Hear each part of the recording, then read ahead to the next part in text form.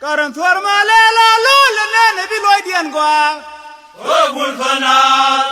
Shorogul fanal, guro shemwa, shanan belo dimagulwa, murabal bichudunja, shorabal kachangan gamaku, shorishang falban, bigai koralar, bigar koranaba, Murkojan mugaya falbiawunyan, shorafalgan mon netame balamugur. Sungna di jagan sukshen bobi pare. Karan tuar male, karan bul male la lule nene biloy dien gwa. Shorogul fanal, guro shemwa, shanan belo dimagulwa, murabal bichudunja, shorabal kachangan gamaku, shorishang falban, bigai koralar, bigar koranaba, Murkojan mugaya falbiawunyan. Shorafalgan mon netame balamugur. Sungna di jagan sukshen bobi pare. Karan tuar male, karan bul male, karan tuar male la lule nene biloy dien gwa. Shorogul fanal, guro shemwa, shanan belo dimagulwa, murabal bichudunja, shorabal kachangan gamaku, shorishang falban, bigai koralar, bigar koranaba, Murkojan mugaya falbiawunyan, shorafalgan mon netame balamugur. Sungna di jagan sukshen bobi pare. Karan yikora we, karan yiboja we, den shusha we katung dangwan ya kon ngai bang. Rusham noir, muni kolai, the paradori karum, the way ganiran. Sayali ruja, the wichivado, Karum the rum, the garman, Sierra. Karan yikora we, shiboja we den shusha we katung dangwan ya kon ngai bang. Rusham noir, muni kolai, the paradori karum, the way ganiran. Sayali ruja, the wichivado, Karum the rum, the garman, Sierra. Karan yiboja we, shikwara we den shusha we katung dangwan ya kon kon ngai bang Roshamar, Moon me Kulay, Japara Dori Karum, Chaway Sajali, Jas, Wichi Bado, Tarum Long Ganmaja, Silverton. Kari Shang William Kari Shang William Ti Shang Wenara Kwaka Jana look Tankene La no, we are the kingdom, but tonight the kingdom, but the kingdom, but Shangi Falama Yasola. Kari Shang William Ti Shang Wenyana Kwaka Jana look Tankene La no, we are the kingdom, but tonight the kingdom, but the kingdom, but Shangi Falama Yasola. Kari Shang William Ti Shang Wenyana Kwaka Jana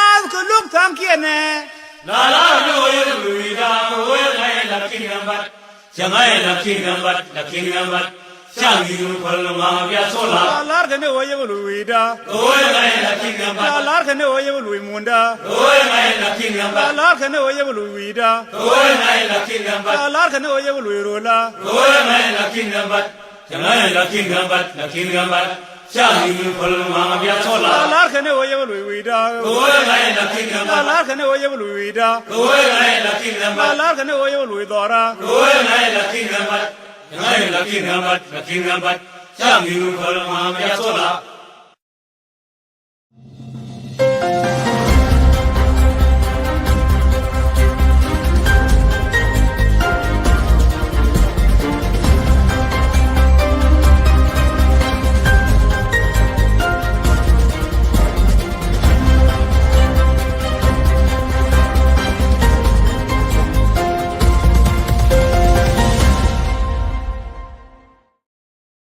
You guys go ahead, continue, fight yourself.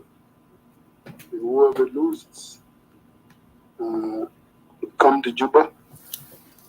You will be protected once you come to Juba, but come to Juba and put on a dress and sit like a woman that has no say in a house. That's how it will be. He has not retracted that yet, and he's the leader of the country. That is the commander of commander in chief of the armed forces. Which those armed forces, their job is to defend the territorial integrity of South Sudan and the citizens, to defend those citizens, protect those citizens. Unfortunately, we all wonder what is the responsibility of this government if it's not to protect the citizens, protect the territorial boundaries, stand with the people that are being and such. So there's a lot for us to discuss today, and the topic is broad when we talk about the issues in South Sudan. I will make it short. I want to give the other moderators. We have a guest here with this guest. If you can manage bringing George's guests, with his guests, they are here. But if you guys can manage to get on, please, because we only want people that will have their turn to speak in the moderators. We do not want a lot of people up here. So for those of you who share the link at other platforms, you can also share the link to the house itself so that those people just log in and come as members. Just like all of us that are listening here. Because when they are there and they're just guests, they might listen, but they cannot say anything because we cannot hear it. I just want to advise you guys that. So please, Brother Gailan, you had a powerful account, testimony of what you had experienced during those dark days of December 15th. Those are the testimonies that we want our people to learn. We want our people to learn and hear hearing from the first hand people that went through those horrific days, in which it will always remind us not to do something to ourselves again as people of South Sudan. I'm hearing a lot of people that seem to deny, that seem to challenge that why December 2013. There's a lot of reasons, but that will be for another topic.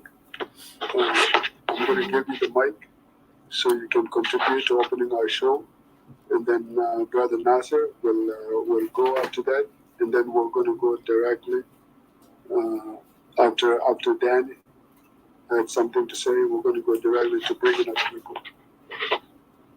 Brother Kailan, welcome. Thank you, Kor Taitai, Kor Nasser, Kwen Danny, and all our guests.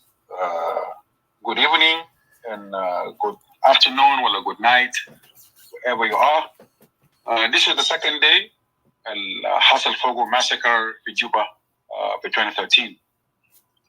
December 16 even was the worst. December 15, President Bada. Like in the 16, the 17, that's when we lost over 20,000 rather. Between the 15, the 16, the 17, there was a Hassel Fogo door to door, as we all know. And not only to Nuer, also in the Nagabayal, Kanin Mordu, Asero, especially the 16, the 17. That's when the Equatorian start to rescue and to help our people. Equatorian, they play a big role, by the way, especially the 16 and the 17. لما شافوا إنه ethnic tribe بيعمل لهم attack في Juba from door to door. شافوا إنه this is not right. That's the day that they sacrificed their life even to rescue our people. في ناس كتير مشوا في houses بتاع إكواتوريين عشان يعمل لهم hide. It happened on the 16th. The Equatorian look at it, this is not humanity. This is not right. That's when they start helping our people. Also, they also need to be acknowledged. Every year, when we celebration memorial like this, we will acknowledge them and we will remember them and we will thank them. And they will come later on to testify. And they survive because of the Equatorian. They survive because of the Dinka, the Shulu, whoever saved you. So they need to be acknowledged too as well. Because without them, can't matter by now. Without them, can't khalas, the end of their life. And we apologizing yesterday due to our time limit. I know there's a lot of people they wanted to talk about it. Our time was limited. I think we spent almost 9 hours. And we do have difficulties on the app, as we all know.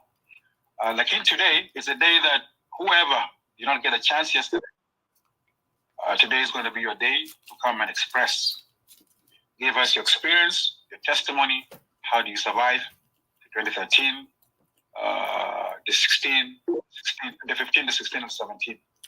And how did you manage to go to Unimis camp? As my brother Taita mentioned earlier, we do have a lot of survivors that are listening. They are listening downstairs right now. In a few, we will give them a chance to come and give us their testimony. Also, it's good you are free to express. It was hard for them to even say it in English. They said it in Nuer language. So please, feel free. Whatever language you want to use, Arabic, English, or Nuer, as long your message is delivered to Junubin, as long your testimony now, that's what we need. May their soul rest in peace. And Nasser Matu, not only Nuer, also we acknowledge the Dinka, the other tribes that lost their life. May their soul rest in peace. Lagada my justice. We will continue talking on their behalf. Lagada my justice. We will never silent. And now they are looking above, smiling. They are looking for hope. Our children are still there.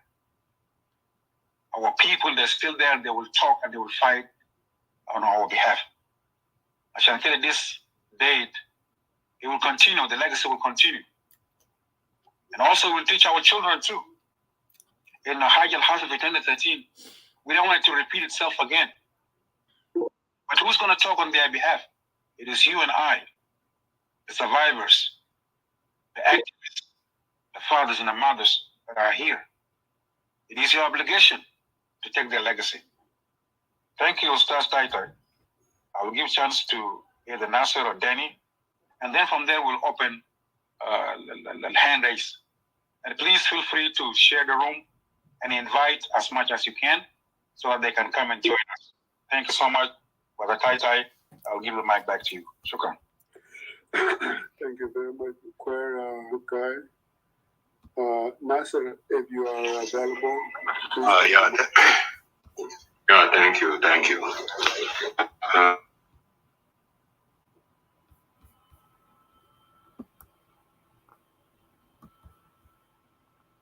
Guy,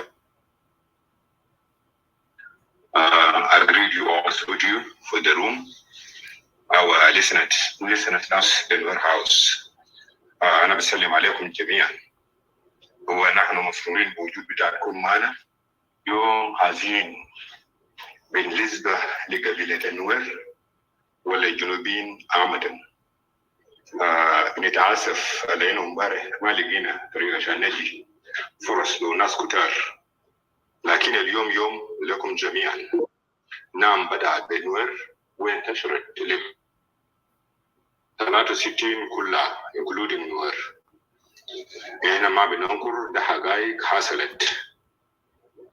يس مررنا بالعالم وتعب والوجع وعامة الشعب الجنوبي عامة، لكن لنا عمل انه احنا ممكن ما ننسى لكن بنغفر، واحنا بنطالب بعدالة لمجزرة اللي حصلت في جوبا. هنا الناس اللي كانوا مسؤولين من المجزرة لازم يتحاكموا في محاكم علنية قدام الشعب الجنوبي عشان مسألة زي دي ما يتكرر. السؤال اتعلمنا شنو من مسألة بتاع 2013؟ احنا كاتبين لأنه في البداية كانت ضحكة من باقي الناس إنه الموضوع ده بتاع نوير برام، لكن الوجع بعد الضحكة وجع لكل الشعب الجنوبي. عشان كده أنا بنسأل إحنا اتعلمنا شنو من مجزرة بتاع 2013 يوم 15/12؟ إحنا كجنوبيين اتعلمنا شنو، استفدنا شنو، وإحنا كيف هنمشي قدام؟ ده واجب بتاعنا هنا كجنوبيين، لأنه إحنا ما دارين المسألة زي ده يتكرر. برغم هنا نعم قلوب حزينة ويمكن ذروة الانفجار إنه هننتقم، لكن لا لانتقام، لأن الانتقام ما هيدينا أي مرحلة. فلا بد المطالبة بأن ذكرى ده تكون ذكرى تاريخي، وأنا بنطالب الشعب الجنوبي عامة إنه يضم الصوت بتاعهم علينا عشان اليوم ده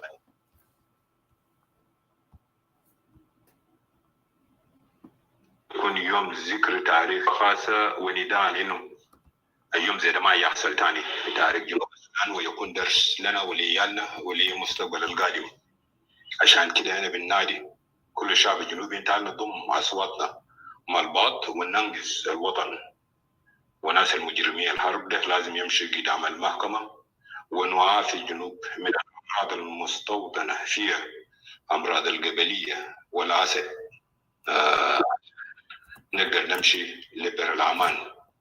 أنا ما أتكلم كتير، أنا بقول لكم مرة تانية في يوم الثاني لمجزرة البشعة اللي حصلت في جنوب السودان. كلكم بنرحب بكم، وكلكم في زمن قريب بنديكم الفرص عنده يجي يقول كلمة في قلبه عشان جنوب السودان يكون وطن آمن لنا جميعا ولأولادنا.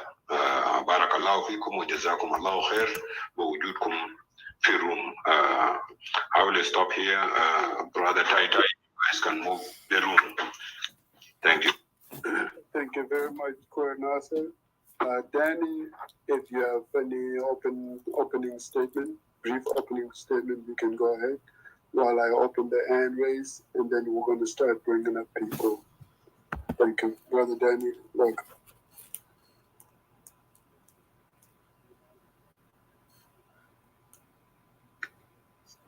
I will play the principle while you open the numbers. Remind you what you say. You're dealing with the most powerful tribe. Today, we have to deliver people. We never surrender. We never give up.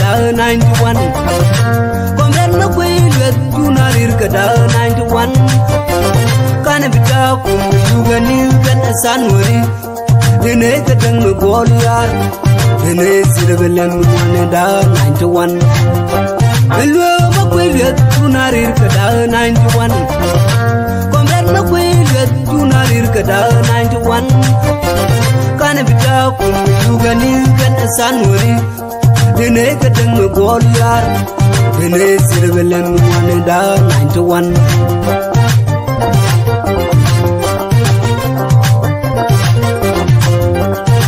Jatulian dialga no yom jime Chiriam the doing the parliament minero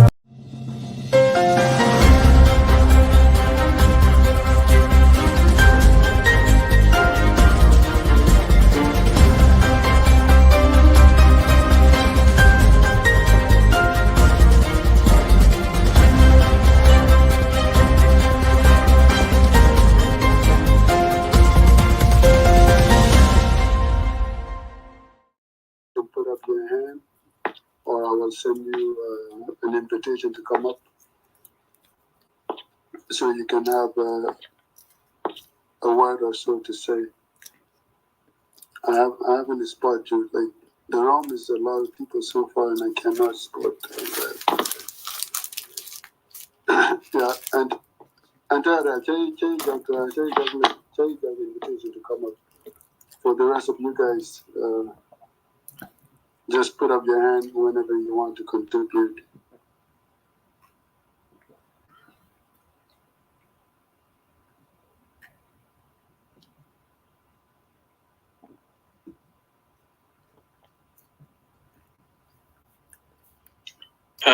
Ya gadang mande lelo michi turo do michi profile michi twan dari you accept the invitation then they you accept the day you banner michi turo do michi twan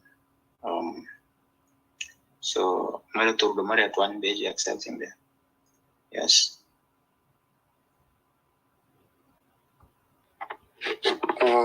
Let me remind our audience, if you are a genocide 2013 December denier and you are here, you are in the wrong place.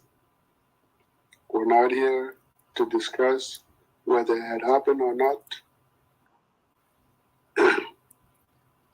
That is a gone case. It had already happened. We are tirelessly working so that it does not repeat itself.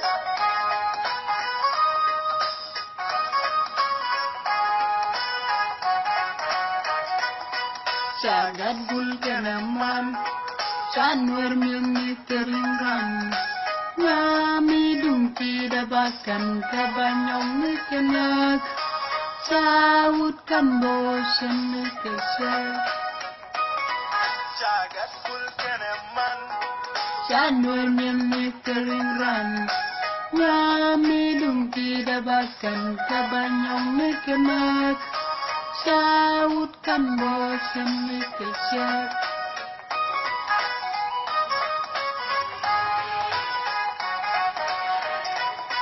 Quay lại nuôi sao tròn đoan, còn nuôi về con loan, cơn giang là con nên nó mình loan, vì con choai san kiên, amani chang kia, ân chom mani nuôi, còn mẹ chú con ter ni quar, cam dan cái giang chỉ đi ni đoan, cái nem mẹ sagur cái đoan. Kanwar matpon wal Jagat bulkanaman Kanwar mimi keringran Nyami dungki dabakan kabanyong mikenak Syaut kan motion mikesyak Da koro dan mesyolkia Da konsyos kenelia Nuer Latin cat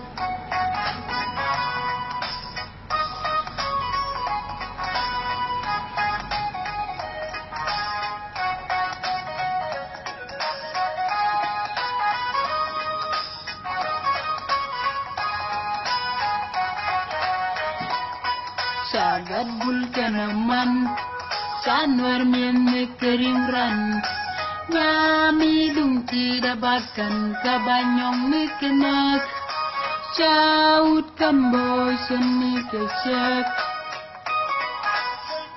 menne jefar kedan kejang cedek ni kemana wekagat Linkan kon waba Cukon ba marpat Cek jangan gara ni biakar Semua gara fujikan Gadani Reng karajino Ganwari Lokan kot kairo Cagat bul kanaman Sanwar miyani keringran Nyami dung tidak bahkan kabanyong nikanak Syaut kan bosan nikasyak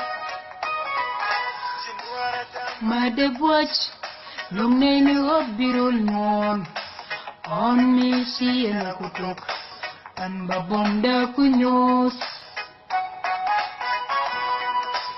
Kandan kajang Biji sumikor Biji kutumikur Dualan kejang Biji tumikur Kamdan kejang Biji tumikur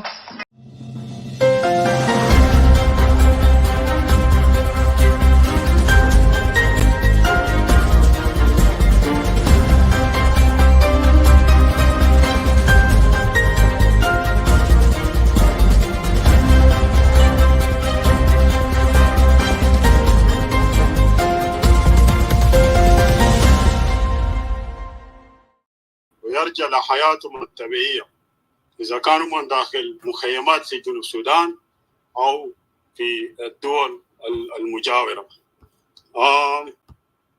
أنا داير أبدأ كده.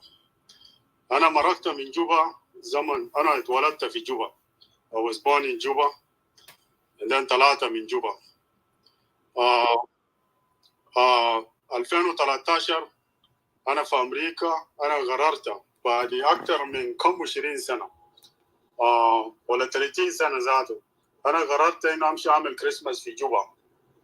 أخواني وأخواتي I never thought I will witness what took place in 2013 في مسقط راسي. أنا ما من جوبا لكن مولود في جوبا. Juba is like my born place. I never ever thought in my mind إنه أنا هعيش جثث في الشوارع وأنا همشي على الدماء بتاعت أبرياء في جوبا. فأنا مشيت بحماس شهر 11 يوم 6 أنا نزلت في جوبا وخلاص عايش قاعد there بتاع business start process بتاع business مكان وأي حاجة وكريسماس جاي ومتحمس إنه ذكريات بتاعنا كنا نشوفها. كريسماس كان في جوبا كان كيف فالأسبوع الحاس أنا جاي من جوبا ناباري. أنا ماشي لقدالة ماشي خلاص ماشي أقعد ماشي وتابقى بمسا. ده كان يوم 14 بشوية أنا سميت طلق. أنا بس مريت بسينيا كيزيتو سان كيزيتو سميت درب بتاع سلام لكن ما عندي أي معلومة إنه في مشكلة ماشي. بس أنا سمعت إنه في اجتماع تاع مجلس تحرير وما أعرف شنو ما أدري. عموما أنا مشيت البيت يوم 15 12 أنا مشيت كان في فيرس دفع في قدالة بتاع مجي فقالوا لي تعال إنه تكون شاهد في البرنامج ده. فأنا مشيت بمسا خلاص الموضوع انتهت. أنا بقيت تعبت شعرت بالتعب. أنا قلت I don't want to go back. أنا ما داير أمشي بيت. أنا داير أنوم بيت عمتي. يا جماعة عمتي رفضت إطلاقا. No you're not gonna sleep over. قال لي أنت ما حتنوم هنا. أنت لازم تمشي بيتكم. أنا استغربت ذاته. أنا قلت حاجة ده معلوم. she loves me so much. بتحبني شديد. قلت هسه ماله انا داير انوم بكره الصباح امشي. شيز لايك نو انت ما حتنوم هنا، انت لازم ترجع. هي اصرت، فانا ما عندي طريقه، انا رجعت. رجعوا للبيت انا تعبت شديد، انا كنت تعبان فعلا. الياوريس حقنا نقاش وما اعرف شنو ده، فما انا تعبت. نمت نوم اهل الكهف، شفتها. فانا لما صحيت صباح لقيت ناس البيت قاعدين في صاله برا وناس حزنانين. انا استغربت، انا قلت يا جماعه في شنو؟ سالت ناس الحجه، قالوا لي انت ما سمعت صوت الاصلي هذا؟ قلت نو، انا نمت امبارح وتعبان شديد فانا ما سمعت اي سلاح. في شنو؟ الحاصل شنو؟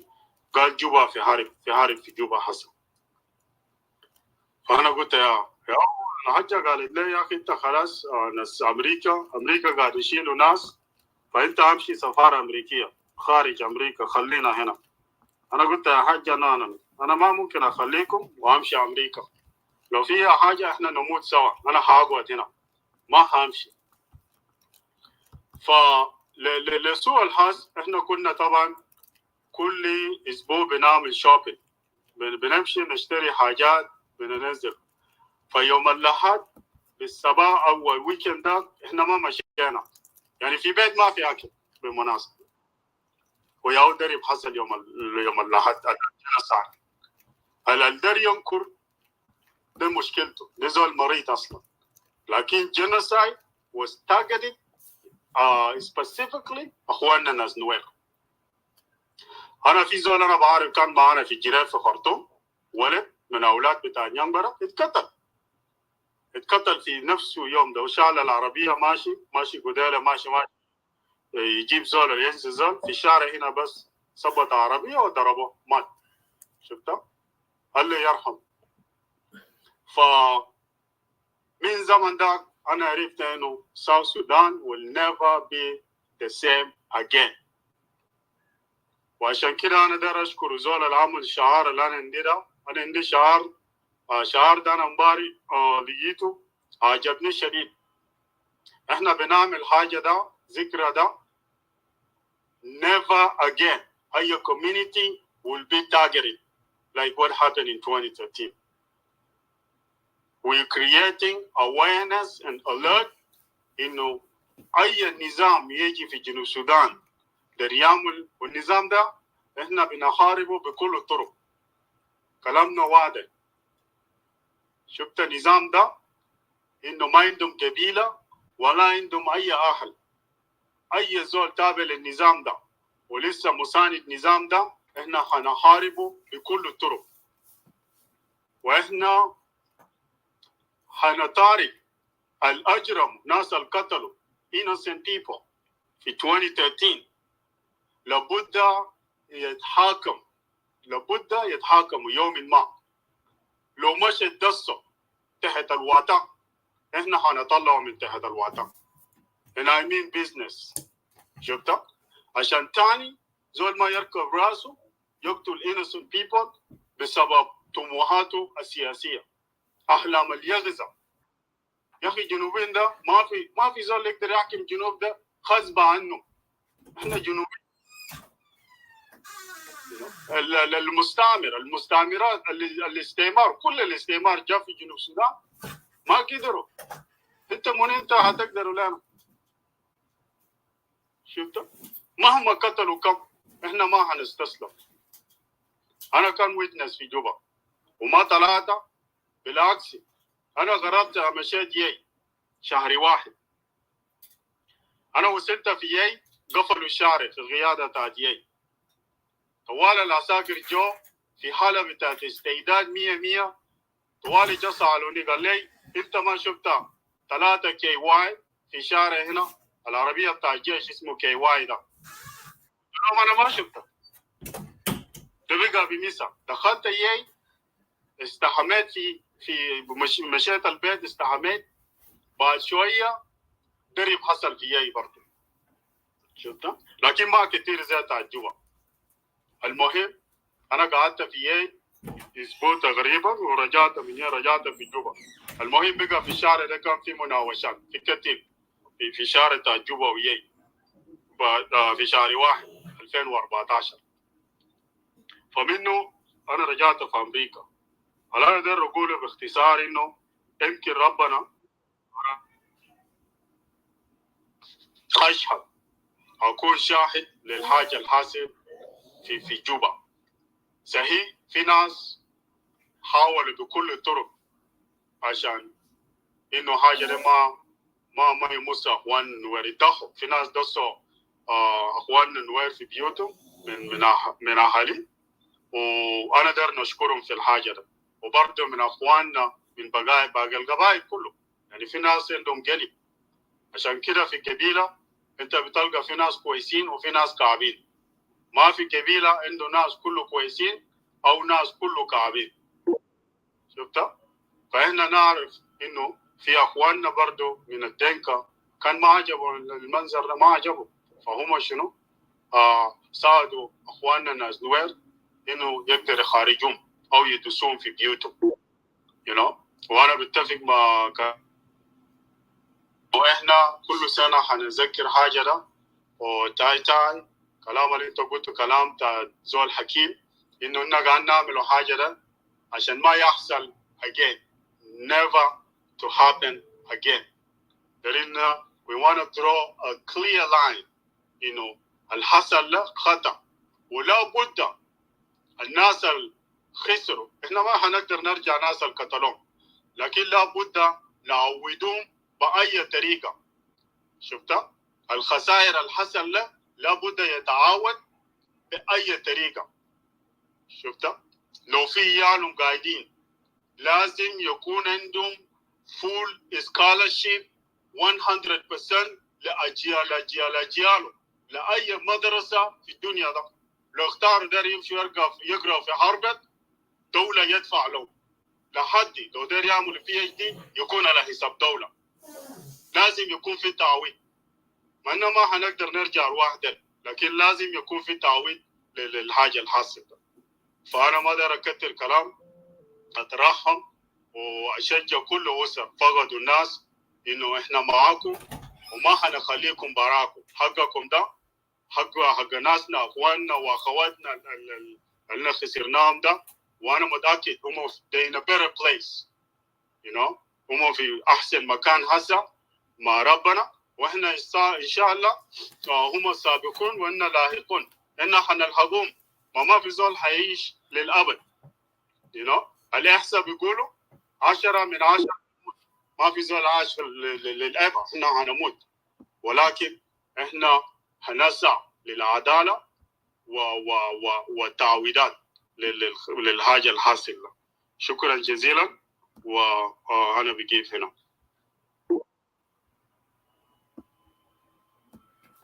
Thank you very much, Amin. That was powerful submission, right on point. If the moderators have anything to say, I'm going to give it to Oyai. You guys can say something, moderators, because sometimes this Arabic my Arabic listening is not very strong.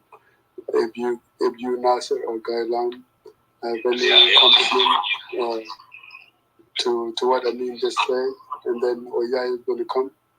After that, I'm going to give it to Honorable Gatang, since he came after. And then go ahead, Nasser or Gailan. Thank you.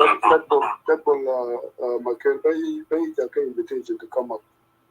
You're making and co-accept. Thank you. Tai. Amin. شكرا جزيلا يا أخوي. ده الوطن المجروح والقاتل والشارد بالنسبة للشعب. نعم، بدأت بالنوير وانتشرت لكل قبائل الجنوب، وده ما هم بتاع النوير لوحده، ده هم بتاعنا احنا كجنوبيين. وانا بقلب والصدر واسع بنقول انه never again for the December 15 never again، لا للنوير لا لقبائل الجنوب ال63 الثانيين. عشان كده صوتك صوت مهم جدا وكلام قوي ورسالة قوية للشعب الجنوبي وللشعب النوير بصفة خاصة. مثلا لكن هنا تعلمنا شنو؟ بعدين أنت هترجع وتقوله إنه اتعلمنا شنو في المرحلة اللي فاتت وبعد المرحلة دي ليه يوم الليلة إحنا الجنوبيين اتعلمنا شنو من المجازر دي وكيفية الخروج من المجازر دي عشان جنوب السودان يكون جنوب معافي للشعب بتاعته، يكون جنوب معتدل للشعب، يكون جنوب عام للشعب. أنت خليك معنا فوقنا. شكرا لروحك الوطنية القوي. نشكروك وبنشكر باقي الإخوة تحت. أنا شايف إيده التحت. باشمهندس لو عندك أي زمن معلش امبارح الروم كان مبرمج، لكن يوم مفتوح لنا كلنا جنوبيين، كلنا عندنا أوجاع. أتمنى لو عندك زمن ممكن ترفع يدك وتجي فوق، وكل جنوبي وجنوبي في الروم ده اليوم يوم مفتوح لنا جدا. شكرا. أنا برجع المايك لأخوي تاي. Sorry because you don't understand Arabic, but I'm just appreciating our brother. It's a good speech. It's a powerful one. We hope and wish this will never happen again. And we say this and we mean it. That's why I will return the mic to you. You can move the room. Thank you so much. Thank you, Brother Nasser. Guy Lam, anything to say quickly? Yeah, I just want to thank Brother Amin. Shukran, Brother Amin, and your testimonies, man, also is powerful. Shukran for your contribution. Shukran, as always, Diamond, to put mana. Jazakallah khairan. Thank you. Thank you, Brother Guy Lam. Yeah, Arabic, my Arabic, I picked it up in Juko, and it's very, very limited. And as you guys know, Arabic has about maybe 3 versions, and some of the versions you guys are using, they're deep, they're very advanced. So, Brother Wayai, welcome, and now we're gonna go to Honorable Gatang.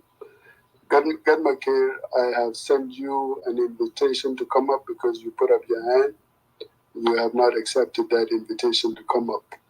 I will send another one so you can, maybe you put your hand up. I'm not sure, but I will send you another.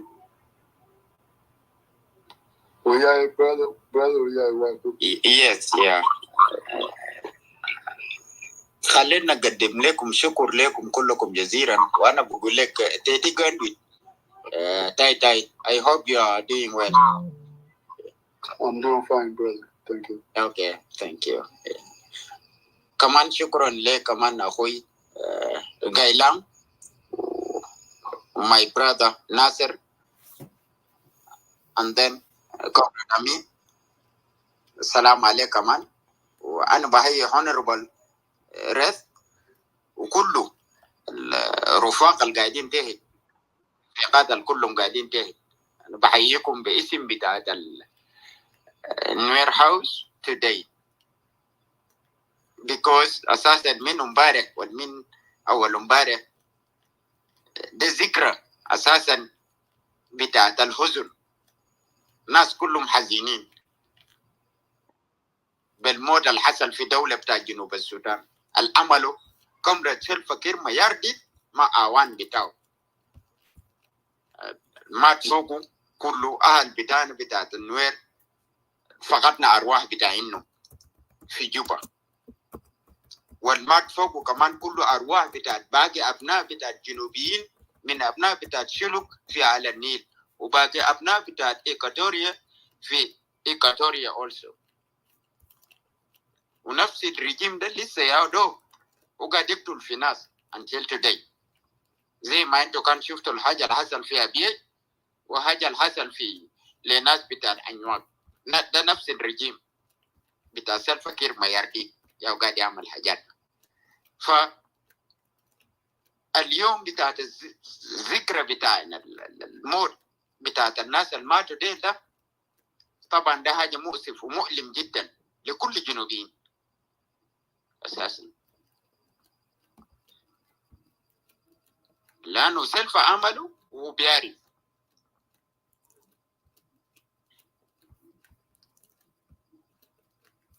ناس كلهم ماتوا كتير شديد في جوبا هناك، especially في مانجات. قبل الكلام ده بيحصل، أنا قبل ما أطلع من جوبا عشان أمرق من جوبا كان في حرس بتاع اليابا بتاعي، حرس بتاع ده من أبناء بتاع بارغازال ذاته اسمه غراناتشو، ده من حراس الكبار، هو ضابط ذاته. نازل فاتوا بالليل ورسلوا ناس بتاع الناس بتاع الحاجة ده بتاع المكتب بتاع الرئيس، فات قتلوا. وده قريبهم قتلوا في جنب كنيسة بتاع سانكازيتو، عربية بتاعه قاعد سليم، مسدس بتاعه لما مشينا صباح لقينا المسدس بتاعه قاعد وما شالوا ولا تلفونات بتاعه، لكن بس ضربوا هم كلهم نازل وهو شاكل مام، يعني ضرب مام سلاح when we went in the morning لقيناه ميت قتلوا. وده كل ده ناس بتاع تايجر يو كان قتلوا. ده بيفهم مشاكل لا حصل. وده زول بتاع بارغازال بتاعينهم ذات، ده من فراس بتاع كمردو يا جين كجاك.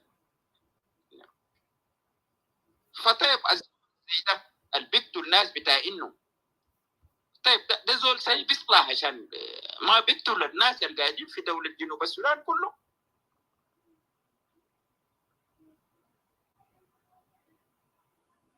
فده الحاجة اللي نحن بنقوله بأنه بجد كله أي تكتيك وأي تخطيط اللي كان حصلت في دولة جنوب السودان حصلت بحاجة معروف من سلفا كير مياردين. المخزن بتاع البيت بتاع كمرتياك مشار، أنا كنت قاعد في جوبا، مخزن بتاع بيت بتاعه لما انفجر ده احتمال ده من ضمن ذاته تخطيط بتاعت الناس دي، ده قبل مشاكل يحصل.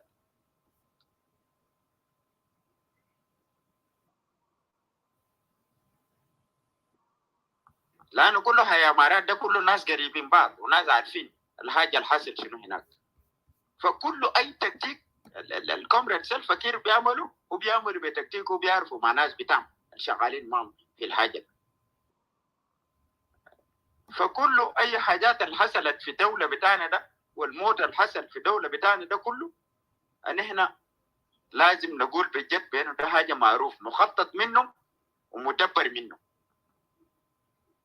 ونحن لازم نلوم حكومة بتاع كير ده. فعشان كده بجد أنا بترحم الأرواح بتاع كل الشهداء الماتوا من أبناء نوير وبنات نوير وكله عجائز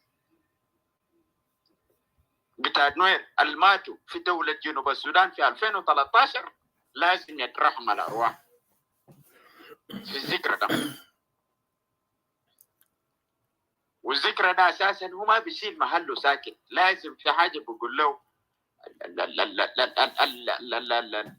الجاستيك لازم يشيل محل بتاعه، لأنه المجرم لازم يحكمه أساسا.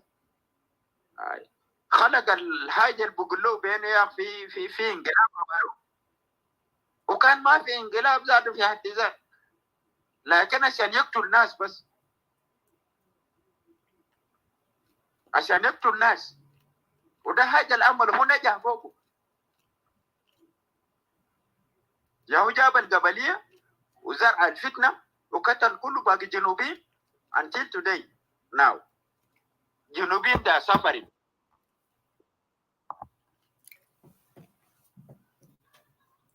جنوبين كلهم باقين قاعدين بس في المخيمات.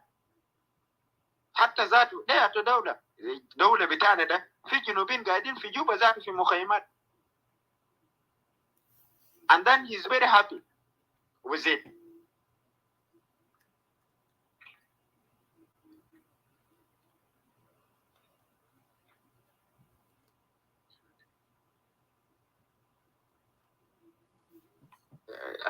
I hope you are hearing me.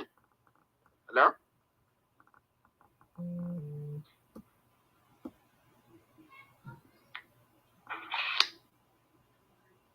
صوتك واضح أوي. صوت أوكي. جنوبين كلهم تعبانين في المخيمات. حتى في جوبا ذاته عندنا مخيمات. الفقير ما عمل أي حاجة برغم قتل الناس. فده الحاجة اللي هو عمله أساسا، وده طبيعي بتاعهم بينه هم دايرينه بينه. let them rule the country as they want. خلي باقي قبائل دي يكونوا تعبانين. although ذاته ما دينك كلهم يا هم عايشين في راح بتاعهم اللي هم عايشين فوق ناس الفقير ده. no. بكون ده كشم بيوت من أهل بتاعه ده. they are very happy and they are enjoying. خلي الجنوب يمشي كده as they want. وخلي باقي الجنوبين ده يكونوا بس يقتلون. وخلي باقي الجنوب نفتنون بس فتنة بس يكونوا باقين يكونوا ماليشيس وباقين يكونوا كده وباقين يكونوا كده عشان هم يكونوا قاعدين في سلطة. لكن زمن بيجي وحقيقة بيبين. فده الحاجة اللي أنا بقول بأنه كل الأهل بتاعنا بتاع النوير خدوا قلوبكم تحت وربنا يكون معاكم وربنا يشجع كله. أي مرة راجل بتاعه مات وفضل يتيمة ربنا بعوضه وبيساعده. وأي جنة فضل قاعد أبوه مات وما قادر يمشي مدرسة ولا ما قادر يلقى له حاجة يساعده ربنا بيساعده. وكله الباقين ذاته القاعدين فقدوا محلات بتاعت شغل بتاعهم لأنه الجنوب كلهم باقين بقى هوملس عشان سبب بتاع الفقير ما يرجع. فناس تاخد قلوبهم تحت وتشوف بأنه لازم يوما ما أكيد الفقير راح يلقى حقيقة بتاعه وين.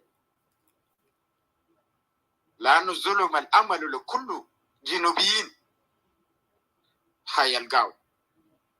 فأنا بس بشكركم بجد في روم بتاع هاوس. وأنا بقول لكم بس ربنا يشجع قلوب بتاع كل أمهات وكل أبوهات وكل جدود وكل الأخوان فقدوا الناس القريبين لهم. ونتمنى سنة جديد ربنا يبارك فيكم ونطلعوا الدكتاتوري بتاع إننا ده الفاسد لأنه هو دكتاتوري أساسا. دي الأمنية بتاعي لكل الجنوبيين. بارك الله فيكم. شكرا.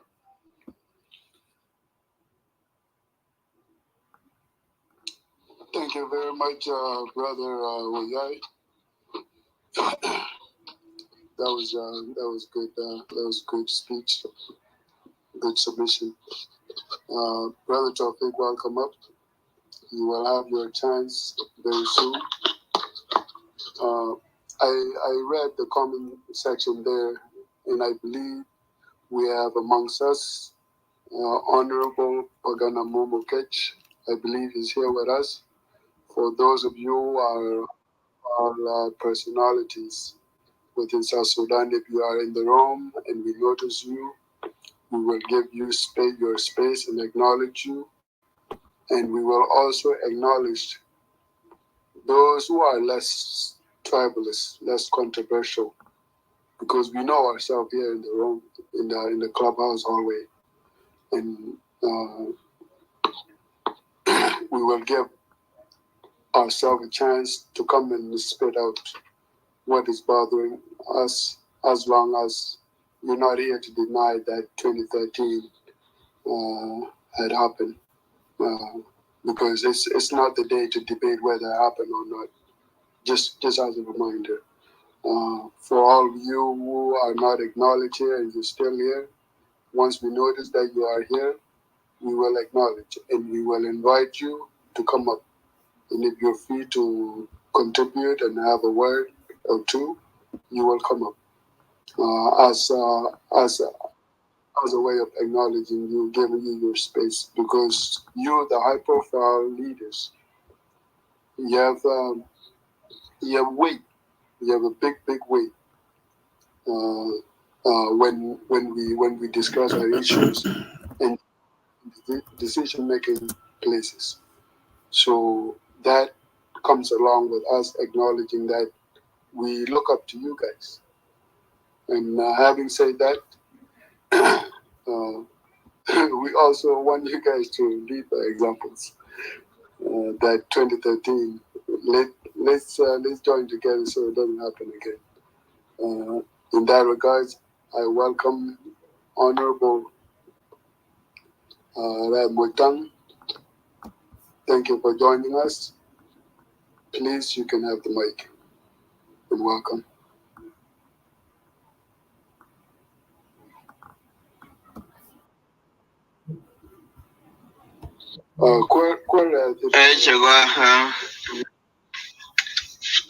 Thank you so much. And there I get on another one. Well, no problem. This is the Nuer House. You can speak Internet if you feel. No, tell it. No, okay. Tell it. Yeah. Okay, let me mix it up. I will mix it up if need be, but most of the time, but I get on that.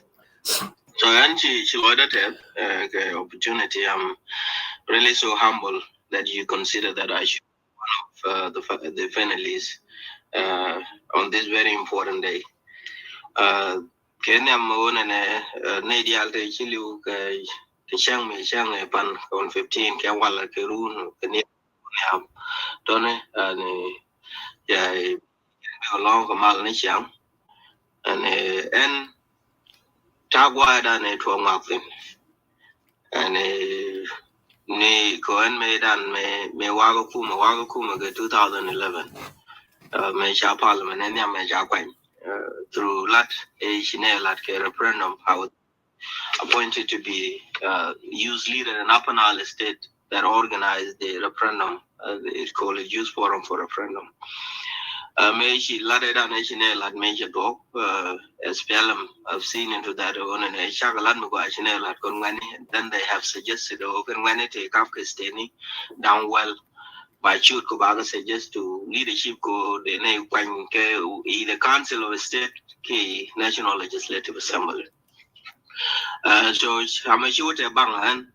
Shwa opa ni shoda karada Ghana down well, including Nate Janada Gelmashar, Garajala Moga Tora Quen, not Chudley, Kabantiu, not Solomon Fulgo, Kajong Lake, and a Tangana de Cokin. We were 10 of us. I shoot Koshaka listed. Then I'm a Shubang Wajagan, then Schwab and National Assembly, Ketika Dungane. The first parliament, I was part of it. So Medan mentioned work to October, of course, Connie Almeida and GSPLM. We were SPLM members. Mechi to Medan, why to Marodian, SPLM have said on Jawe Bana Kocha election, like we went successfully, she SPLM to pass, now she had a referendum, Shalat Chana pass. And that idea actually come from Garmashar himself. Let's go back to people and us and what do people think about us? Many SPLM shall agree to send a team to all the state, to the grassroots to find out, to see how they're feeling about SPLM. SPLM have lost vision and direction. Canadian grassroots still identity SPLM. And my mission young Mecha report and Garmasha was part of the team at I believe she was in Bacon and she was the report come all over South Sudan and OSPLM she not Lloyd and regardless of people voting for referendum unanimously and voting for election in 2010 for SPLM then are grievances. Shown a report of Meshano. Where gatang by tolerant. Kachai from Kenny Ngajo China Taka NKN. The con Kamichale, Nuer House, the big house. Katakon due to go across South Sudan to take around. Okay. They summarize it so everybody can hear. All right. Okay. Yeah. No, Talarek, I can. If that is the case, then I can speak in English, and then. Yeah, it is. So when the team was dispatched from the SPLM secretariat to all the 10 states, like it's like to find out exactly how people feel after, because the SPLM was kind of happy because people have voted for the SPLM in 2010 and they have voted for a referendum. And then when the team was dispatched, a lot of people went to different states. And the result came out that people were not happy with the SPLM. And the SPLM has lost vision and direction. So that was the report that come from all the states. And I believe Selfa, at the chair of the SPLM, was not happy. And there was nothing that he said about it that I know of. But I believe he was blaming people who went there thinking that people have engineered the report. It was not from the grassroots who said that. But there was nothing that was discussed about that. And then moving forward, that was the time the ANC vice chairman, Ramaphosa, then who is now the president, went to South Sudan. And a dinner was organized. When the dinner was organized, the Ramaphosa talked to President Kiir, and President Kiir openly said that, that I am not running for the presidency. I completely decide I will not run for the presidency. And then hearing that Deng Aloy was in the meeting, was in the dinner, Dr. Riek was not part of the dinner. And right away after the dinner, Deng went to Dr. Riek. Hey, Dr. Riek, Salva Kiir Lela today has announced that he is not going to run for the presidency. The second in command, please, you need to also hurry up and express your intention. This is when everything started, and then after a few months later, Dr. Riek came up openly. Madame Rebecca came up openly. Pagana Mum also came up openly, because Selfa have said in front of the South African that he's not going to run. I think that was the motivation. They say they are going to run. Come the National Liberation Council, they will run for the chair of who will be the flag bearer for the party, the SPLM. And so when Selfa had that. Already in few months he went ahead and removed the powers of the vice president, then Dr. Riek. That was in April, after hearing that these people have intention and they want to run and they want to contest with him. So he went ahead and removed the vice president. The story is very long. I will just capture the few points because I need to come to the purpose of the day, which is the memorial service. So then he removed the powers from the vice president in April, and then in July he dissolved the government and he removed Dr. Riek and removed everybody from the government. And moving forward, on July 25th, I called a press conference because there was a lot of tension in Juba. He said people should not be panicking. That Selfa has a right to remove me as the president. So nobody should be fighting and nobody should be quarreling. We will all wait for Liberation Council and we will all wait for election. So that was the message that Dr. Riek. Then in the processes, Selfa went ahead and organized the training of North Kubeng that was mobilized from the 3 states. When this mobilization started, and the training started in Luri, we all sat down in the parliament because by then I was the chairperson of the state caucus in the parliament. And I happened to be the chairperson of the Greater Upper Nile caucuses because the chairperson in the Unity State was Uncle Matiang, and the chairperson in Jonglei State was Joshua. And we all sat down, and they have all selected me to head the SPLM caucus in Greater Upper Nile in the parliament. So I usually call a meeting, and I call a meeting, and I ask a question because we had that the army and the constitution of South Sudan provided that there should not be any paramilitary that should be trained in the country without the approval of the parliament or without the legal procedure of the National Armed Forces. That meeting, nobody hinted what I was saying. I went ahead and read this issue in the parliament. John Kong then was the Minister of Defense. I read the issue in the parliament. I read the article in the constitution.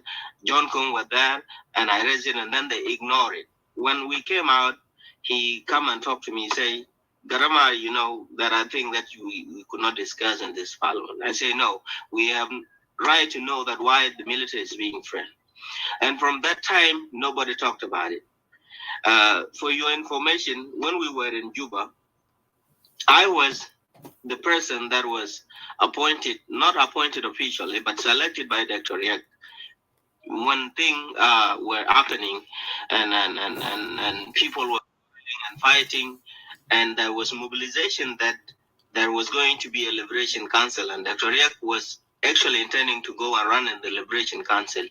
He selected me to be the head of the team.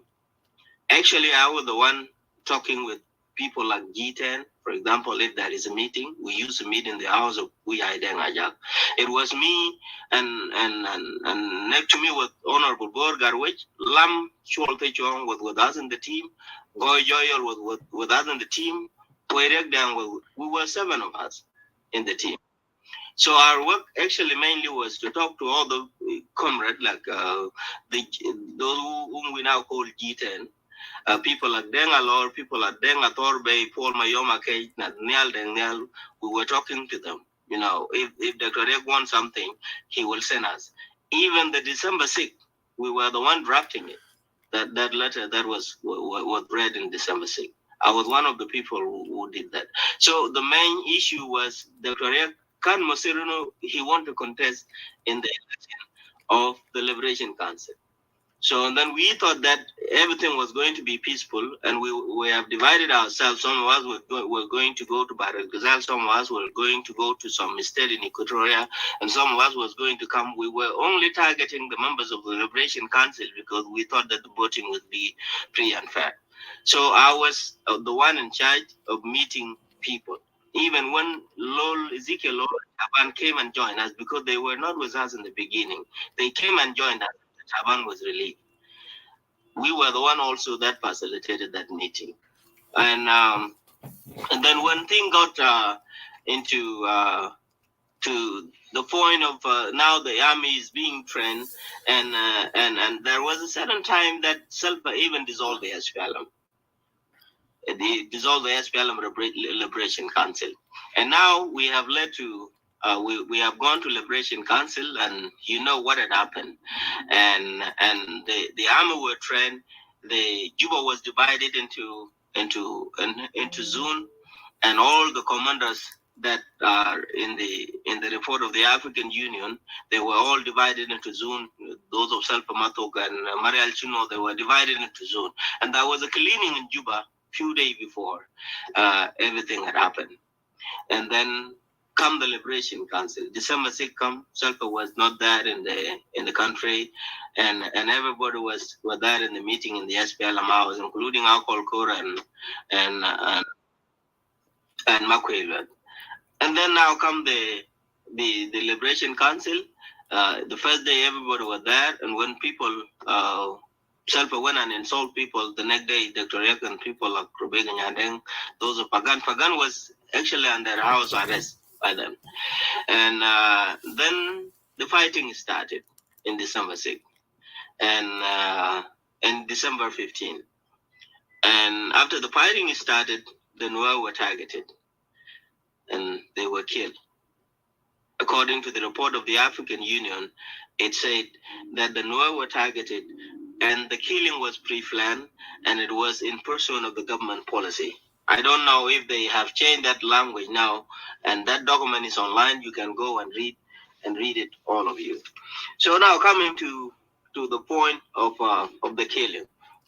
When people were killed in Juba, of course the violence spread. It went to Bor, it went to Malakal, it went to Unity State, and all this state. And now it became our,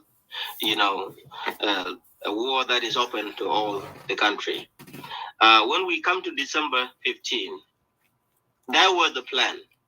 And the plan was not during 2015. That is something that pop up and people now begin to fight, and some people were killed in big number and all this. It was it was planned, whether by all people or by a group of people. That was the plan, that the Nuer were going to be targeted, and the reason why the Sulfur have to repeat that the 1991 will not repeat itself again, because if you recall in 2008 we had the same issues. And I was also involved. Goy Joyal was also involved in the election of 2008. And I believe somebody like Abdul Majid Biel were there. Somebody like Hacha, which were there. We were all working together. That is exactly what was almost happening. But it was avoided because all the people who were involved have a different opinion, including somebody like Folina Matif. So that is exactly what happened in 2015. So why I'm saying that, it is because today we are remembering the life of the people who have died, especially the Nuer people. We know that all the people in the country were killed. In this war, if you do your survey, you will find rarely a community that has not lost somebody because of this war. And we know that. And we feel bad about that. And we can even say that our condolences to people who have lost their lives. We know who they are and we know when it happened and all this. But the main issue is this: the killing was mainly targeting the Nuer people. And what had happened was that if the Nuer did not respond the way they have responded, there would not even have been a killing of other people. But because the Nuer have responded, it become now a war that engulfed the whole country. The killing had happened, and even the killing, there is some exaggeration, like the killing in Jonglei, for example, Yakobo. I had one day had an encounter with Majagagot here in the U.S. The U.S. Peace Institute. He came here and he had a forum and he was given a chance to talk. And I happened to be there. And what we have discussed, and I want to mention this because sometimes it is very hard when you tell somebody that have lost somebody that the person you lost is not better than it cannot be considered, or my person that have died is better than your person. We believe that everybody who have lost somebody have a reason to grieve and has a reason to mourn. But we cannot shy away from addressing the truth, the root cause of the problem. When I talked to Majak here, because I was disappointed, because Majak said he was appreciating Museveni for intervening, and he said, and I am responsible for what I'm going to say. And he said that if it was not because of Museveni, Bor would not have somebody who is still alive. And Nuer Wayam would come and destroy it. And I respond to it and I said, Majak, I was misled. Because if voting come today, I would have voted for you. If I have not listened to what you could say. Because if you can say thank you to Museveni who come and kill our people, just simply because you want to condemn the Nuer Wayam, I say, I am happy that I have heard what you say. I know people were killed because he say, how can I follow you and you guys kill my people in Akobo? And I said, I am really sorry that people have lost their life in Akobo. I would not have accepted that, whatever the number it is. But that does not take the fact that this war was mainly to target the Nuer people. And of that, my personal history in this conflict, I lost my brother who was killed inside my house in Mio Sabah on the 17th. And on the 17th, I was in my house. When the war happened, actually on the 15th and on the 16th, I was in my house in Mio Sabah. I never moved. And I was trying to go out because I was communicating with Riek and Taban, and they told me you should not come because if you come, you can get killed in the middle. So I remained in my house. So I did not have a choice only to remain in Juba. On the 17th, actually, there was a news that there was a member of parliament that got killed, and the name was Rez. I was called by three people. Number one was Honorable Nyayang Look, and number two was Honorable Garkur from Unity State, and number three is my also friend who is a Dinka. They called me, three of them, and they asked me, please leave your house. And I left my house. I went to Grand Hotel. 20 minutes after I left my house, people have came home. They asked for the owner of the house. My brother told them that I was not in the house, and they shot him right away inside my compound in Mio Sabah in Juba. This is my elder brother that I come after. That is my personal story of what had happened in Juba. And I knew the week that I spent in Juba before I left, I was in the hotel in Juba Grand. I can't even go out and get a card, airtime, just simply to call people. That was the case in Juba. So when we are talking today, we are talking about what had happened in the country. The whole idea is that the Nuer were targeted. It was a plan that was planned. Whether it was planned by all Dinka or was planned by one person, it was the plan. We're not saying that, this country is going to remain in isolation. Every community will go and have their own government, or they cannot come together with people. Even in our own community, we have killing among ourselves. But people have to come to terms that, if somebody have killed somebody, they have to sit down and should be made for compensation, and the wrong person will be told you are wrong. And people, before you go for compensation, the wrong person will be given the wrong and admitted they have wrong, and then people will talk about compensation. And now the community go back to how it should be. In South Sudan, if we are still, for example, saying that nothing had happened. And by the way, the Nuer people, if we go into the history of 1980s, when the SPLM started, there was a lot of killing in the Gajag area in 1983, 1984, up to the beginning of the SPLM, the declaration of SPLA in Bilfa. So that issue, that killing, nobody was talking about it. And because of the Nuer, the culture of not advocating for things, it become a big problem now, because a lot of people don't know what had happened in the 1980s. There was too much killing. Then come to 1991. Yes, in 1991 there was a killing because the war was fought in area. Some people were killed there. But it was picked up as the only killing in the country that, become an issue, and that has been smeared on almost everywhere, and that become a problem. And the advocation, people have advocated for that in a very bad way, I would say. Because when I came to Washington, D.C., I find all these things. People are talking about them.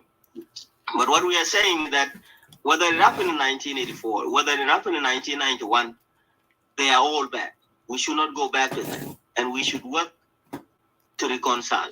But I want to mention one thing. Those killings, when they happened, we did not have a government. We only had faction of the movement of the SPLM, SPLA fighting themselves. And people got killed. But what happened in 2013, it happened in the Republic of South Sudan. a government that is recognized internationally, a government that is part of the United Nations, a government that is independent, a government that has a responsibility to protect all its people across the board. But it did not happen. A government that should Now, follow law and order.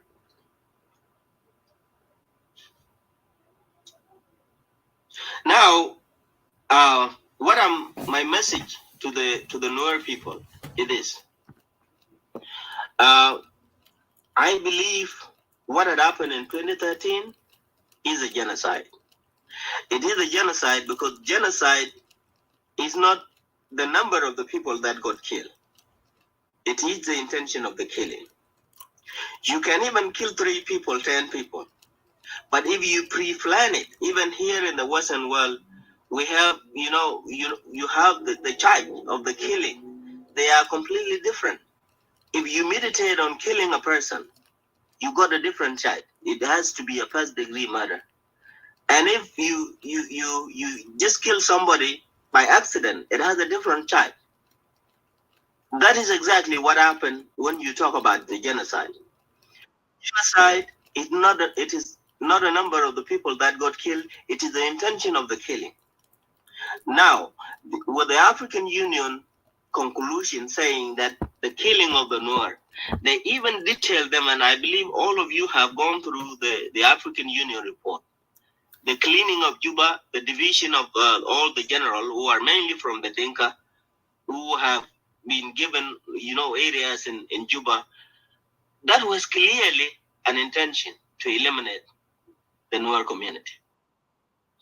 Ideology is a very dangerous thing. All of you who have read the history, you may have read the ideology of slavery, where it comes from the Greek philosophers, those who decided there are people who are born to be slaves and those who are born to be leaders.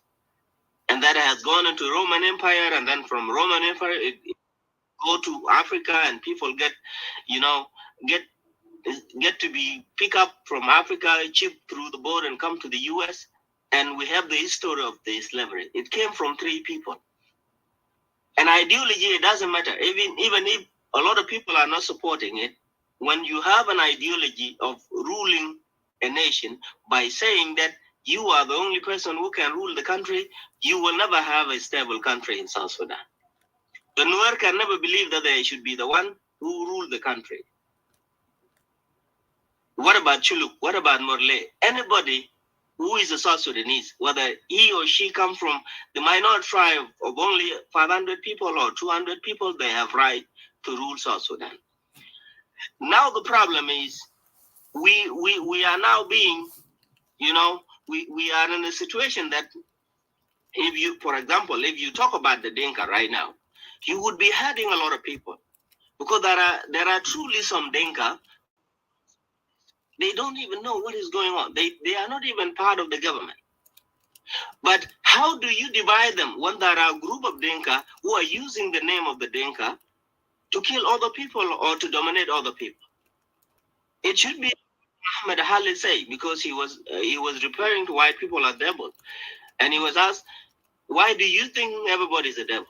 He said, "If I have 1,000 snakes coming to me, and I know that there is 100 snakes who are peaceful who cannot bite me, but they are all snakes and they look alike. How do you think I can differentiate the good snake from the bad snake? And you have only 100 snakes out of 10,000 snakes, which are good, and the other 9,000 or 9,900 are bad ones. So this is the same issue here. We are having difficulty people of South Sudan to address issues because definitely there are some who are not part of this. They are not part of the government. They don't even know what is going on, but they share the name with the people who are in the country. Even now, that ideology has not gone away. Of born to rule, or we are the one fighting the country. And the rest of the South Sudanese have done a bad job by allowing this thing. Since the beginning of this idea of there are certain people who are born to rule and there are certain people, even now, if you see in the sport, certain people will go playing for South Sudan, and instead of promoting South Sudan, they will go and promote one tribe, for example. They will make posting, and when they come back, they are not questioned by the basketball or maybe football association in South Sudan. These are all the bad things. These are all the ideology that cannot take South Sudan forward. We need each other. We need peace. We know that the killing is not only the Nuer people that got killed. The Dinka themselves got killed. The Chulu got killed in Malakal. Nuer killed themselves with Chulu, and Chulu killed themselves with Dinka. Dinka killed them. We will not shy away from saying the truth that everybody got killed. That is the truth. Equatorians were killed in the big numbers. It started in Wow in 2012. But the idea that the people of South Sudan did not know, they thought that this idea of 2013 was only a Nuer issue. But it was not the Nuer issue. It was actually a nation issue. And I believe if we rose up all together in 2013, it would not have been the way it had been. But some of us has played on, they think that, and because there is already a propaganda that have gone out, they think that that is going to end up with Nuer. But unfortunately, it did not end up with Nuer. Now, we want to come back together. We want to come back together as a nation by saying the truth. Nations are built based on truth. Because the law that you make, law is always the truth. There is no law that is a lie. Law is always the truth. You have to say the truth for you to be able to build a nation. We must accept that what had happened in South Sudan was a genocide against the Nuer people. But saying that it does not stop being one country or one people. It is actually what will make us one country. Right now, we are in the parliament, for example. I am in the parliament. And I have decided, like, for example, now I'm talking, I came to Washington, D.C., but I would say that even if I am in Juba, and people who know me will agree with me, not because I'm just a different person, but I have decided that this issue of South Sudan, we will not do it in hiding. And the best place to speak about this is Juba, not outside Juba. And if there is somebody who is telling us today that that I think we should not talk about, I would not agree with that person. By the way, recently in the parliament, I was raising the issue of the people who were returning from Ethiopia, mainly the Nuer people from the countries that are bordering Ethiopia. And we had a clash with the speaker, and somebody came to me and said, you need to change your attitude. This is Juba. I said, then what is Juba? Where I am from? Do you think I am from another country? I am from Juba. So anything that is killing people, I should speak about it. Secondly, I'm a member of parliament. Why do you think I should be in parliament? Just to come and sit and listen? No. So this is a message to people who think that there is a place where we should talk about this Nuer issue. The Nuer are part of South Sudan. I believe this in my heart. If Chuluk were the one who were targeted, or leave about Chuluk, if the Dinka were the one who got targeted by the government of South Sudan, I would not support that, and I will come out against it as a person. And this is what we want everybody to do. For us to have peace in South Sudan, we must accept this is the genocide. And everybody must accept it. Even those who have denied it, because there are people who have denied it. I have seen, and I'm happily hearing some of them now talking about it, which is really good. It is not bad to realize that you have gone wrong. I see somebody like Biara Jal talking about it, which is good. I have seen also Honorable Pagan talking about it, which is good. Because there was a statement that he said before that was not good. If it happened to Chiluk, why not we should all say it? If it happened to Morle, we should all say it. Because after all, we want to be one country. The peace agreement that we have, for example, is a peace to resolve all this problem. And that is why some of us are able to participate in this peace agreement. Even though some of us did not like it because of those ideas of people were not serious, they were not honest enough to say that let us have a peace agreement because we have killed ourselves, and let us come back to our sense that, a family can fight, and then later on people will sit down and solve their problem. But after all, we went to Juba. Now people are talking of election. How can you go to election? Because the peace agreement is the resolution of the conflict of South Sudan. Election is one of the issues. But election is not the main issue why we sign peace. We sign peace to resolve the problem, to talk about how we kill ourselves and how we stop, how to kill our, how to, how we stop killing ourselves again if anything happen, and how to provide a good leadership for the country, and how to believe that all sorts of people and they are all the same and nobody is better than the other. And if one person is bleeding, all of us are bleeding, and we should all stand up and fight against injustice in the country. Now people are talking of election, and that is my own personal opinion, not the party that I represent. I don't think that election can happen if we do not resolve the issue that actually bring the country to crisis in the first place. We need to talk about that. In the level of communities, we need to talk about it. If you think also that I am saying that because my brother was killed and my uncle was killed and the Nuer were killed, and you think there is another person that was killed, which is your relative, that is fine. That is why we need to come together. That is why we need to call for justice. Because anybody that have killed somebody, the only way that we will bring the justice is to have peace and then identify the killers. I think we should all accept to have peace agreement and also reconstitute the hybrid court. And if you think I have killed your people, then you go to court and say, this guy have killed my people, and then I will be taken for trial. This is the best way I think we should go. So for us, the Nuer people, what had happened was wrong.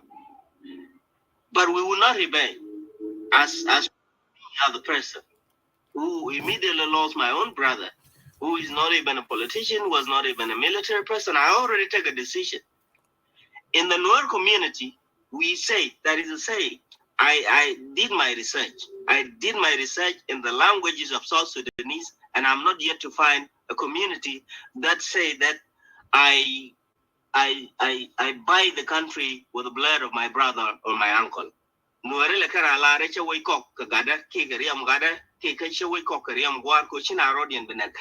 is the only community that I still believe that they say that. And if there is any other community that say that, and then you have to correct me. But as I did my research, I find out we say, if your brother is killed, and you want the country or the nation or that family to remain together, you say, I buy this family, I buy this nation with the blood of my brother. And this is how we maintain peace in the Nuer community. And I would say that to the Nuer community, the same thing also we can say to South Sudan, that we buy South Sudan with the blood of the Nuer people, so that South Sudan could remain together even though the Nuer were targeted. We could say that because we usually say it in our community. But we should not be deterred to talk about this. It is the right thing to say. I will say it here today. If I go back to Juba tomorrow, I'm still saying it. If it is this, but I don't mean we are different people. I mean that saying the truth is what will bring us together. And for my brothers, the Dinka, who seem to be now immediately having this issue with Nuer, it's good that people should come out openly and condemn what had happened. It's not too late. And accept that is the issue that was not supposed to happen in a country that has got its own independence, that is a member of the United Nations, that is a member of African Union, that is a member of the IGAD, that is a member of international community. And you turn on each of your citizens in the daylight. That is not acceptable. So I would have to make it short here, because if there are people who want to ask me questions, I will allow them to ask. But my position is this: we are celebrating this to say never, never again will it happen to any community in South Sudan. But anybody who is deterring you, who is saying that this day should not be marked as the dark day for South Sudan, for Nuer community, that person is still an enemy to the peace and an enemy to the coexistence of the people of South Sudan. And you should not bother yourself about that person. Because when we all realize that we are the people of South Sudan, we will admit our guilt, we will resolve them, and we will say, let go what had happened, and let us build a new country, because we will never have any country with a different heart and a different feeling if we don't come together to confess everything that was done to us. Rwanda, for example, is one of the countries that we could learn from, because they have done a system of people coming out and confessing what they have done. And because of that, they have created what they call Gachacha Code. Gachacha Code is the family would say, for example, that there was one of the history, a very different history that you cannot even believe. It happened in Africa, in Rwanda. When a person identified himself as the killer of the whole family, a father and children, and the woman was asked for what should be done to that person, she said that you don't kill that person. Don't even put him into prison. If he accepted and he has taken the responsibility, now my prison for him is that I will take him as my child, he will marry for my son, and he will live with me in the house.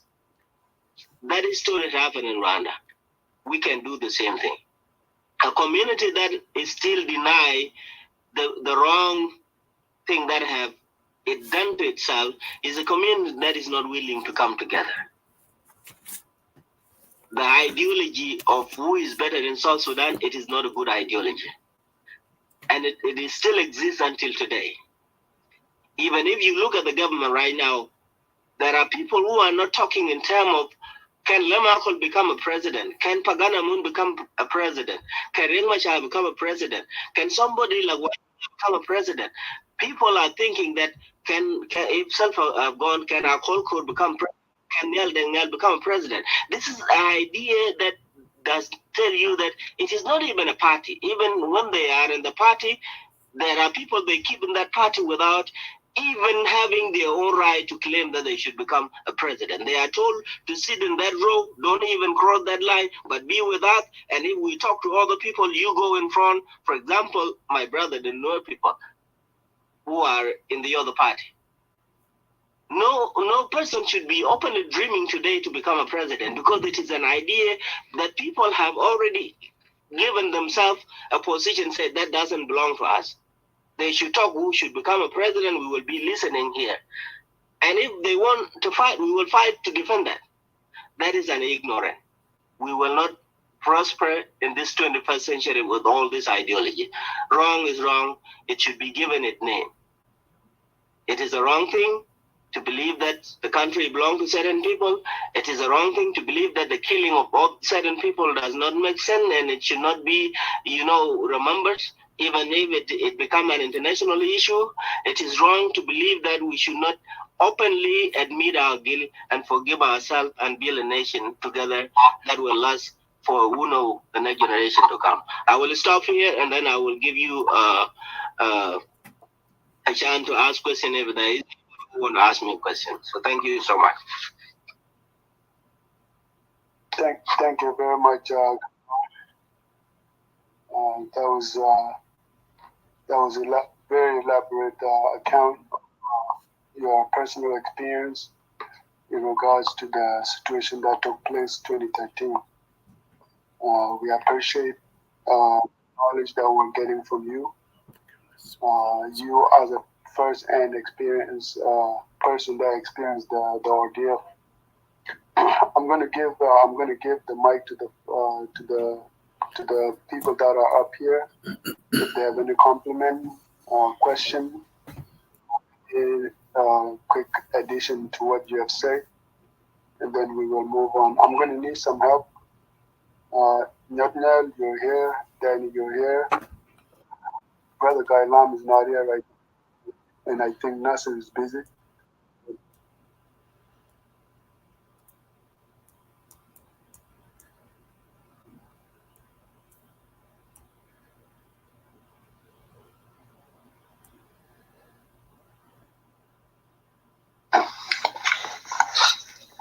Can brother guys, can I give you a green? All right. So you can help moderate. All right. Okay. Brother, I mean, you have a compliment. quick introduction to what Gatang has said, you can go ahead. We're going to go to Yaya after that, or anybody can can open their mic if they want to ask. Before you move the line, or there is somebody who is. Yeah, go ahead. Before. I didn't hear what you just said. Yeah, thank you. Yeah. أنا كنت داير نسأل Honorable, thank you very much for what you've been saying. Actually, by the way, شكرا لك شديد حاجة اللي أنت قلته كله. لكن أنا داير نرجع بس رجع بسيط لورا عشان to illustrate to us, to tell us exactly. لأنه سلفاكير ما يردد SPLM in South Sudan now بقى مافي. سلفاكير دمروا بحثا وعملوا بس بقى يعني بس SPLM بقى معين و SPLA بقى مشتت. I don't know actually بالنسبة لكم انتوا يا honorable بالنسبة للحاجة اللي عمله سلفاكير يعني استغل المعاد بتاعه ده بعد ما شال الوظيفة بتاعه بعد ما كمرت دكتور جون جارانتي مبير مات واستغل الموقف ده خلاص دمر الاس بي ال ام ودمر الاس بي ال اي مرة واحد لأنه الدولة بقى دولة بتاع ميليشياس وبقى دولة بتاع أساسا ما في مؤسسة ما في اس بي ال ام قاعد في دولة جنوب السودان today. Can you just give us something? Well, I'm not quite sure what you are asking, because right now, if you're talking generally about the SPLM, right now, the government that is in Juba is the government that was established by the agreement, and is a government that is composed with different political parties. Including the two major parties, the SPLM in government and the SPLM-IO. Government, SPLM-IO and SPLM in government, even though they all SPLM, they have their different different policies and different vision, for example, and also other political parties. I'm not sure, are you asking the SPLM generally, including the SPLM in opposition, or you're asking the SPLM in the general, actually, who is responsible for dividing SPLM? Definitely Salva Kiir. That's what I can answer. And myself personally, I blame the war to Salva. And I have so many reasons to believe that. And SPLM has divided itself. It now become even those who are now not called SPLM, to be honest, they were one part of the SPLM. Even people who are outside the country. Now we have to be very careful here if we are judging the name of SPLM or we are judging the other people, because even people like Honorable Pagana Mum, they are also called SPLM, which is RNA, which is the real SPLM. There are even all the people with different party, including the party that is run by Lama, called they were all SPLM. Including me and you, we were one SPLM. Now I think the only question that we can ask is either the people who run out from the SPLM and form their own political party, are they going to be judged by the name, or they are going to be judged by the vision of the party and vision of the nation? So if you're asking about the SPLM-IO, in which I happen to be part of, opposition, and then I can answer that. But generally, at the SPLM, we know SPLM has been destroyed, and I blame him, even though sometimes they blame other people like Pagaramum. I know the history of the SPLM, where it come, and people Selva begin to turn the Young Council of Elders had the forum for SPLM, running away from the structure of the real SPLM. I know that before the war, and whether the SPLM that is still led by Selva is able to function after all this is something that I don't know. I cannot comment on it, and And I think this is what I should say, that the SPLM is not one SPLM anymore. There are so many different of it, and some of them have opted for different things, which is good for them. And I should not be talking on that SPLM unless if you direct it to the SPLM that I am part of.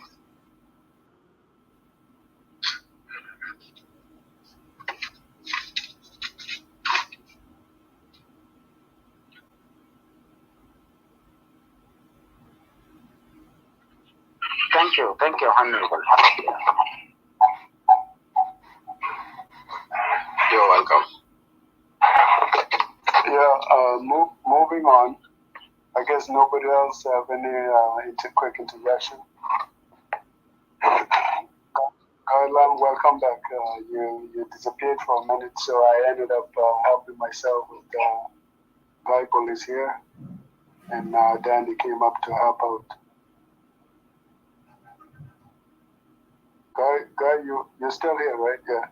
So if you're here and you're available, you can control and move our line. I'm going to take a quick break, just to give you guys more space to be involved. Today's show, we're going to make it a little bit more interactive, while we're still highlighting some of the major incidences that had happened.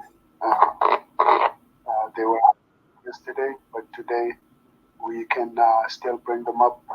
Some of those UN camp incidences where people ended up getting killed right in front of the UN protected teams that were guarding the UN camps. We will have some guys coming up later on. They will have the time. But today we're going to make it more interactive, so we are all involved. Sometimes when something like this is done, it's good that we participate and get involved, so we can have a sense of ownership to the discussion, that you are a part of it. You're not just a bystander. Gailan, can you take over moving our line? Sorry, can I have a question to Honorable Rad? Okay, yeah, just give me a minute. Let Brother Gailan answer me, because I want somebody to move the line, or Danny can take over. He can move the line. Are you busy, Guy? Guy Lam, I think, is busy. Yes, oh, your network is really bad. Okay. Okay, I can help also, Tata, at the moment. You can help? Okay, awesome. Yeah. Chol, you go ahead and ask. Chol, you go ahead. Chol, you go ahead. Ask your question. And then you can move our line. I think the people that should go next after would be Simon. Tofik. Yeah. Okay, Tofik, and then Simon, and then Jogdeng Abut. No, Guy Paul should go after that, and then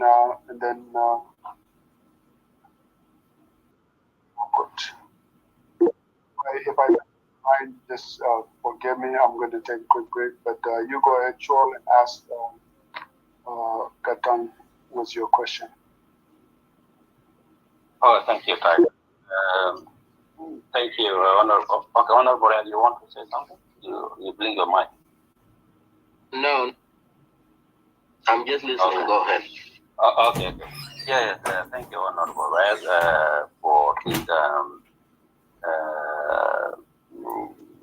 accurate accounts of narrating the accurate account of what happened 10 years ago.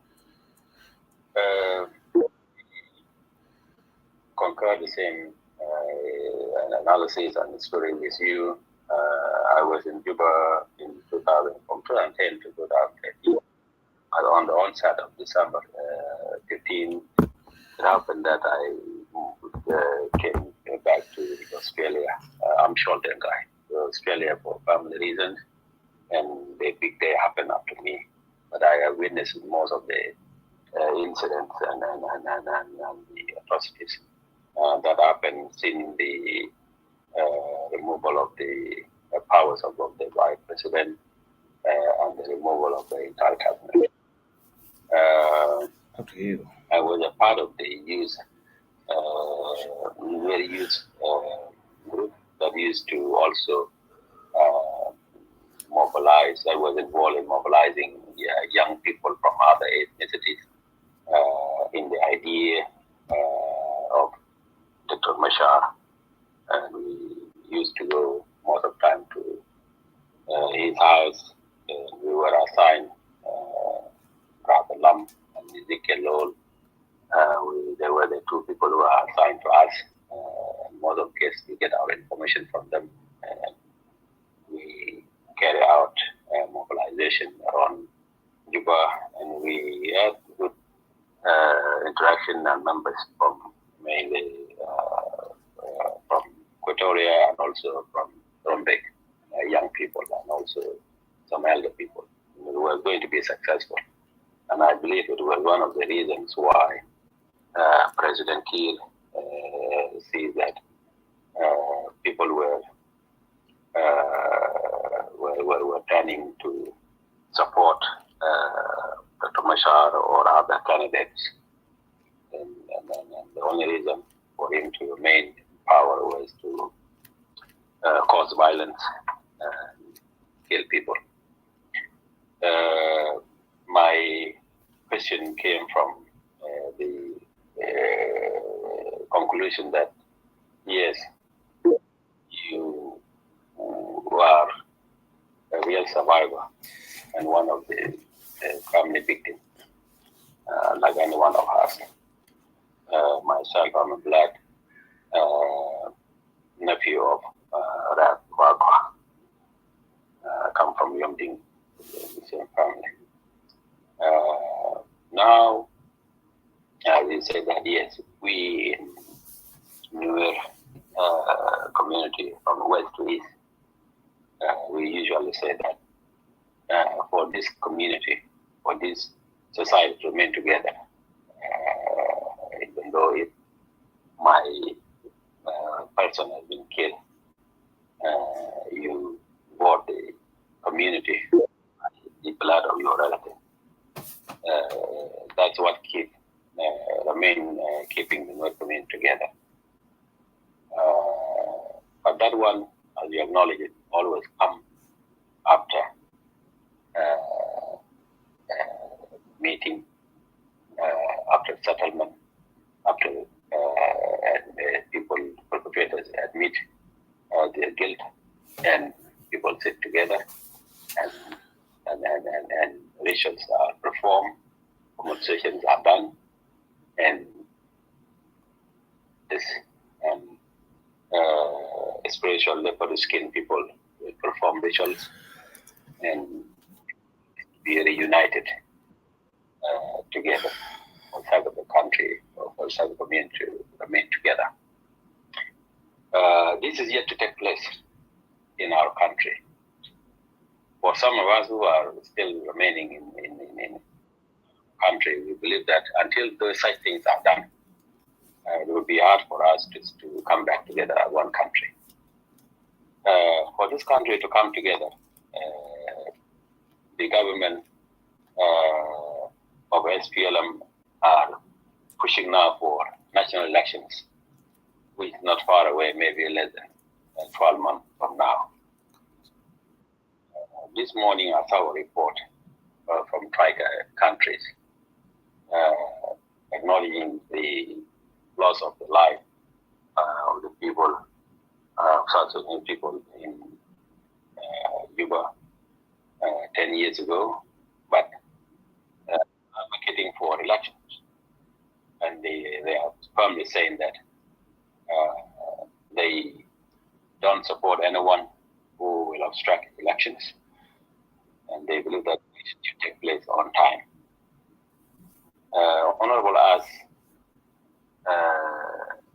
an MP and member of the SPLM-IO, in this situation, what can you tell us about this country remaining united and going to election in 2024 without this important step, peace and I mean reconciliation and reparation taking place. And if your party is not ready, what will be the consequences? Would it not take us back to violence again, in which you can see that no one supports violence anymore? Thank you. Hope you understand my question. Well, yeah, thank you. I understand your question. First of all, when I talk about what the Nuer said in our community, that when somebody is killed, this has been something that I share with some of the members of our community, because one thing that has been at work is that the South Sudanese are really good at vilifying and demeaning other communities, and maybe not only one society, but this is what we have been doing, because each and every society say they are good community and they are all these, and they choose whichever community that they say this is community is this and this community is that. And you may think, if you approve them, like me, I don't approve nobody, because I know I live in the village. I know Nuer cultures. I know how Nuer, because most of the time you find that we are referred to as violent people. That is not right. And even if you go to the book, even Fraser will say that Nuer can be easy arrows to war. That is a lie, because Nuer, actually in our culture, we don't just fight. We talk about fighting. And then in some of his book, he mentioned it that, Nuer, they tell you that we will come tomorrow and attack you. We don't go at night and hiding. And that actually, when I mentioned that, is a response to people who believe the Nuer are violent people. We are not violent people. We respond to the issue that have been going for a long time, and people don't want to stop it. But what will happen is that when you respond violently, because there are many things that you have kept going, and then now you come and say, I'm so tired of handling all this, and then you respond so badly. So that's why this idea came up of saying that, we say that, and we say it is true. Any son and a daughter know that in our communities, we can avert a war that can go on for a long time by one man saying that I buy this society with the blood of my son. This is the true story.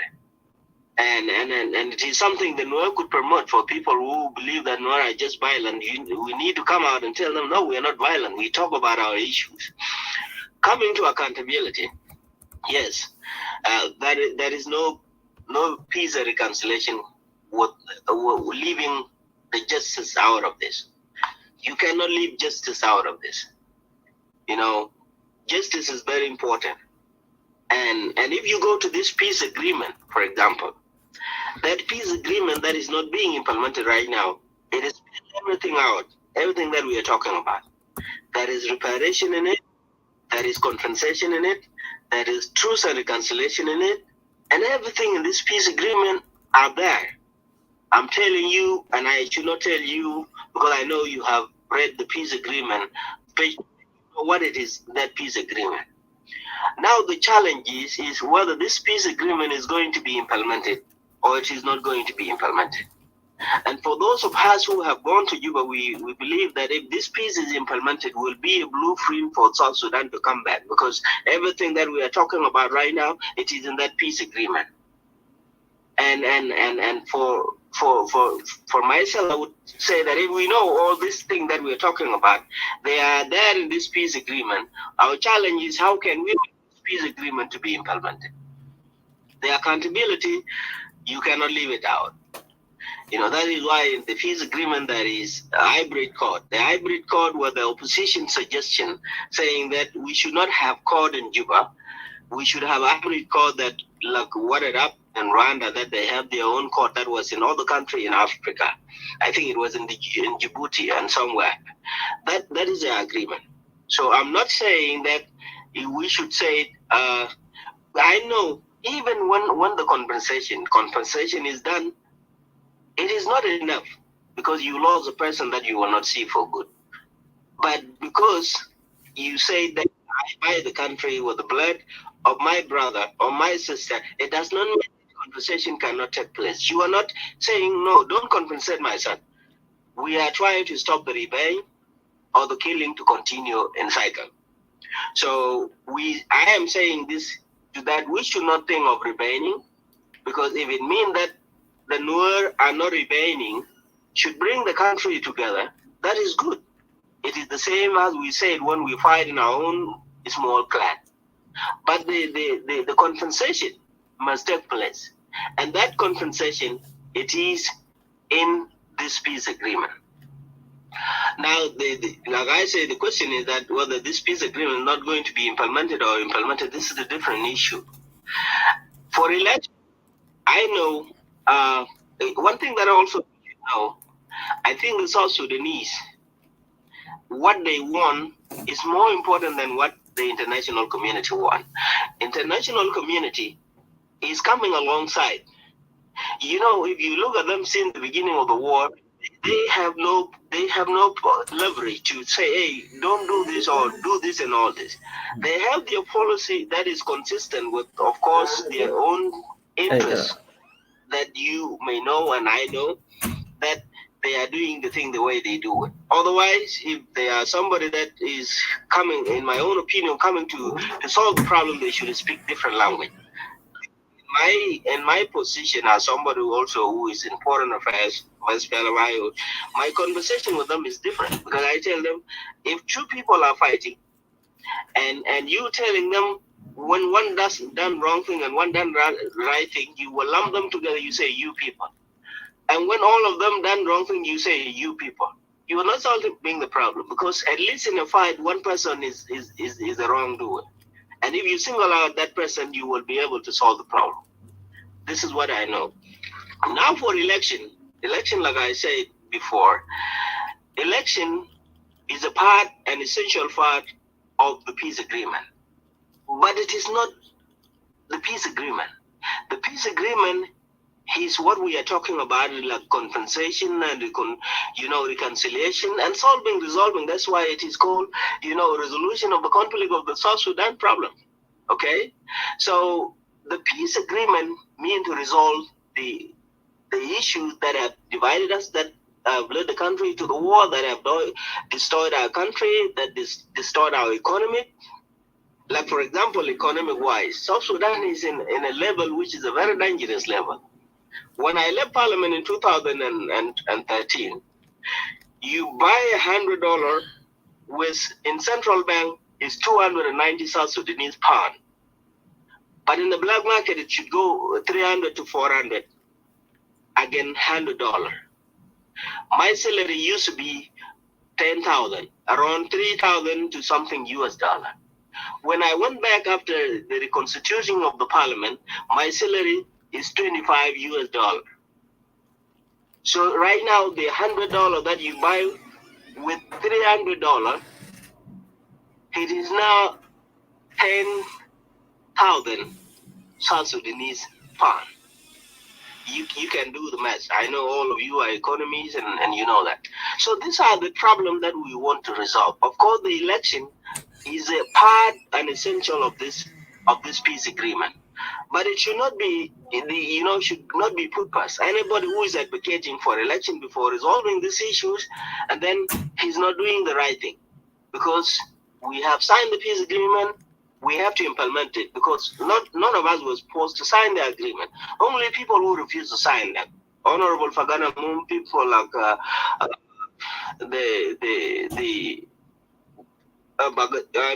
this guy who has his movement, and people who refuse to sign this peace agreement, they should be the one now. Because of Shirilo and all these people.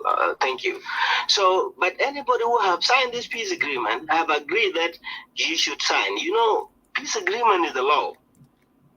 What is very important about the law, they are in the mercy of those who make the law. Because if you did not say that the law, nobody's above the law. It's just the same. Because people who do you think, Honorable Salva Kiir Mayardit, he's not respecting the law with a peace agreement who got him signed, ma'am? So how can this is what I'm This is what I'm saying. And for the peace agreement, we all agree that all problem, if you talk to me like years ago, you will find a different opinion. But now I'm in Juba, I came to term that, okay, all problem happen, but people have to come to table to resolve the problem. Everywhere in the world, people have been fighting, people have been killed, but the peace agreement also is one way to come back.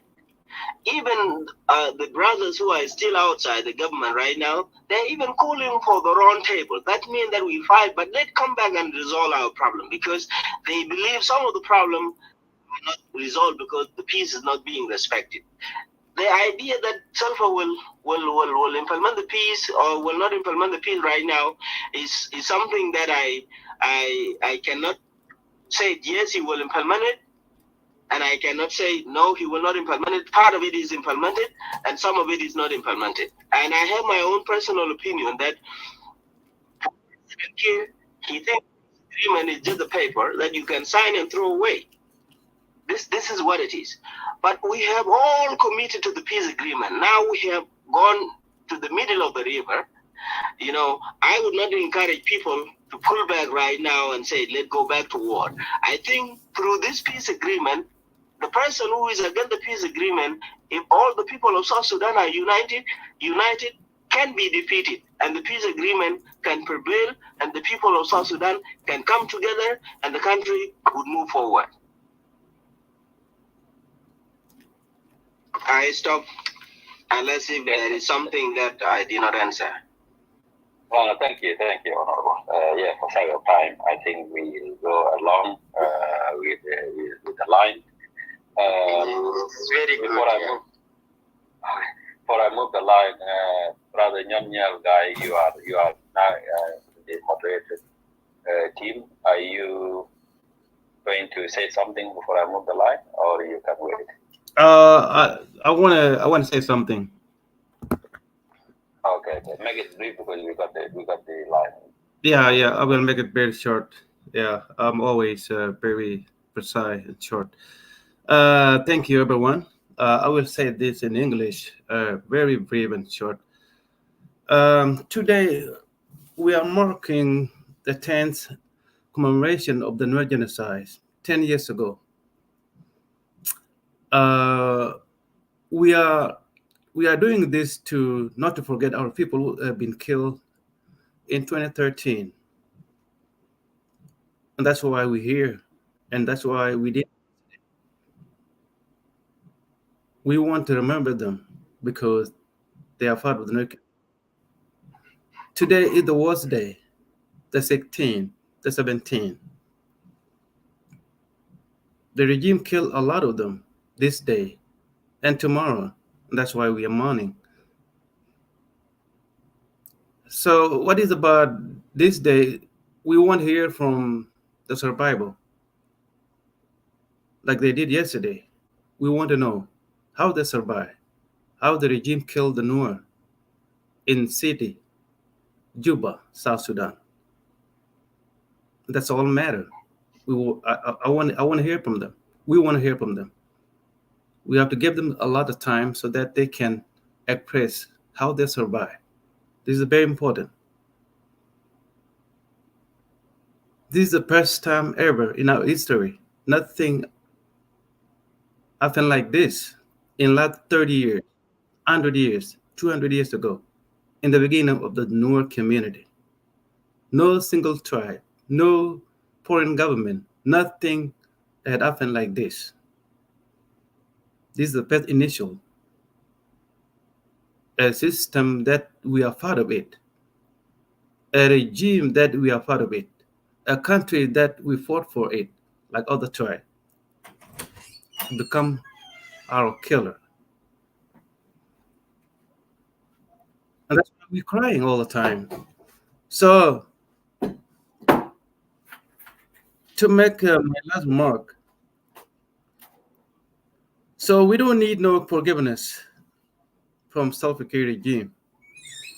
We don't need no is sorry statement. No forgiveness from the same regime that is continue killing Nuer. We don't need anything from Salva Kiir. We don't need nothing from SPLM. Because our community, our people have been killed in tribal line. In Toknat, it is a terror. Our people have been killed based on tribal line, not in political way. Where in the world, children, people who have a disability, young children, non-politicians, they stay in their house just because they are Nuer. And Riek Machar is not in the town on the 16, 17, 18, and the list can go on. It's not in the town. He's not in the Juba. He was in on his way to Upper Nile region. If it is a political, they should pursue Dr. Machar, capture him or killing him. It's not the case. It's all about the Nuer. And that's why we have lost people. Everything is starting as film and turn out to be a Nuer agenda. And that's what makes us like this mess, and that's why a lot of anger in Nuer community in the event of the 2013. That's why our general took it too personal to protect more life. So, in all, what's the matter is the system has to go, and any form of forgiveness, any form of sorry will come after we have a real government of South Sudan. We should have a constitution which will be decided by the people of South Sudan through referendum vote. After that, we will have a national parliament based on election. You have to be elected by the people of that state. And also in the state, there has to be a state constitution which will be decided by the people of that state. The governor has to be elected by the people of that state. And the minister of the state will be elected by the people of that state. County commissioner need to be elected by the people of the county. That is the democracy we are looking for. And this kind of system will never come through peaceful means whatsoever. It will come through violence. And that's the time and tide. This is the time and tide wait for no man. My last remark, I thank all those non-Nuer who are here, who spoke yesterday, and they will also go after me. Thank you very much. This is not about an issue that will give a lot of bad situation to Dinka. It's not about Dinka versus Nuer. It's all about a regime versus the Nuer community. In order to live in peace, we should all work together to team up and to remove Salva Kiir through bloodbath. Any form of peace deal with Salva Kiir is a waste of time, and it will give power to Salva Kiir. That's why we are seeing a lot of politicians from opposition. They are going back.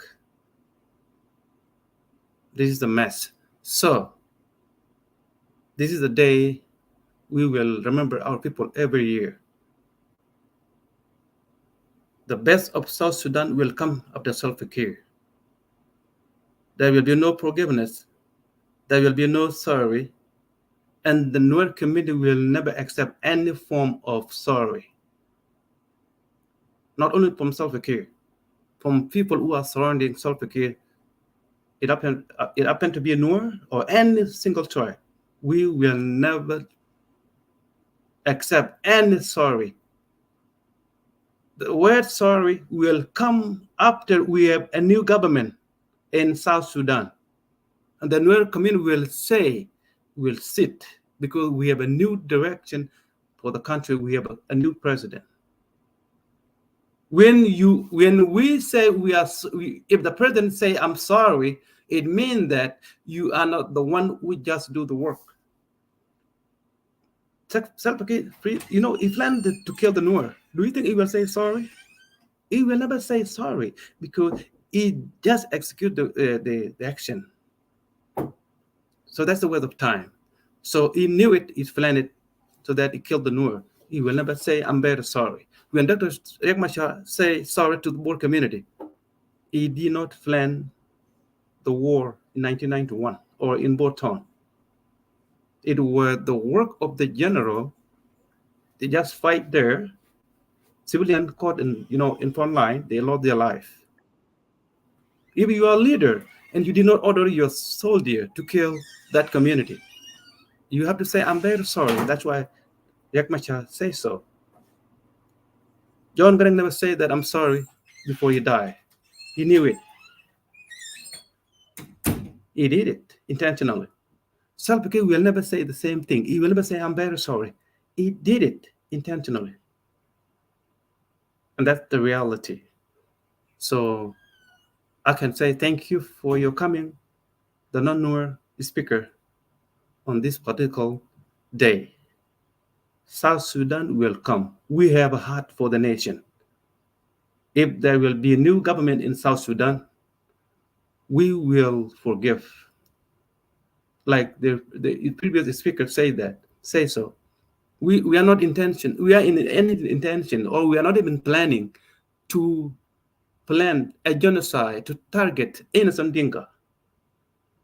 This is not our way. We cannot do that. It's not in our way of life. Like as Moit said that, we forgive because in our way of life we fought in our tribal community. And we say, you can say, my dad got killed, my brother. No, in the sake of unity for this country, for this nation, for Nuer community, for Nuer nation, our unity is bigger than my brother blood.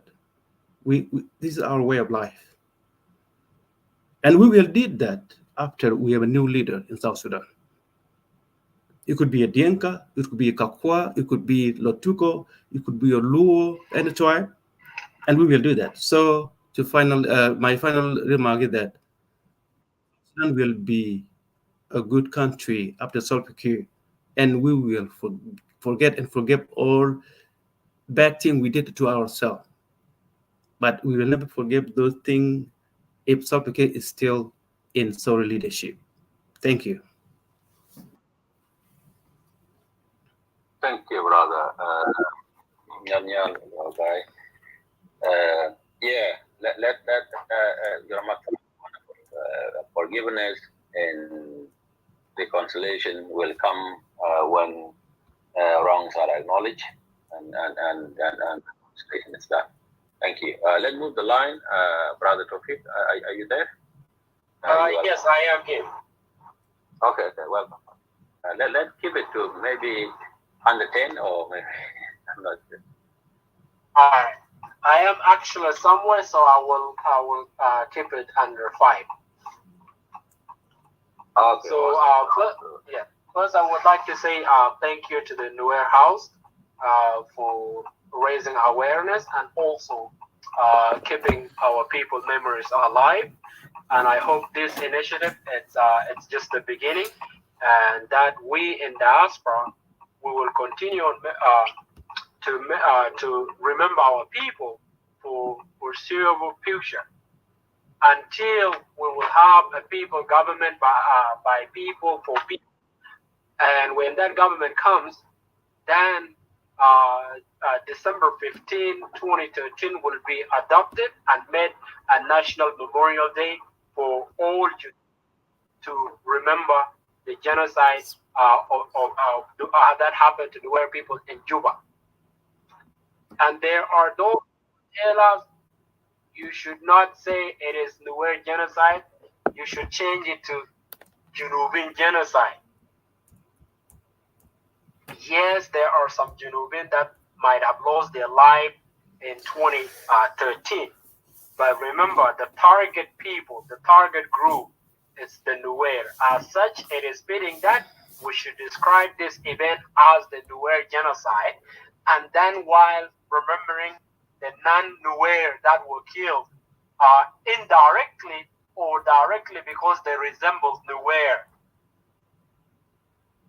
And we should not be afraid when we see our fellow Junubin, whether they are from Nuer, remembering December 2013, we should not be misconstruing their initiative for a revenge, a campaign for revenge. No. And also what we as Junubin owe to do is this. We have to stick it to the man. It is President Kiir who is responsible for December 15, 2013. Without President Kiir, this event would have never happened. But President Kiir's desire for power with delivering service to our people motivated him into creating propaganda, such as Dr. Machar and many others are planning a coup against his leadership. And also when he went to Barghazal and made those statements that Nuer are the enemy to Dinka people. So these kind of things we will prevent it in the future. So I once again, I thank you guys, Nuer House, for the initiative, and let us keep on remembering our people and giving opportunity for the victims, the surviving family members to come and to share with us their experiences. Yesterday I learned a lot, and I told you guys, maybe it was Tuesday, Thursday, or Wednesday. I will be available to speak on Friday with you guys, which was December 15th. But because yesterday opportunity about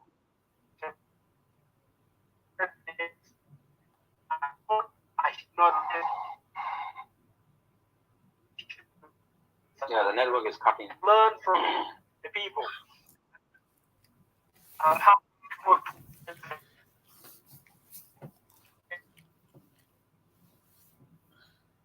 we can't hear you now, Topic.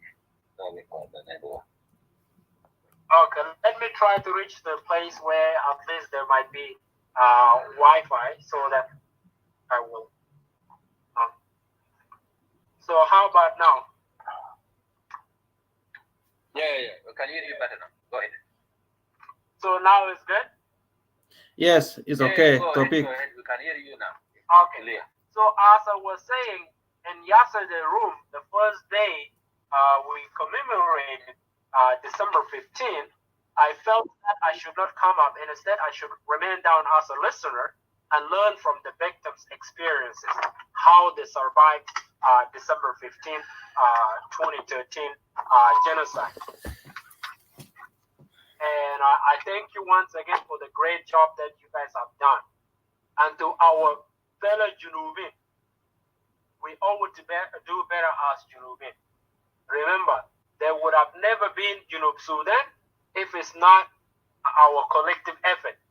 It is our collective effort that brought us the Republic of South Sudan. As such, Nuer are part and parcel of our country. They contributed massively, just like any other tribe, so that we would have this country.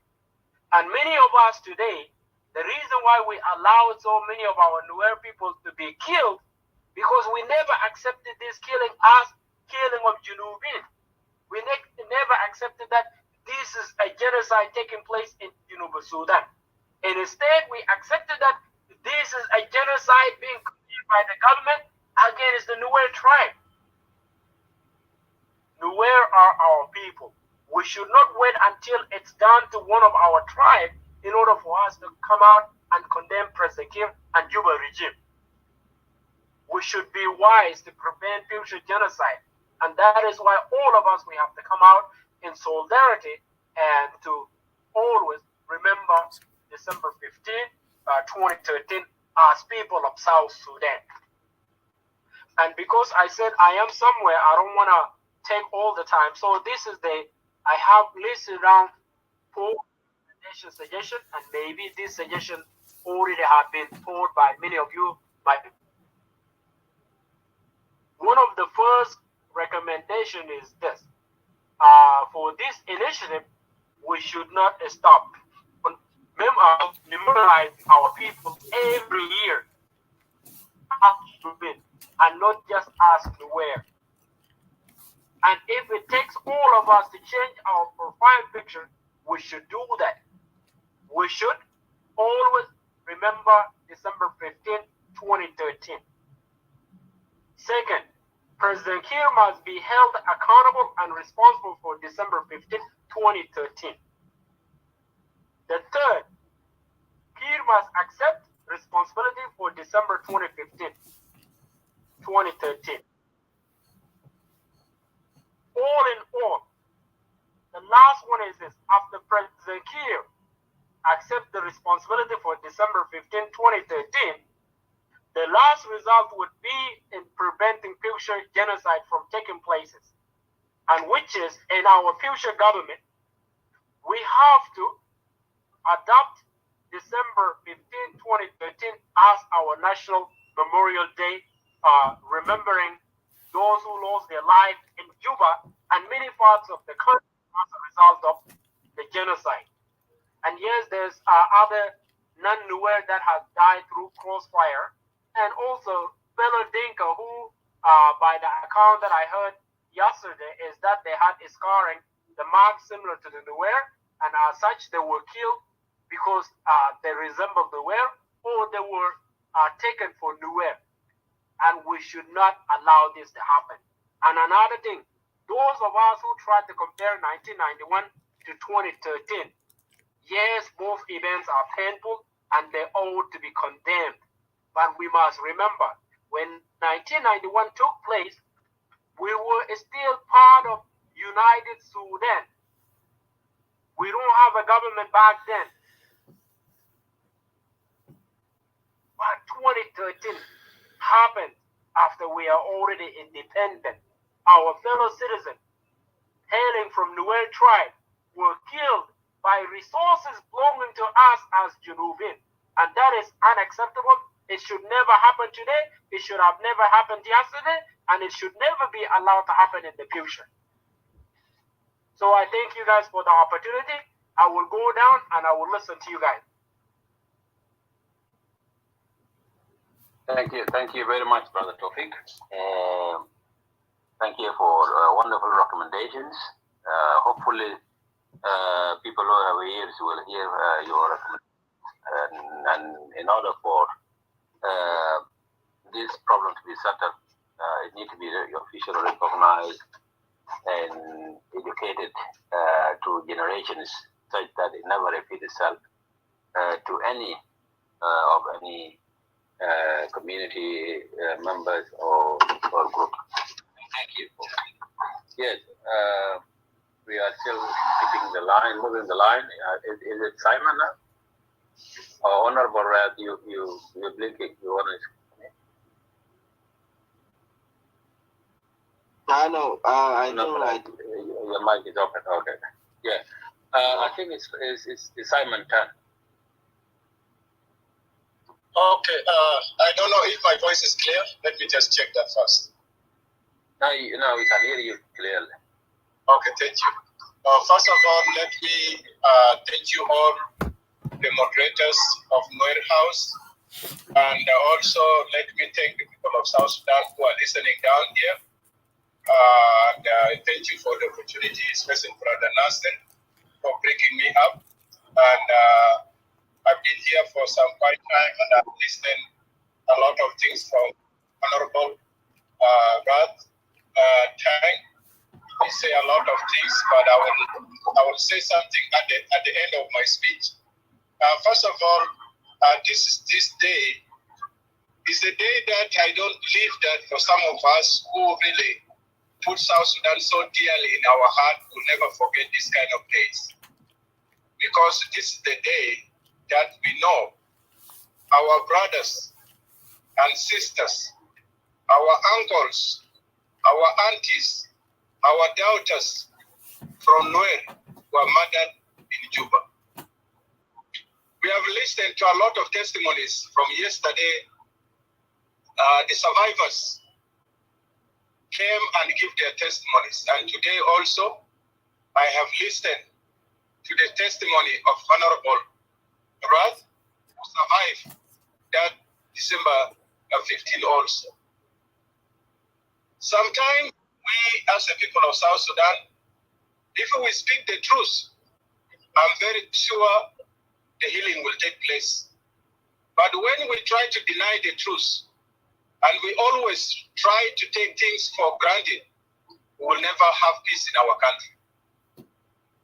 What happened to Nuer will not be denied.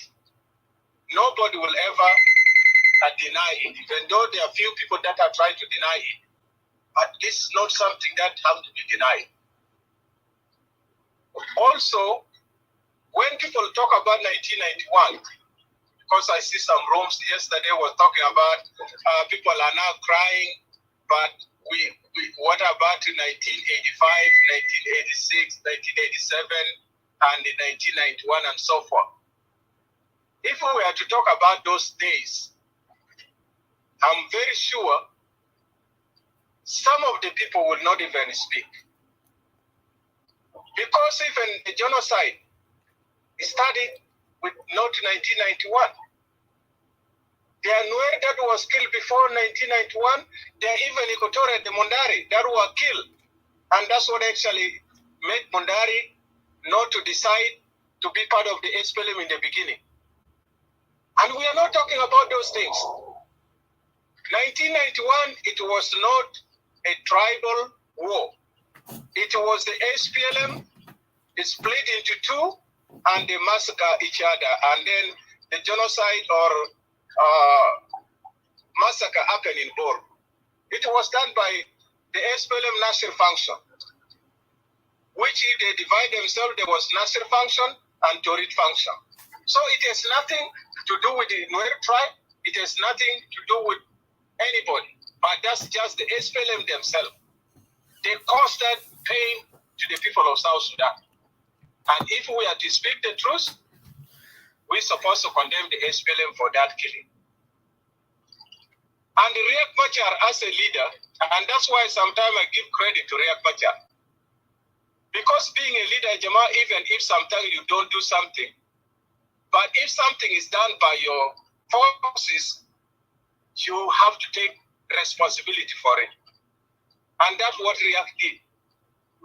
Even though he did not order those forces to go and kill people in Bor, he apologized to the Bor community in Mama Rebecca house in Juba. And his apology was accepted. Now, why do we still make it a big deal when somebody already apologized and we already forgive him for that? I understand accountability did not take place.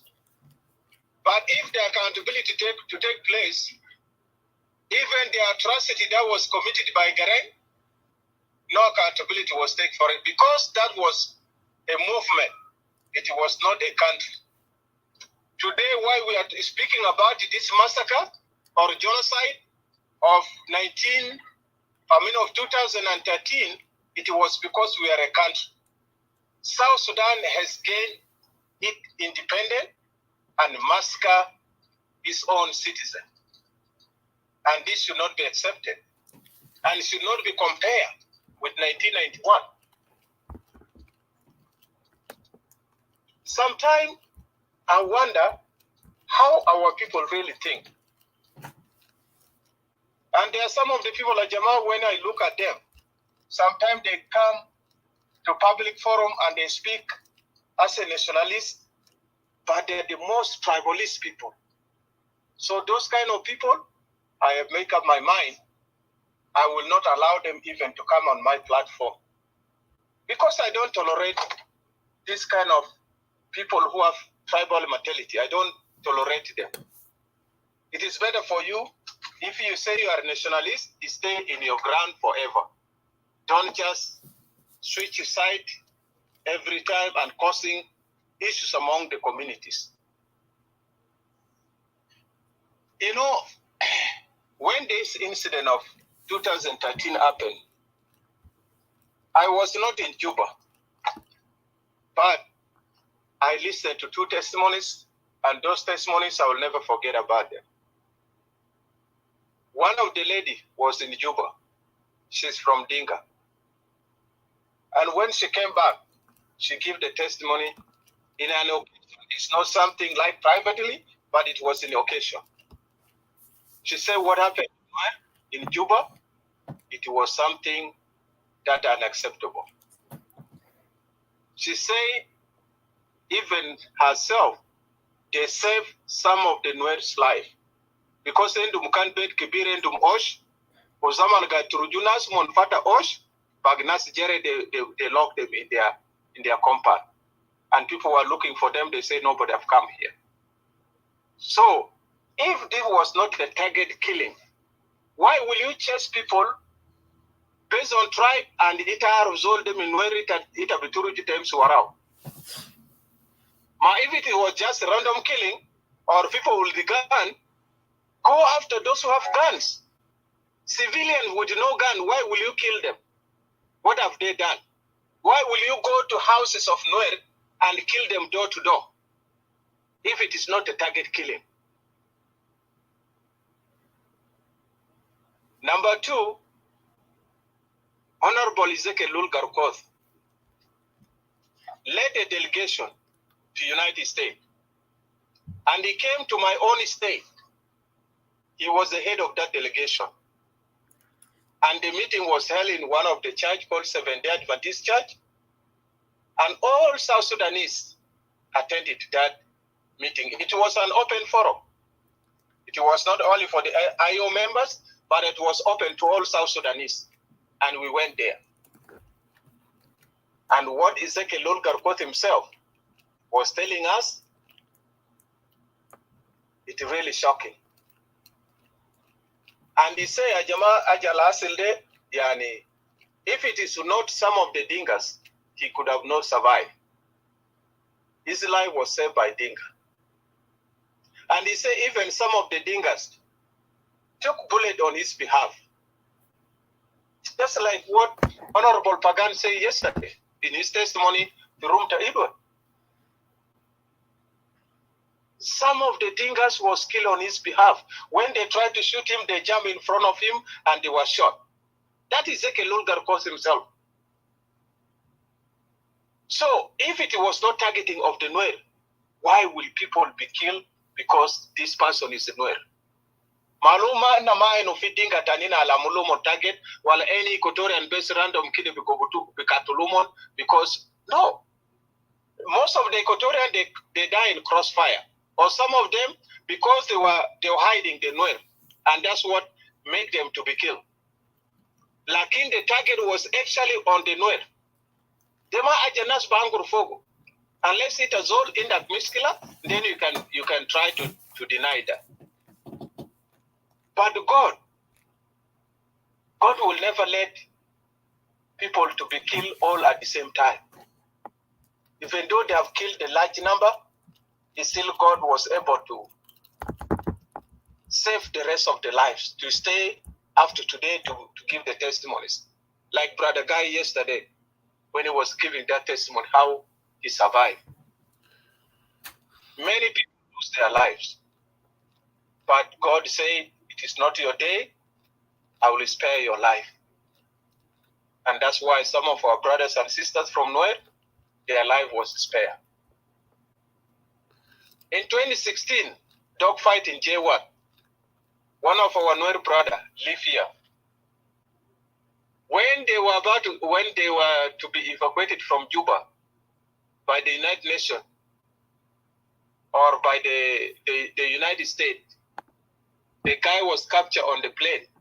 They were almost pulling him off the plane. And if it was not one of the guy from Dinga, from our state here, say, Jama, don't take this guy. This guy is from my state. I know him.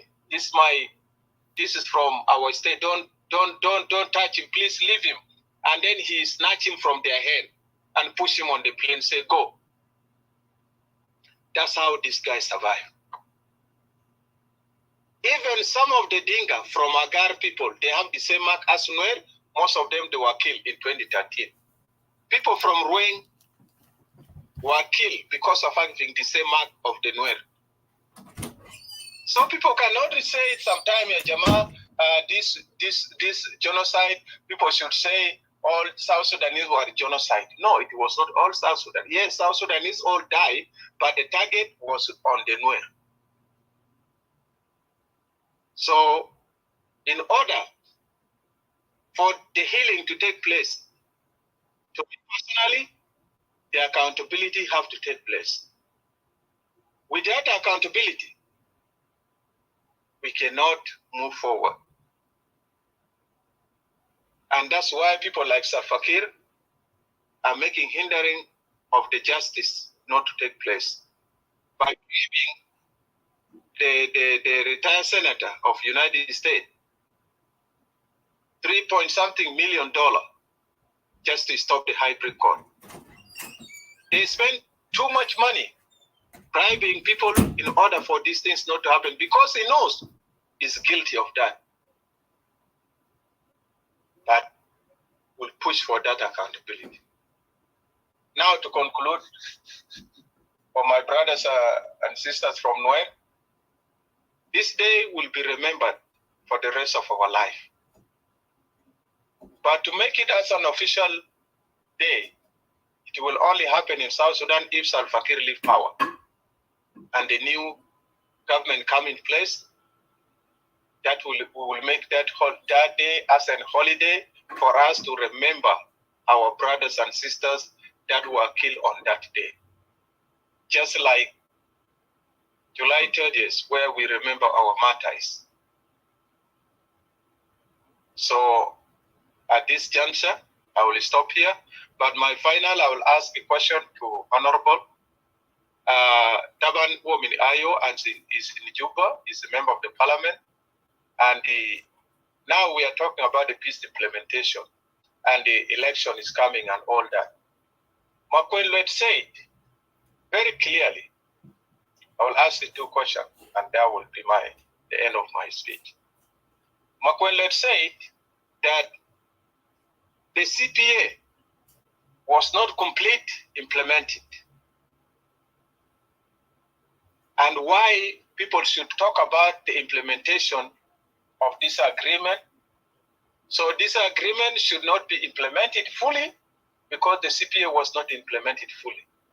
And as a result, they started selecting some of the items to be implemented, some not to be implemented.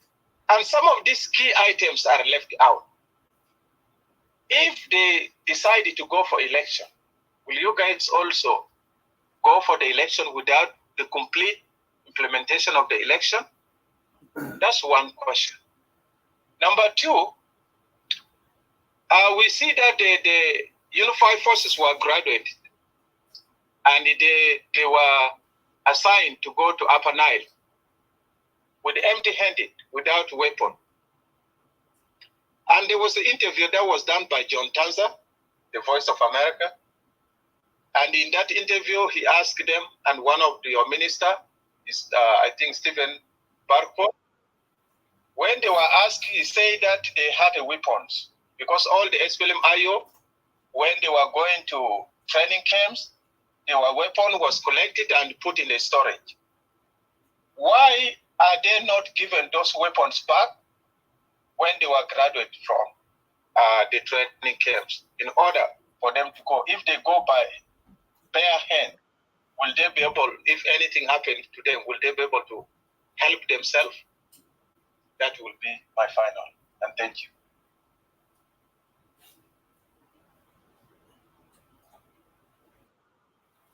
Yeah, thank you. Thank you, Brother Simon, for the remark. Yeah, if Honorable Rad is ready to answer those questions before we move the line. Honorable, you're welcome. I shall up in 10 minutes. Okay, thank you. Yeah, Honorable Rad is driving. He said he will respond after 10 minutes. If there's a case, we move to Brother Jock. Brother Jock, yeah, you can open your mic and go ahead. Thank you, Brother Chol. Greetings and blessed love to all of you, brothers, in the moderation and the speakers. Special greetings to Honorable Brett and everyone that's listening in this room. And with all honesty, I would say this month of December and these days are heavy on many of us. And I could admit personally that I'm drained.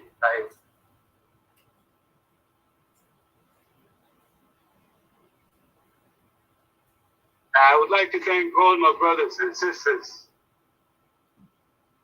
the survivors of this dark stage.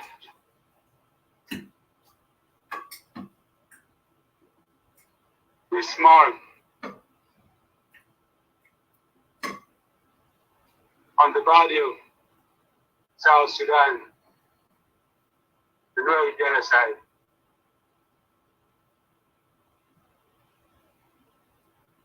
There's no worse feeling than the feeling of helplessness.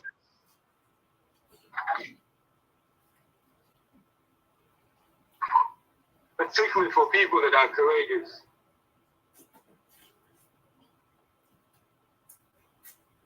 But it happened. Our Nuer brothers and sisters found themselves in this difficult, unimaginable, and horrific situation of helplessness. And the worst of it all, it is done by people in uniform that you help to bring to reality.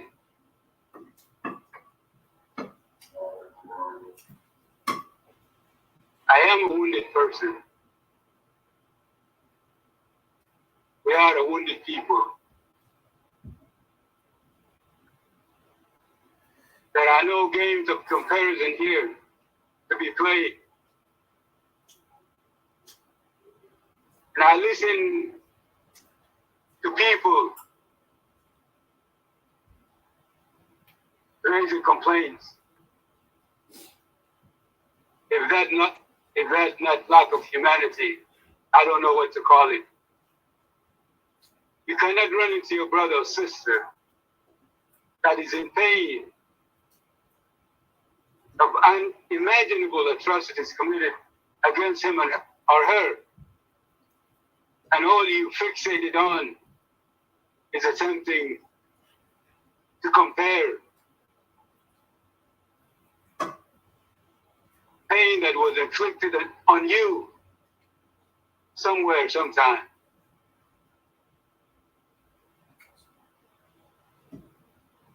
And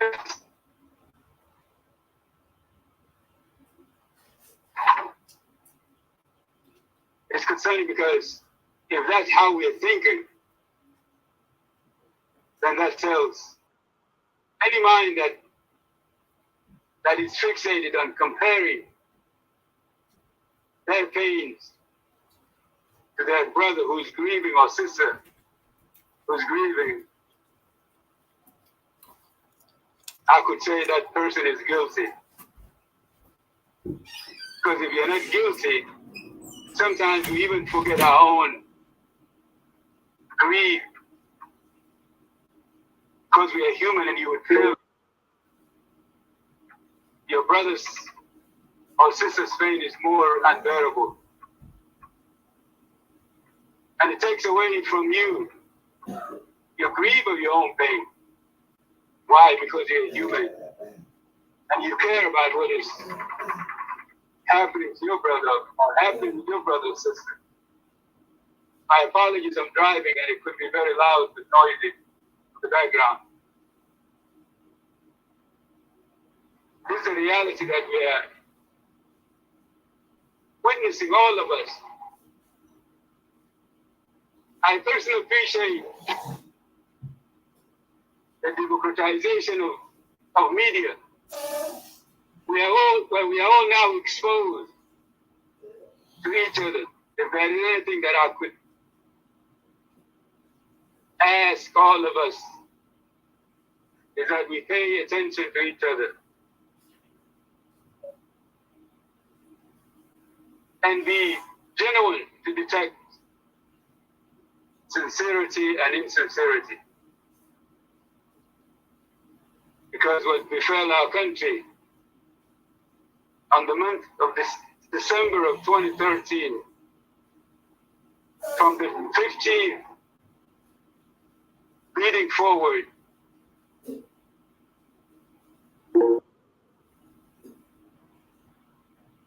is a crime that can never be wiped away. And it is important we all come out and stand beside the survivors.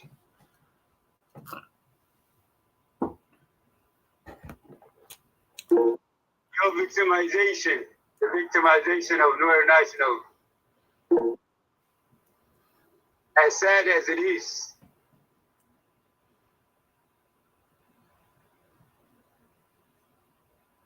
is the only hope that is there to raise the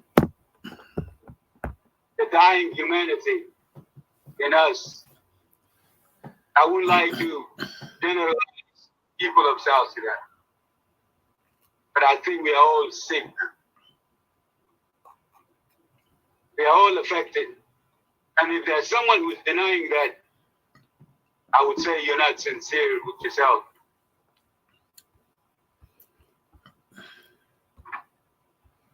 If any of us can stand tall and say he or she is not impacted by the genocide, I would say you are insincere. We are impacted and will continue to be impacted by this dark spot on us, the people of South Sudan. There's no way of us, nobody can be out of this. And as I stated it earlier, I thank our mother, Queen PP, the resilient woman. I thank brothers that I've listened to last night, like Binyal,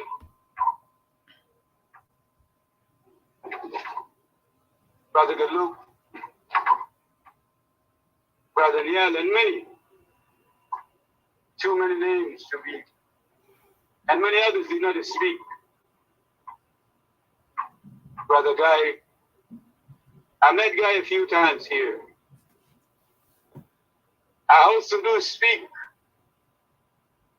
with very close brothers of mine from the Nuer community.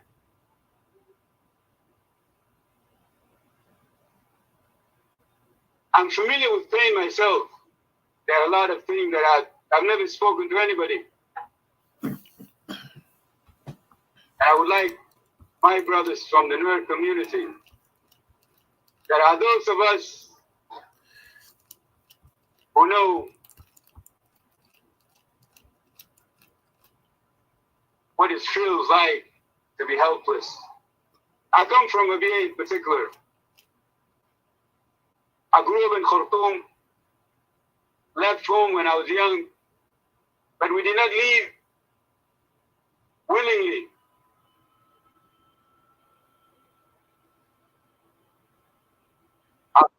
case is away from.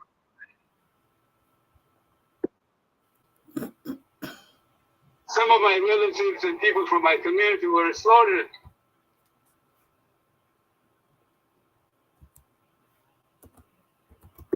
I've decided myself all my life that I would never slaughter anything, not a chicken, nothing. It's an oath that I made with myself because of how inhumane some of my family or community members were disrespected. But it came from an enemy, a known enemy from Assyria, from the north.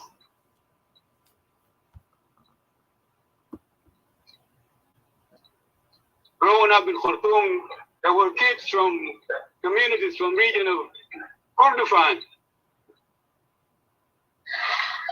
And I've learned to forgive, to heal. Because as a child, I was wondering what happened. All of us are aware of South Sudanese. We come from large families where everybody's connected. And as a child, and as a community, our people were everywhere like the rest of South Sudanese, later in Khartoum. And that gave me opportunity. I lived in Bantu. That's where my mother lived in Khartoum. Bantu was composed of 3 communities. There was Panaru communities of Unity State, the Nuer community, and the Nuba, and many others lived in homes and went and lived in that displaced camp so they could have an opportunity to brew alcohol, sell it, help their families. We had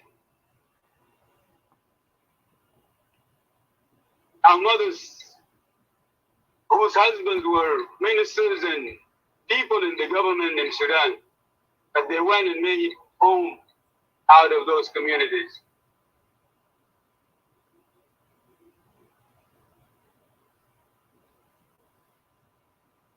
Our people were displaced, and they were displaced by the enemy at that point.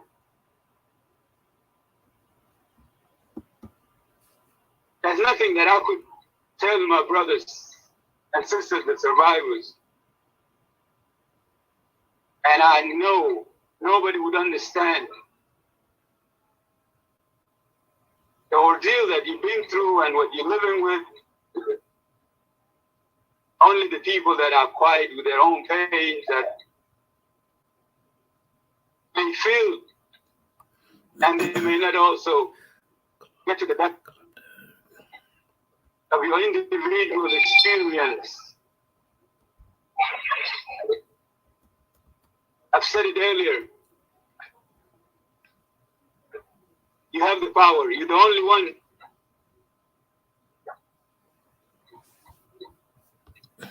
to heal yourself, and you healing yourself, you will heal this country. We were separated. That's what I was saying earlier. Anybody that would say he's not affected by this genocide is lying. Because we were never the same, people of South Sudan. From December 15th till this very day, we are never the same, and I don't think we will be the same. The only thing that there's need we respect the survivors. And all I could say is my sincere apology that I'm sorry that you have to go through this. You didn't deserve any of it.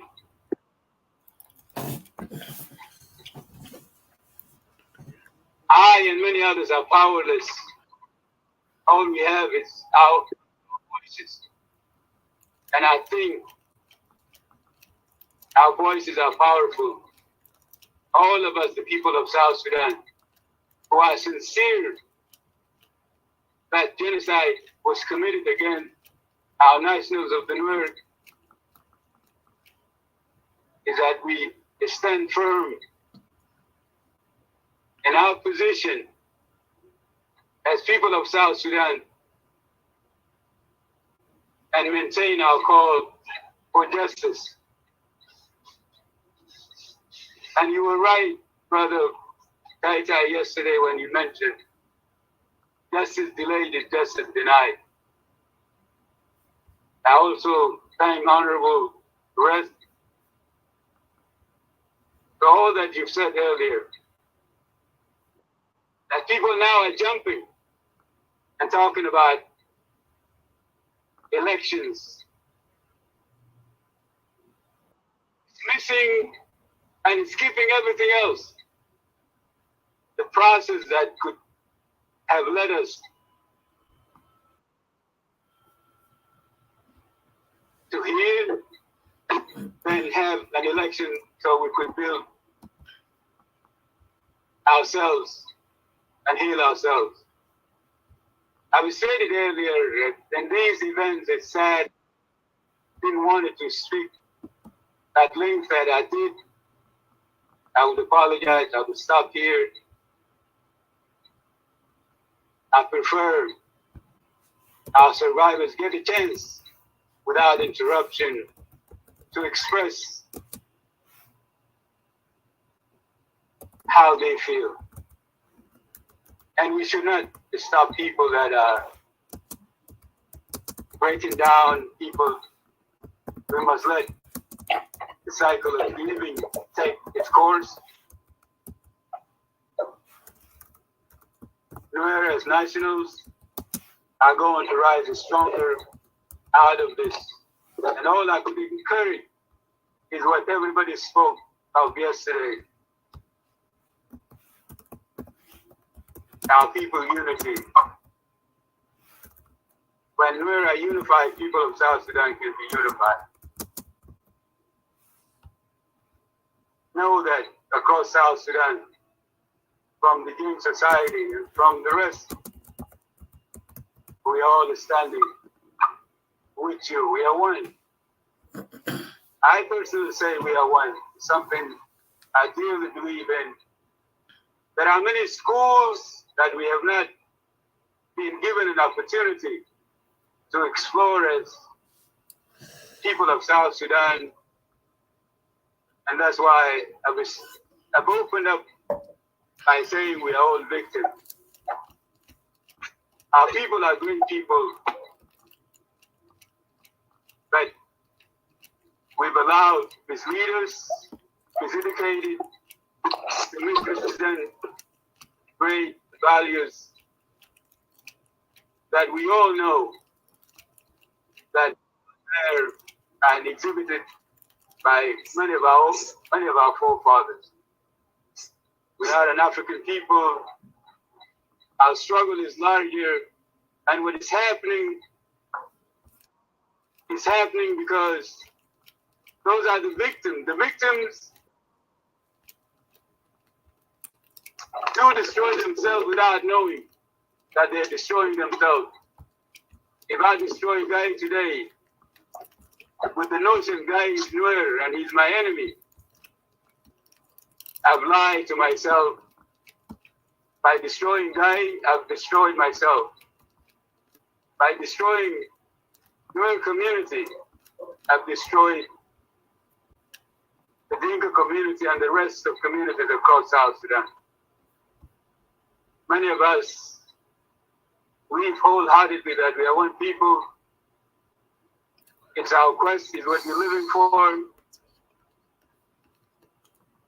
And we are holding firmly on this path. The young that we come across, as it was said by our ancestors, the African, it takes a village to raise a child. We are living by these values, and no tribalist will take this great responsibility from our hearts. It's a mission, and it be accomplished no matter how long it is going to take. We are offsprings of great people, and here in South Sudan, it was a dream at some point. We have it.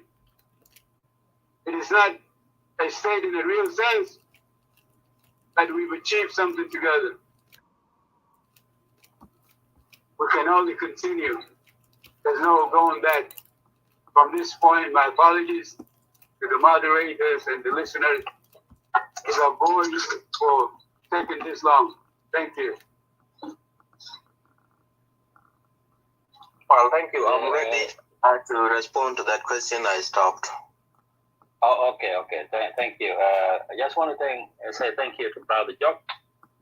Brother Jock, you are one of the eloquent, good speaker among many, and to thank you back. Words you've been saying, they've been soothing all the way to the hearts of the victims. I know that, yes, the reason why we come to this point is because no people like you, Jock, who acknowledge that wrong has been done, and we are all, and people are sorry about it, and the only way to go forward is to acknowledge it and embrace one another again, and then move forward. This is the only thing that the Nuer community is looking for. Thank you for raising this up. Welcome, Honorable, that much for the questions.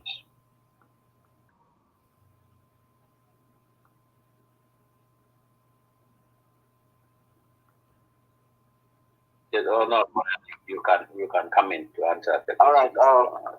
Okay. Thank you so much. I would like to thank my brother Jock for the few words he said.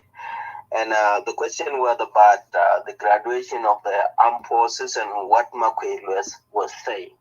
Is that, if I'm correct, to the former brother who spoke? Yes, that's correct. Yeah, I think that's correct. Yeah. Well, I'm speaking on my own behalf. I'm not representing the party here in this forum.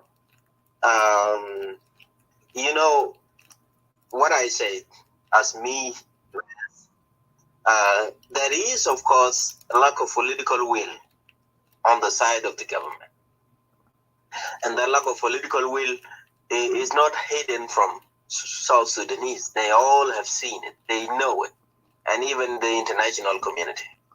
Because what Makwe is saying, and you would like to thank Makwe, sometime Makwe, some people are saying, Makwe is just speaking his mind. Makwe does not speak his mind. It just happened to be somebody who is blunt, and that's it. What is agree in secret? It's like Donald Trump, for example. So everything that Makwe is saying is in place, and these are the corner top. And Makwe, if you look carefully to the roadmap. And I say this represents me as the rest, and I do not represent the view of the SPLMIO. The roadmap, actually, if you look at it, in the mind of the government, in the mind of Salva Kiir, and in the mind of people like Makwe or the SPLM and government, generally, if I can use that term, is that the peace agreement is done. That's why they bring the example of the peace agreement of Sudan. To them, the peace agreement is done, and the way forward, I could guess, nobody talk about it openly, but this is the reality, this is the truth, that everybody should now go back to the original SPLM. So we resolve the conflict, the peace is done, so everybody who want to join SPLM should come back and assume his position or her position, and Salva Kiir continue to be the president without any other opposition party. That is a mentality. And if you look at the roadmap is an idea generated to end the peace agreement. To not even talk about the chair in the power sharing, and that's why you see now we had the issue of President Kiir going across the board and then relieve the the minister in the opposition party. That was clearly a violation of the peace agreement because the government was allotted based on the percentage in the peace agreement, and the appointee of certain party, they will appoint them. Actually, Salva is just to come and announce them traditionally because it's the president to appoint, the ministers. But the appointment, the real appointment, come from certain parties. For example, if you are from SPLMIO, you are OPP, you select your own people, just write them and give the list to the president just only to go and announce them. The idea that the president is jumping over, taking the minister, for example, the minister of defense without the agreement, it is because of the mindset that they have, that the peace agreement is actually have ended and it's love. And people want to go back to the original SPLM, and everybody will come back, and everybody who does not come back. That is the idea. And because we know that is the idea, and I think that is the idea also Sudanese who are in diaspora, they're seeing that. They know for sure that this peace is one-sided. It's one-sided because the Koreans have decided that we are not going to war again. The country is destroyed by war. Let's resort to the peace agreement, and he decided to go to Juba, in which a lot of people blame him for that, and even members of the SPLM who thought that it should be done differently. But I think this is a reality. Even the rest of the parties of the South Sudanese who are outside this peace agreement, they also come to the term that we should not continue fighting. We should resolve this issue peacefully, which is what exactly Dr. Reg is saying. And they are saying that let's call for another peace talk, because I believe even Honorable Pagan could be here listening. I heard he was here. And that is the idea. Nobody now saying that let's go to war. Everybody seems to be tired of war. And we are saying that let's resolve peacefully. And now the question is whether which one should be peaceful, the one already that is peaceful or to create another peaceful one. This is a question that we can ask in another forum. Now, coming back to the idea of the peace agreement not working. The idea of graduating the force without gun is the idea of the government to pass, the process of the implementation of the peace agreement, because they do not want the security arrangement to be done. They are doing it, piece by piece. It is not because that the South Sudan does not have gun to give to people. It is not because, South Sudan does not have money. As we speak right now, South Sudan is collapsing, and I say that it's collapsing financially, not because we do not have money. There is a lot of money in South Sudan, and South Sudan could be the richest country right now as we speak, even in this financial crisis, because if you have 10,000, 100,000 barrels per day that go to the chest of the government, out of the money that you give to the company, you give for the rental of facilities for Sudan and all this, you're talking about in terms of million and billion in month and billion in years dollar that can survive, make South Sudan survive. But because of issues of corruption and because of the intention to make sure that because the resources of South Sudan are privatized by a certain group of people, there is no money to get them, or people will say, there is sanction and there is nowhere to buy weapon. There is weapon coming to the country all over illegally through Uganda and all this kind of thing. This thing does not make any sense. Now the issue is we all agree as South Sudanese, including Shirilo, including maybe Shirilo, including Honorable Pagan, all of us agree that the war will not take us. Let's come to the table and solve our issues, peacefully. Okay. If now we agree that and we see somebody who is not allowing us to do something peacefully, and we all agree as a South Sudanese, this is where we should come right now, as all the South Sudanese. By the way, all of us have responsibility. But what it seemed to be, because we are not united in the sense that, if we all go to this peace, and let me say this anyway, nobody have said it, but this is my assumption. If we all go this peace agreement and support it, all of us, and become a peace, it will make Riek Machar president, for example. And I don't like Riek Machar. If we all go to this peace agreement and poor Salva-Kiir, all of us as South Sudanese united, and we say this peace can go, it will make Paganamum and president of South Sudan. And we don't love Paganamum. These are the issues that we need to look at as the people of South Sudan. Because if we all need peace, okay, there is already a peace agreement. And as I can tell you, the Nuer person who lost his community members, who lost his own brother who is dear to him, when I read this peace agreement, I know there is answer of my cry, there is answer of my quest for justice in this peace agreement.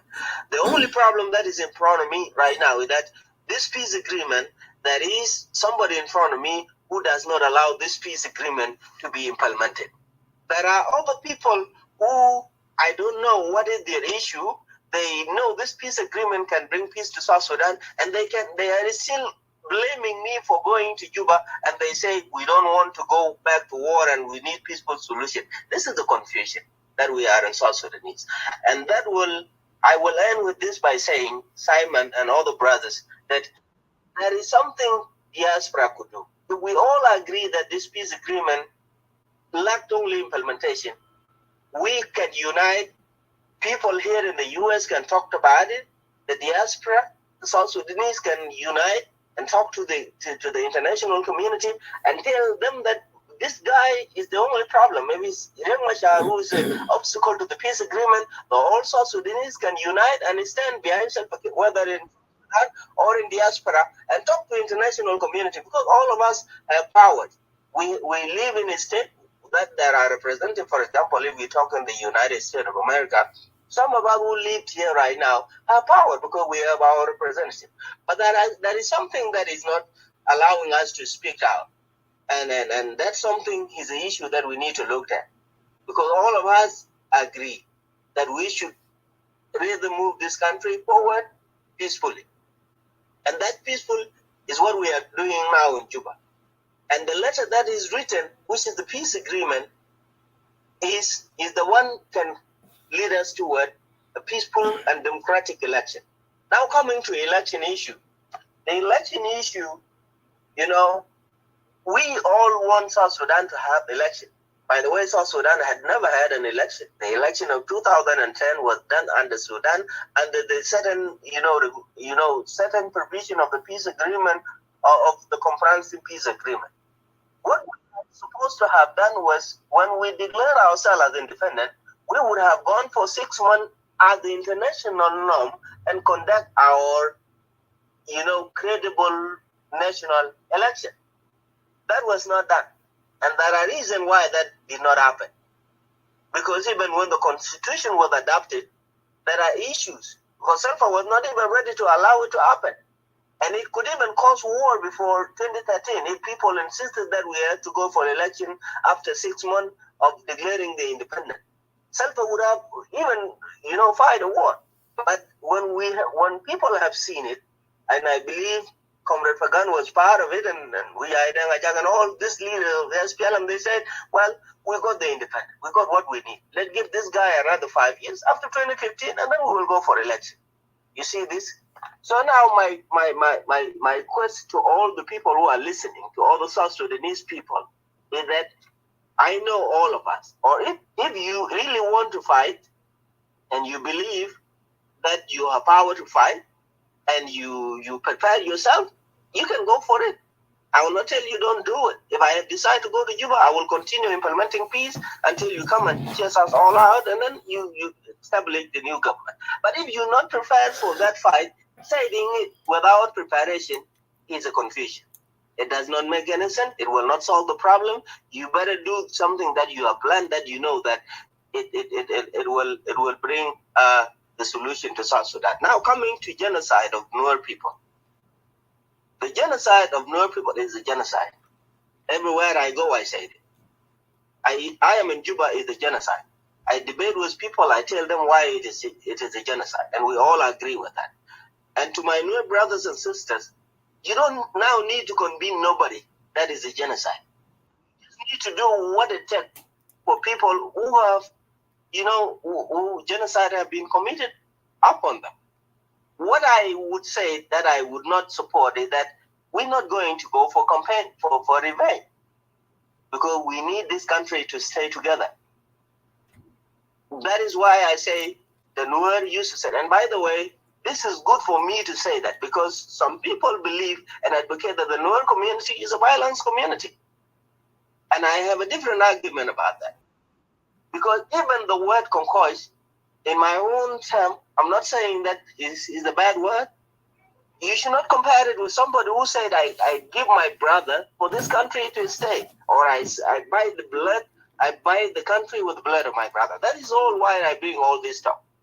Yes, reconciliation can take place, but justice is not replaceable. You cannot replace justice. And all these are in the peace agreement. Now for the Nuer brothers, you are a Nuer in government. You have a work to do as a Nuer politician in the government to make sure that Nuer get their right. As a Nuer in the civil society, you have a work to do. As an ordinary Nuer citizen, you have a work to do. And the work that you should do is that you even have a right to say that this country cannot be led by somebody who have killed our people. And there are all so many in the government because Nuer is part and parcel of South Sudan. And that does need you to come and talk here, say, we will do violence and fight with Salva Kiir, because fighting with Salva Kiir, you will even fight the Nuer people. But there is something that you have to do to seek for justice. You can go to court. There is a war that can change also South Sudan. Not only in South Sudan, even internationally. The Nuer community can organize themselves. There are so many in the US, they can raise billions of dollars, they can hire an international lawyer and go to ICC and say the name of the people that they believe have killed their people. That is also a fight that you can do as an ordinary citizen of the Nuer or maybe civil society. A person who is in the government like myself, I have also my own way to fight. But I will not fight only for the Nuer people. I will fight also for the rest of the people of South Sudan. And when I speak also, I will speak as a leader that represents not only the Nuer people, but represent all people in South Sudan. But when the Nuer are attacked, I will not shy away to say that it is the Nuer people, because that does not jeopardize my position as a nationalist. If you want me to be a nationalist to say Nuer will not kill and they will kill, and then I'm not a nationalist. You could not even trust me to lead you if I can deny the deaths of the Nuer people, because I will even deny the deaths of your own people tomorrow. So this is my advice to you, that reality is reality. Nuer will kill, it was a genocide. But now, we are one country. We are not saying that South Sudan is going to be divided into so many different countries. We are saying that let be served, and then we can move on now as a one nation. Like I say, this is the only thing that I can say to you. You have many where you can seek justice. Not only that, in the government of Juba. And by the way, for this day to be remembered every time and considered legally to be a day that will be remembered by the government and the people of South Sudan, I agree with you that it will not be done by somebody who is accused to be the one killing the people. And the people who are trying to deny it, if they are the one who are still in the power, they cannot do it. You may need another government to come in and say, yes, this is the day that we will remember. Then I will agree. But for us to do the thing, let us consider the reality of the ground. The reality on the ground is that South Sudan now has this peace agreement that was signed. That peace agreement has spelled out everything. That peace agreement is not implemented because another person does not want it to be implemented. And now we can direct and challenge only the person that is opposing the implementation of the peace agreement, that give us justice as the family of the victim, that gives South Sudan a way forward to go and move forward. So these are the things that I want to talk about. For election to take place, in my own opinion, it has to implement certain provision in the peace agreement. Like I said before, election was not the only provision. And that peace agreement, it is not only a peace agreement for election. Even though election is part of this peace agreement, it's the end result. Because after we have resolved all the issues and we have resolved the problem, now we say to election. For example, we have the constitution that have not yet been drafted. Okay, we have so many things that we should do before election, like census, for example. You have repatriation. These are needed. I'm not just saying them because you need them every time before you go for election. They were stipulated in the peace agreement that they are the thing that should be done first before the country embarks in the free and fair general election. These are the peace agreement. So my last call is for all the South Sudanese. If we know that this peace agreement problem is only that it is not being implemented, let us identify the country who is not allowing the peace agreement to be implemented. Another thing that I want to remind people about, and then I will close, is that there is this idea of, and so many people have been talking about it. There is idea of hegemony in the country, especially the one tribal believe that they are the one to rule South Sudan. And I would want to say some of you also to not fall into that trap of, generalizing. The person who came that idea lack the idea, because that idea eliminates people who have the opportunity to rule the country in their favor. Let me say, for example, the idea of the Gen Council when they came up with the South Sudan dialogue. When they say that they do not want Riek Machar and Salva Kiir, it was not meant for these two leaders, for the new generation of leadership to come. It was targeting specifically Dr. Machar, because they know Dr. Riek Machar have an opportunity to become a leader in South Sudan, who they don't want to become a leader of South Sudan. Let us be honest and sincere. Unless you know that even though you go with them and go with Ajat Bita Shumuli, you must at least know that it's somebody who is doing it purposely and intentionally to single out one person. You may be by chance that you find yourself wrong, and you are also so you need to know that when you take a decision, and you study it. The idea of two people, the idea of the new leadership, okay, as the South Sudanese, all of us agree that we need a new leadership. We all agree as young people that we need to take this country forward. Well, let us talk about it. But you should not be pushed to think that you don't understand where they happen from. That idea of Riek and Selfa should go together. I am happy. I'm a young man. Don't you think I need power? If the elders can go and I should also be part of the leadership, I would like that. But the idea was not like that. The idea came from the Gen Council of Elders because they see the opportunity now. If Selfa have gone, who at least, because they have concluded that Selfa have failed, now Riek has an opportunity. To kill Riek together with Selfa, we say, okay, the new generation need to come up and the whole generation go. But that was not meant to reunite South Sudan. So I will stop here. Thank you. Thank you very much, Honorable and Mustang. Just for the record, because the show is gonna probably just go for 1 more hour, and so far it seemed like it turned into a question and answer period, which that was not the intention. Just for the record, you're a member you're a member of the parliament. From which constituency are you from? That is a good question. When I joined the parliament, I think I talked about it earlier. When the country was embarking to go for independence, the referendum was about to be conducted, and SPLM and the NCP were asked to stay away from either working for unity or working for secession, because they need to make sure that the people are free to decide. So the SPLM have decided that they select people who can lead the process of the referendum.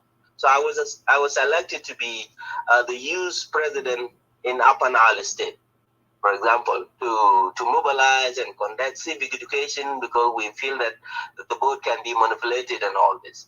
So we have referendum processes and people vote for independence. The SPLM was pleased by the work that the youth have done, in which I was part of, And 10 of us were listed and given to the leadership of the SPLM to be considered for any post. So, and then I happened to be the one who was picked among the list. And I say the list, people like Agel Machar was in the list, Angoka Tora Kwen was in the list, and Tudlis from Unity State, Solomon Poe, but we were 10 of us from any state. So then I was picked in the ticket of the youth who worked for the referendum. So when I went to the parliament in the first place, I was not elected. I was appointee to represent youth in South Sudan. And there, our call Paul Codid was also brought by the SPLM. We were appointed together. And then now I was there as the youth representative, but from Nasser County, because my constituency is Nasser.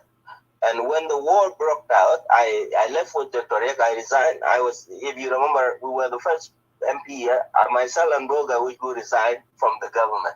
So we left and we went to Addis Ababa, and then we became SPLM-IO. Now we have gone back with the SPLM-IO. And according to the division of the SPLM-IO, we were taken back as the former MPs because the SPLM-IO have decided who left their position. As members of the parliament, we have to return them back to the parliament. But now that made me lose the idea of representing the youth. I am now coming in the ticket of SPLM-IO representing Nasser County. Okay, thank you very much. Yes, I remember Honorable Bob Garwich was a member of the local member of parliament representing Malakut. Or actually was elected in 2000 election to Khartoum representing my Wood and Dongshu. Yes. Yeah. Right now you are a member of parliament representing Nasser. Nasser. Yes. Okay. Yes. That's what I wanted you to clarify, just so that people understand. Thank you. Thank you very much. That was a good answer. Yeah, we're going to move the line. First of all, you can move the line and give chances to who should be next. I just want to remind everybody we're going to be closing down our show in the next hour or so. If anybody wants to contribute, give the testimony, we would welcome it. Please raise your hand and you come up. Because most up here, they have already spoken.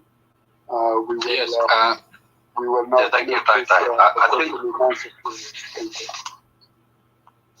Thank you, Taita. I think we, the one who are up here, I think we might have all spoken.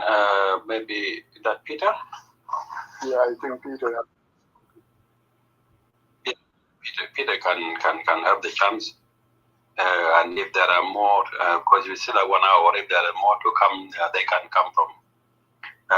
They can come up and then join us.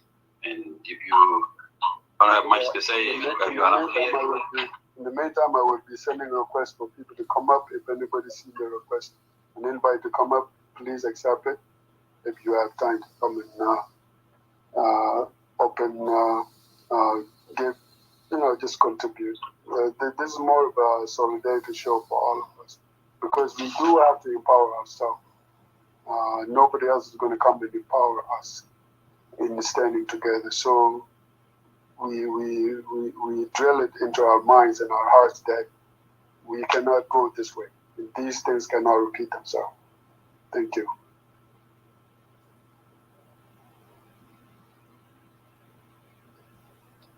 All right, Peter, come. Welcome. Yeah, come. Welcome, Peter. Okay.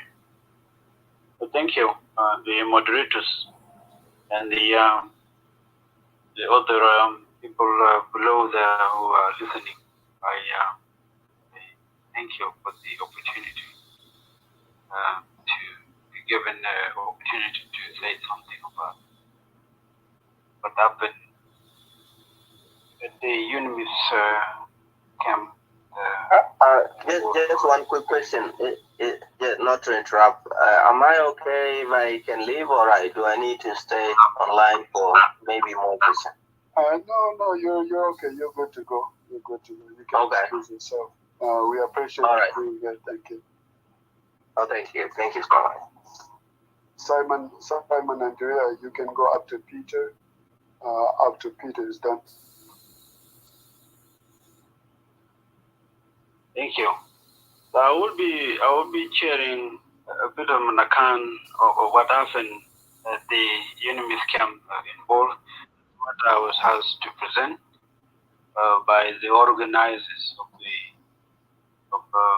North Forum, share with the public or the audience of today.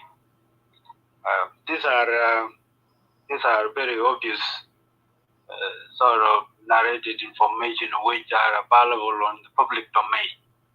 I was not in that particular field, nor in South Sudan when this incident or conflict started. I was in diaspora, but I managed to draw some very factual information out from the public domain, especially from the UNIMIS. UNIMIS, based on what we are talking about, so-called justice, accountability, are doing very well.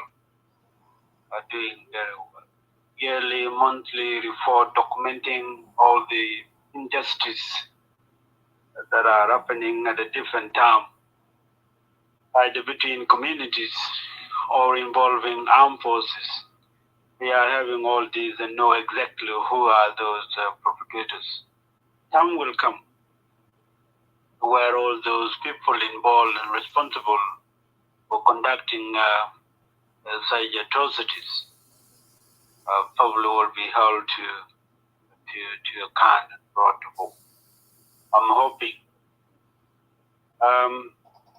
If I could go straight, given that we have really had a bit of a conversation and reflecting, an insightful conversation too from the leaders sharing their testimony,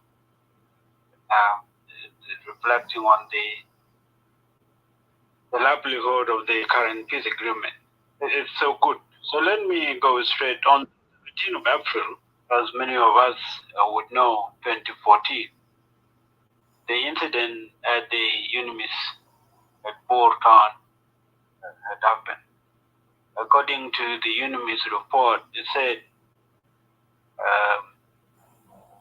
about 53 people, civilians, were murdered or killed at the Bor POC, which they say 47 of them were the IDP, 19 of them were adult male, 17 of them were the adult female, 7 were girls, and 4 were boys. 3 of them were the perpetrators. I think people who were conducting that attack, the 3 of them were killed. The 3 people identity was unknown. They were not accounted for to the people that were occupying or living in the compound. So in total, make the number of the people died that day as a result of to make up 53 people. It was reported that about 200 to 300 people, young people, with the civilian clothes on them, made to the UNIMIS compound at Bor, in Bor. The very important thing that allow the right documentation of what happened or how with the presence of the human rights officers in the UNIMIS camp compared to other incidents that had happened in other part of South Sudan in the UNIMIS POC. The human rights officers were available. They witnessed exactly what was happening and documented them. They have also shared that the people who conducted this problem had some posters which they had with them. The assumption that they had by then was that they thought the people who were at the POC, among them was the White Army and that they don't want White Army to be involved. That was the campaign sort of slogan that they were having that led to their march to the POC. What they have done so far, the situation continue. Some wounded people to hospital, some were airlifted to Juba, where they were provided further medical support.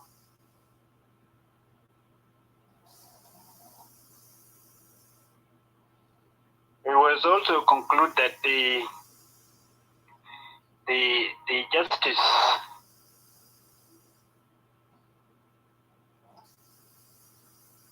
trying to give you something very important here.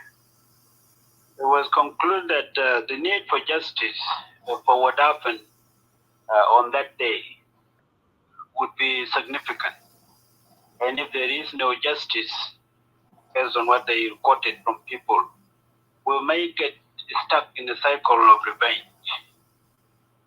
So this sum up the conversation, the documentation of what people were saying, that there is a need for justice and accountability for what happened on that day, but also what's happening around the country. And the concern is that if there is no justice and accountability deliver, and then there is that assumption that country may start in a cycle of revenge. I will stop from here in regard to the information that I shared. There is also a list of all the name of the people that were killed on that day. I've got them here. They are also attached to that document that the UNIMIS compiled. The list of all of them. We start with the person called Jude Palmwood, the male of 18 age. And then let's go on. 46 of them. So it's already there. If anyone wanted to look at it, you can find. I'll share it from here at the Nuer Clubhouse so that you can access it from there. Those of you who might not access the Nuer, you may also try to look at the Google so that you can find it there. Just click UNIMIS South Sudan, and then from there you'll see a list of a lot of reports of yearly report that they have. Very contextual. I will stop from here. Very great to have all of you participate. This day is a very great day for us to come together and commemorate, remember the loss of our people.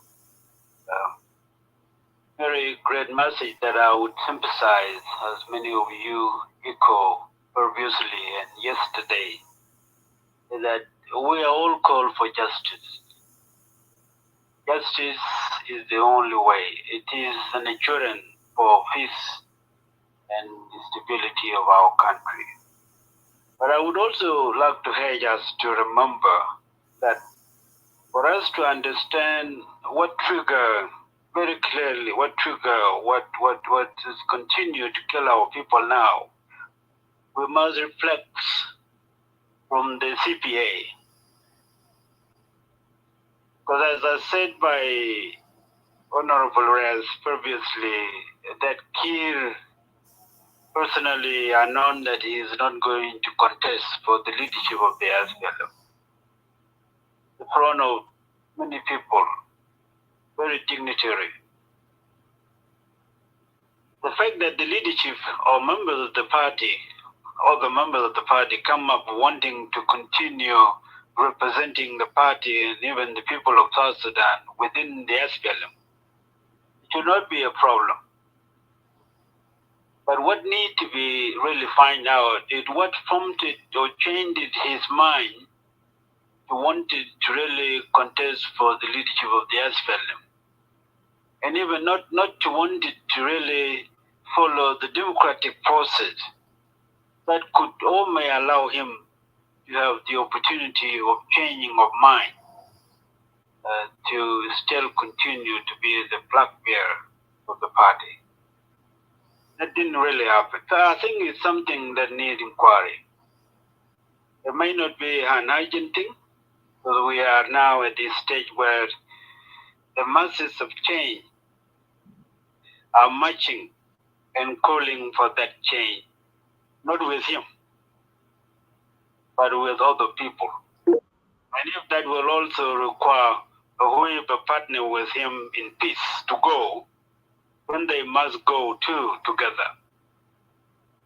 But that is another day for us to discuss it. We are mourning and we are calling for the peace and the unity of South Sudanese. South Sudanese need themselves. This was evident from what they call the national dialogue that was initiated by Dr. President Kiir.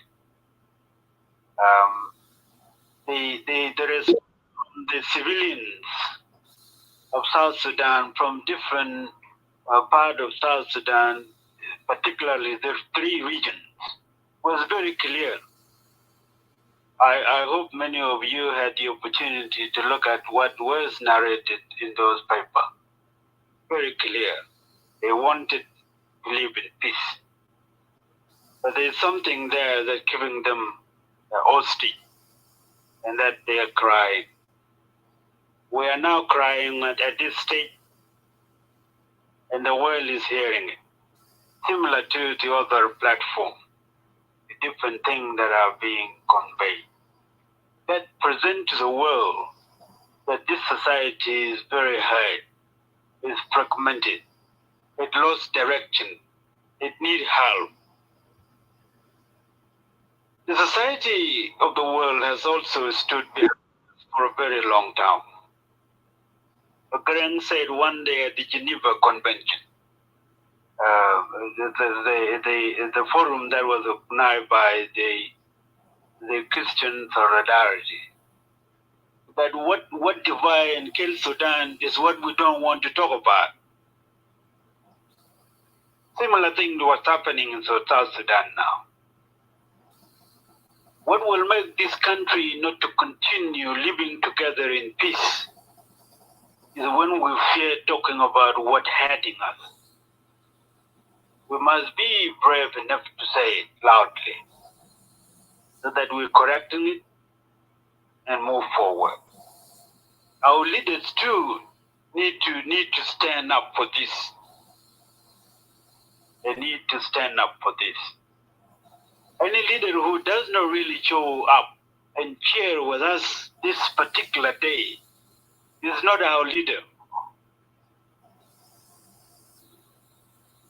It's not our leader. There was a guy that came here in 2015, an Equatorian guy. He was the leader of a particular group by the name Wanitombe. He was telling Equatorian here in Australia that South Sudan is at war. It is just like when your home has water in it, and that the ground or inside of your house has become muddy. What normally happens, members of that family that live in that particular home had to make sure that they clear the mud out from the house. Anyone who does not want to help to clear the mud from that house would be considered as if he's not really loving that home. He was calling them to come and help. Let's change something better. Let's bring peace together. Join me. Let's go. Similar thing that's happening now. What's happening here, what had Nuer, whoever the part of South Sudan must stand with the Nuer, because it's not to do with revenge. You must sympathize with them. You must comfort them if you are a leader. Irrespective of what ethnic group that you are, you need to stand with these people of yours. And this is what we're calling for. Sudan will remain our country. We love it. And we will continue to stand and protect other too. Not only that we will advance the face of this country, it will be protected. I thank you for the opportunity. Let us not forget, but let's continue to forgive one another and show love as we always do. Thank you.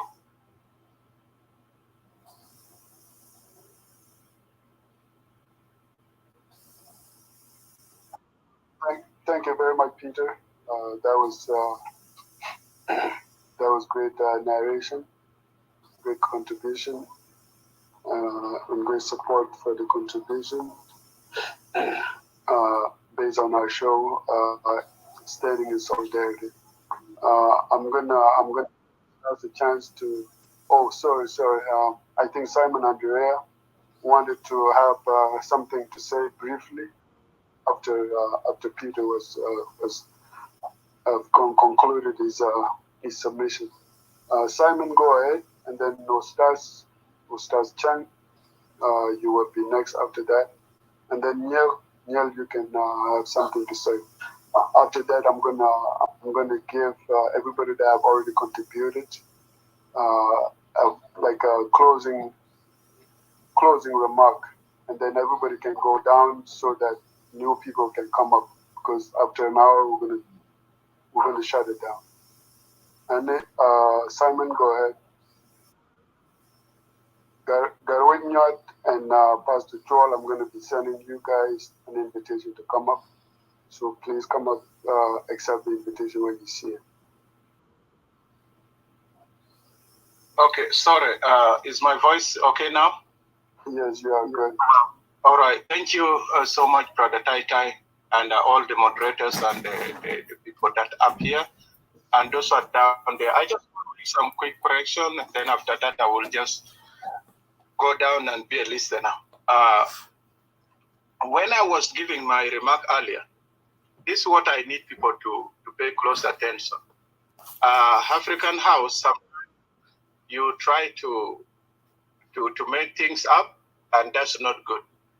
I did not deny the killing of people in 1991. This is what people need to understand. I did not say that nobody was killed. But you write in your comment that you are right, Simon, nobody was killed in 1991, not even fly. I did not say that. What I say was, people who were killed in 1991, it was not killed by the Nuer. It was killed by the SPLM themselves, because the SPLM were divided into two that time. There was the Nasser function and there was Torit function. The Nasser function was under the leadership of Dr. Riak, and then Torit function was under the leadership of John Gereng. How can I blame a tribe for that? It was not a tribe, it was a two SPLM function. So the killing that took place in 1991, the responsibility lies on the SPLM Nasser function. That's what I say clearly here. And if you want me to go into detail, I get the report. According to the report, they say 2,000 people were killed in 1991 in Bor. Okay? So I'm not somebody that can deny something if I have a knowledge about it. So don't come and try to demonize me or try to make me a lie, or all this is not right. Number two, when I was talking about the people of Agar who were killed, and some people from Roing was killed because of the mark, that they have the Nuer mark, you say I was lying. I had a people from Agar that say clearly to me that they become of 2003 because of the mark that they bear the same Nuer mark. Their people was killed in Juba. Okay? Ofinas min Roing Kaman Katulu. There is a proof of it. There are people that was killed that time.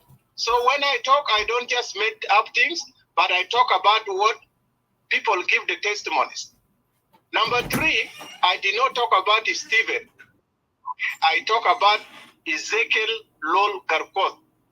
Ezekiel Lol Garkos was the one that giving the testimony about how he survived and how some of the people saved his life from the Dinka. And this is true.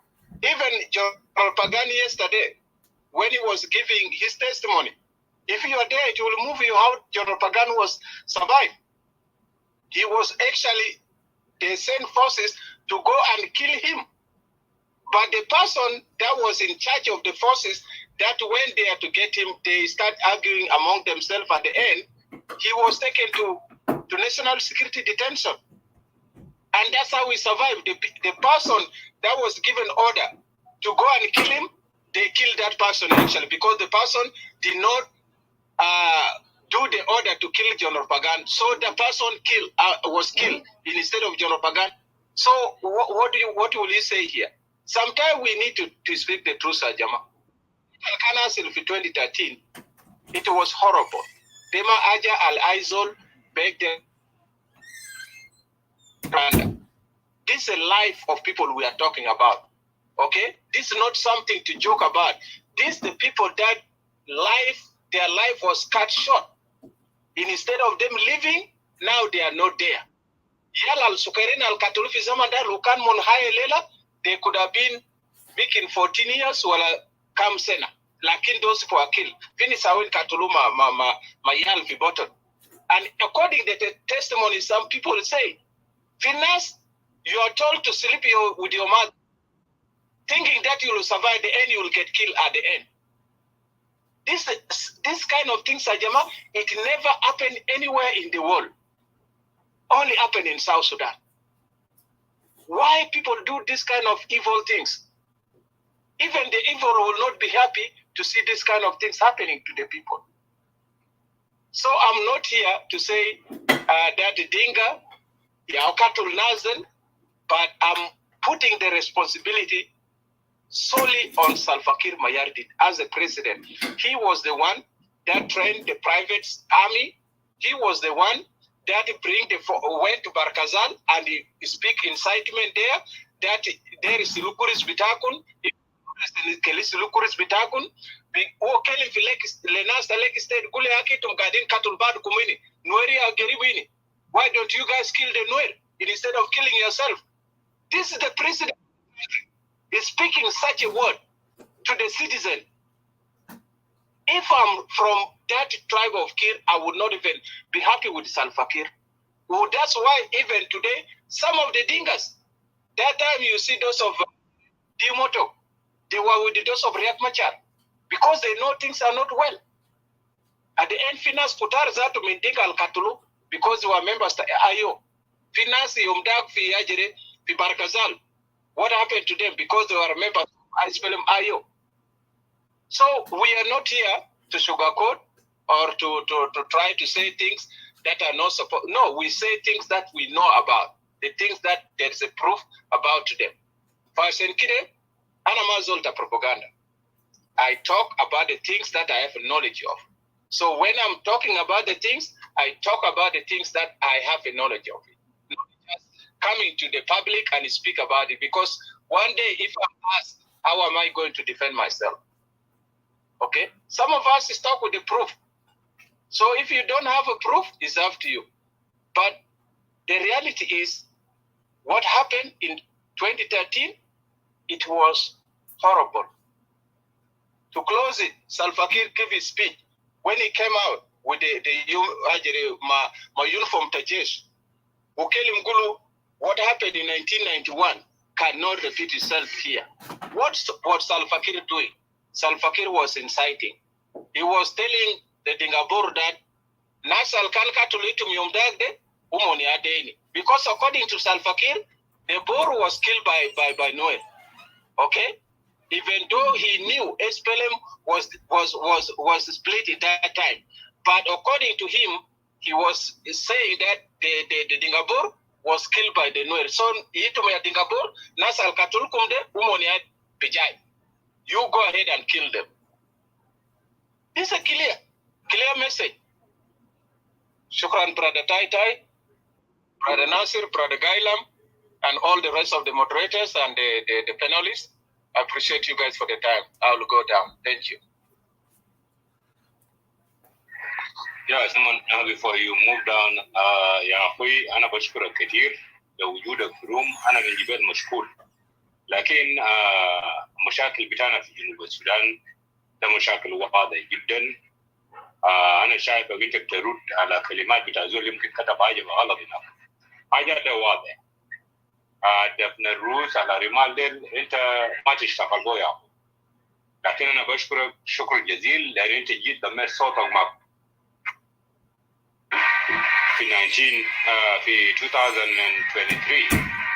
It's not a good thing to happen to Nuer people, even the other South Sudanese people.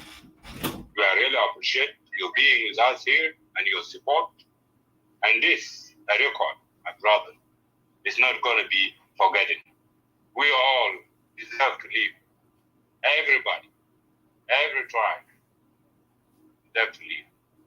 But we're talking about the justice and accountability. We know it's not all the dangerous, as you guys stated. But those group of Young Council of Elders, pillars, the Self-Fakir Derby, they will face the justice. But thank you so much. I just wanted to appreciate the moderator that leading the room. You can go ahead and lead the room. But thank you so much, brother Simon Andrea, and we will meet sometime in other. Also, thank you, Ustaz Simon, for Ustaz Jok, Nasir Diamond, بيشاركونا وبيضيفوا معنا. انت عارف there's a lot of people بيجي بس بيحاولوا يدافعوا the topic ولا يتهموك بستيتمنت انت ما قلته. We know you, Simon. We know how you speak. وزي ما قالوا أستاذ Joel early about Jok, Diamond. You guys are always there to support whenever we open rooms. Diamond to put them on the you know, and that's the spirit that we want. And you guys are living by, as example, it would be Diamond. بتجي في معانا. ما هنا برانا كمان. All you guys always like to come and support. فشكرا وشكرا كمان للتستمون بتاع أخونا أمين. No, he كان قاعد في جوبا. He was in Juba في December 6. لغاية ما هو شاف الناس اللي ماتوا دول في الشوارع. ده هو الناس اللي ممكن يشهدوا لأنه he was there. Now في ناس بيفتحوا رومات يقول إنه Nuer they're not supposed to celebrate December 2013 ده. بيقولوا إنه ده celebration بفور يكون الناس كله. Of course. عشان كده الناس كلها عشان كده جانا أخونا سايمون، أخونا زي جوك يدينا encouragement، أخونا زي أمين يتكلم إنه كان في مشاكل ده. Thank you أستاذ سايمون. Thank you أساس اللي يتكلموا. فده إن شاء الله. Thank you. معلش بس خلينا نرجع تاني لأنه من جبالي قاعد يتكلم أنا ما قلت حاجة. معلش على رجوع، لكن أنا سمعت كلماتك يا قائد جوك. أنا ما سمعت كلامه، لكن أنا بشكره ما تضامن بتاعه كله زمن معنا. كمان I want to acknowledge our brother Samuel Kur down there. زول ده من الناس اللي بيتكلم، وأنا بشكره من أجل وجوده معنا في كل زمن even though ما جاء فوق هنا. عنده ناس ضحية. ليه؟ لأنه هو مننا يعني دي برغم إنه هو دينكاوي، لكن أنا عارف إنه هو عنده ضحايا، لأنه حتى ناسه بيشيلوا نفس السلوك اللي عندنا دي. فهو كمان دفع ثمن. لكن يا أخوي جنوب السودان هيكون مكان آمن يوم ما لما يجي رئيس عارف حقوق كل إنسان في جنوب السودان. أنا بشكرك، ولو عندك زمن ده تيجي فوق ممكن بعدين تيجي تتعامل مع أخوانك. ثانيا أنا داير أقول كمان شكرا لأخوي جنرال ماريال. أنا شايف الجبال even though هما بيمشي بيعملوا بروباغاندات في رومات الثانية، لكن ده للتاريخ إنه هنا بنقول الحقيقة وما بنخاف وما بنسمع على رمات. ده حصل لكن حتى انت جنرال مريال انت ضحيه لمراسم رسموها ناس ثانيين لانه ده ما حقك. لكن عشان دنكز يوم ما بيمثلوك والناس اللي انت ما انتخبته انت بتمشي وراهم. لكن بنشكرك من اجل وجودك في روم، وحتى لو عندك كلمات بعدين تفضل بصدر واسع. اي زول عدو لروك ده مرحبا بك، لان ده جنوب السودان وما بنخاف، بنوريك وبنوضح لك النقاط على حروف التاريخ والحصل في جنوب السودان شنو. ما في خوف وما في دفن راس على رمال. وكل جنوبين الموجودين هنا انا بشكركم من اجل التضامن بتاعكم معنا.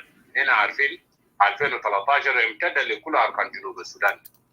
لكن انا ما اقدر اتكلم كثير هسه لان عندنا ضيوف قدامنا ممكن اتكلم في نهايه بعدين. Back to you, moderator. Thank you so much.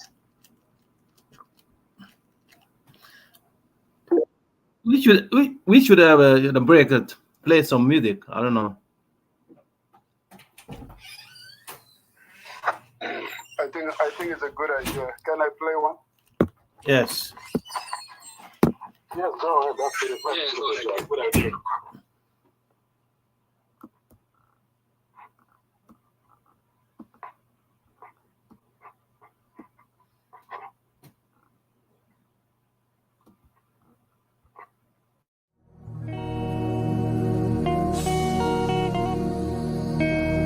Goida chalui ni dor Koi loi da chalui nyua No daka wicha jakadwal Belkada jagoriet mot Pega guayas pega kok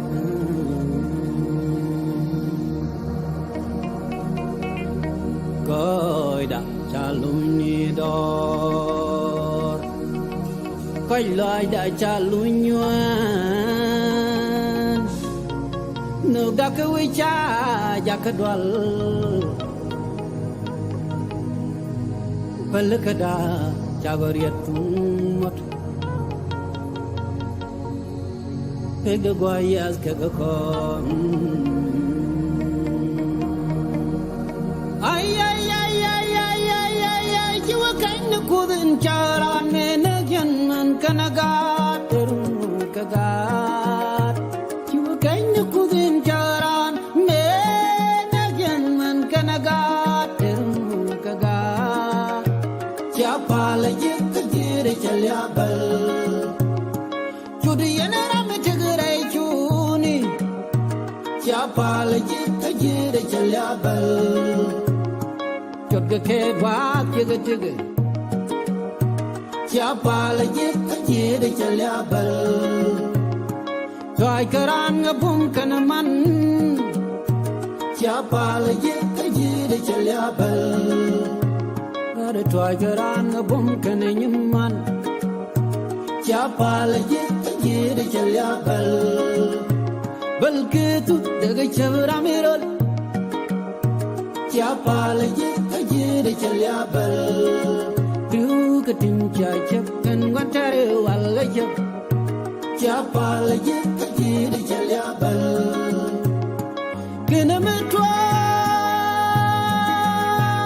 Gemias karan-ngaran Siapa lagi kajir celiabal Rana-rana-rana Rana-ran kojan rana-rana Rana-rana-ran kos Rana-rana Rana-ran kojan rana-rana Rana-rana-ran kos Keran-meran kos Mekeran konararan Ejengpel naro ketega tikibire Ran-meran kos Mekeran konararan Ejengpel naro ketega tikibire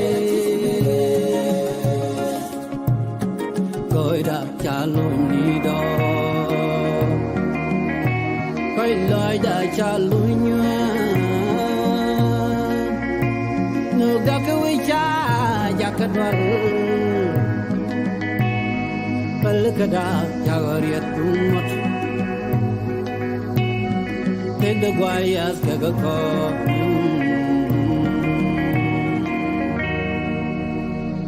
I let my tot yan wang rum di melara dor me je ngude jaru chaba chada je kanai dan ken kai mela but ke will tut yen no de kai be but ke will tut kabang ba kai rander parle ye rander parle ran cha konaran e champel naro ke te tichbe rander parle ye rander parle Mikeran konararan Chimpal naro ke tichire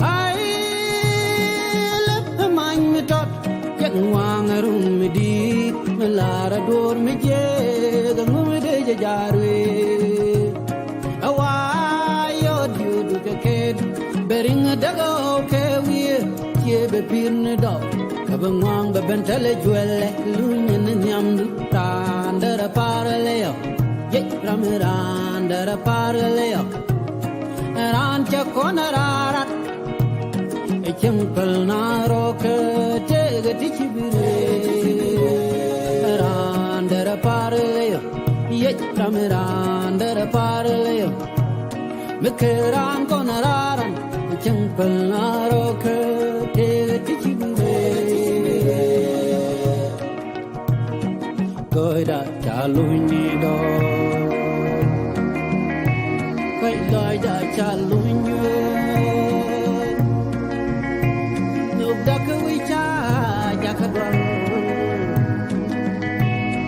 Pelakada chagoriet tumot Kede guayas kagako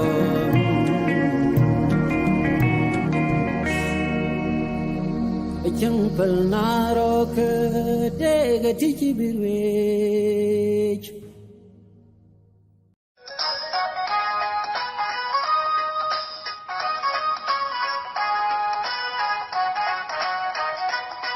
Sagat gul kenaman Sanwer mimi keringan Nyami dungki dabakan Kabanyong kenak Sautkan bosan kesel Sagat gul kenaman Sanwer mimi keringan Nyami dungki dabakan Kabanyong kenak Sautkan bosan kesel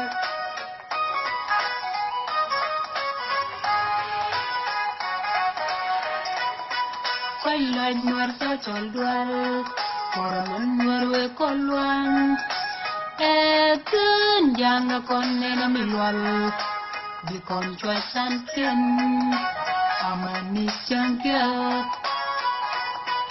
En chomani nuor Kormesu kon terni puar Kamdan kajan sidini dual Kanem mesagur kedual Kanwar matpon wal Sagat bul kenaman Sanwar mimi keringran Nyami dungki dabakan Kabanyong mi kenak Sautkan motion mi kesyak Da koro dan mesol kia Da konsos kenelia Nuer belatin kat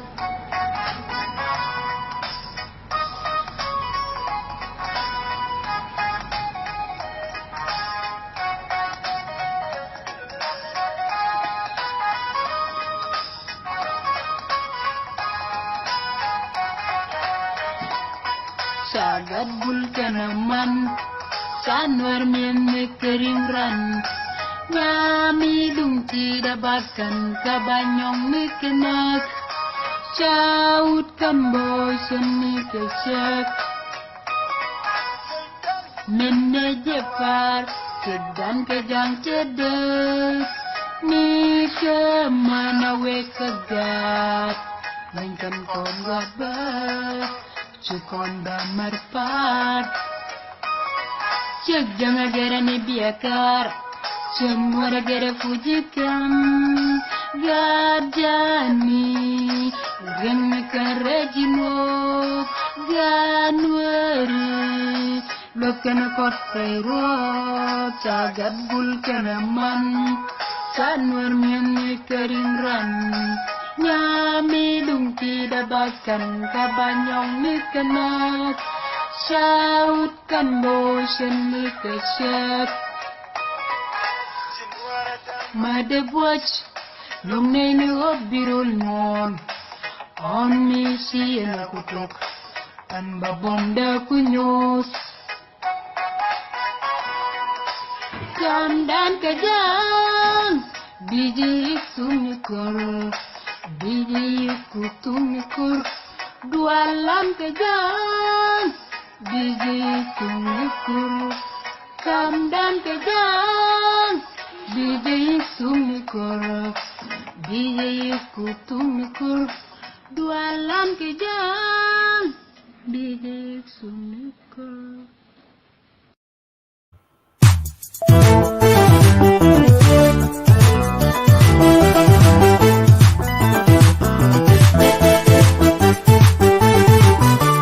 Jayezga pirka Jayezga pirka Jayezga Benkimun Jayezga Amerika Jayezga Obama Jayezga pirka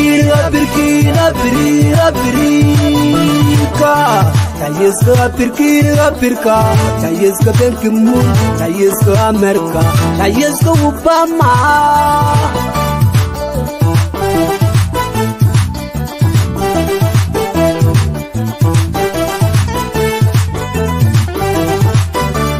Kariya yenna South Africa iron Kadida ya nung jinubi dinwari Namo biyane chachang donga manu Chapora yenna South Africa iron Kadida ya nung jinubi dinwari Namo biyane chachang donga manu Jayezga pirka Jayezga pirka Jayezga Benkimun Jayezga Amerika Jayezga Obama Jayezga pirka Jayezga pirka Jayezga Benkimun Jayezga Amerika Jayezga Obama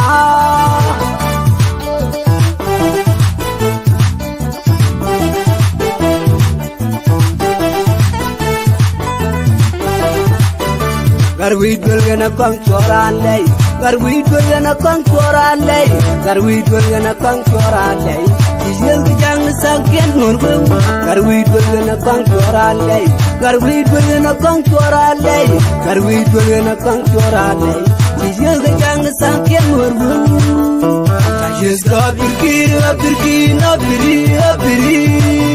pirka Jayezga pirka Jayezga Benkimun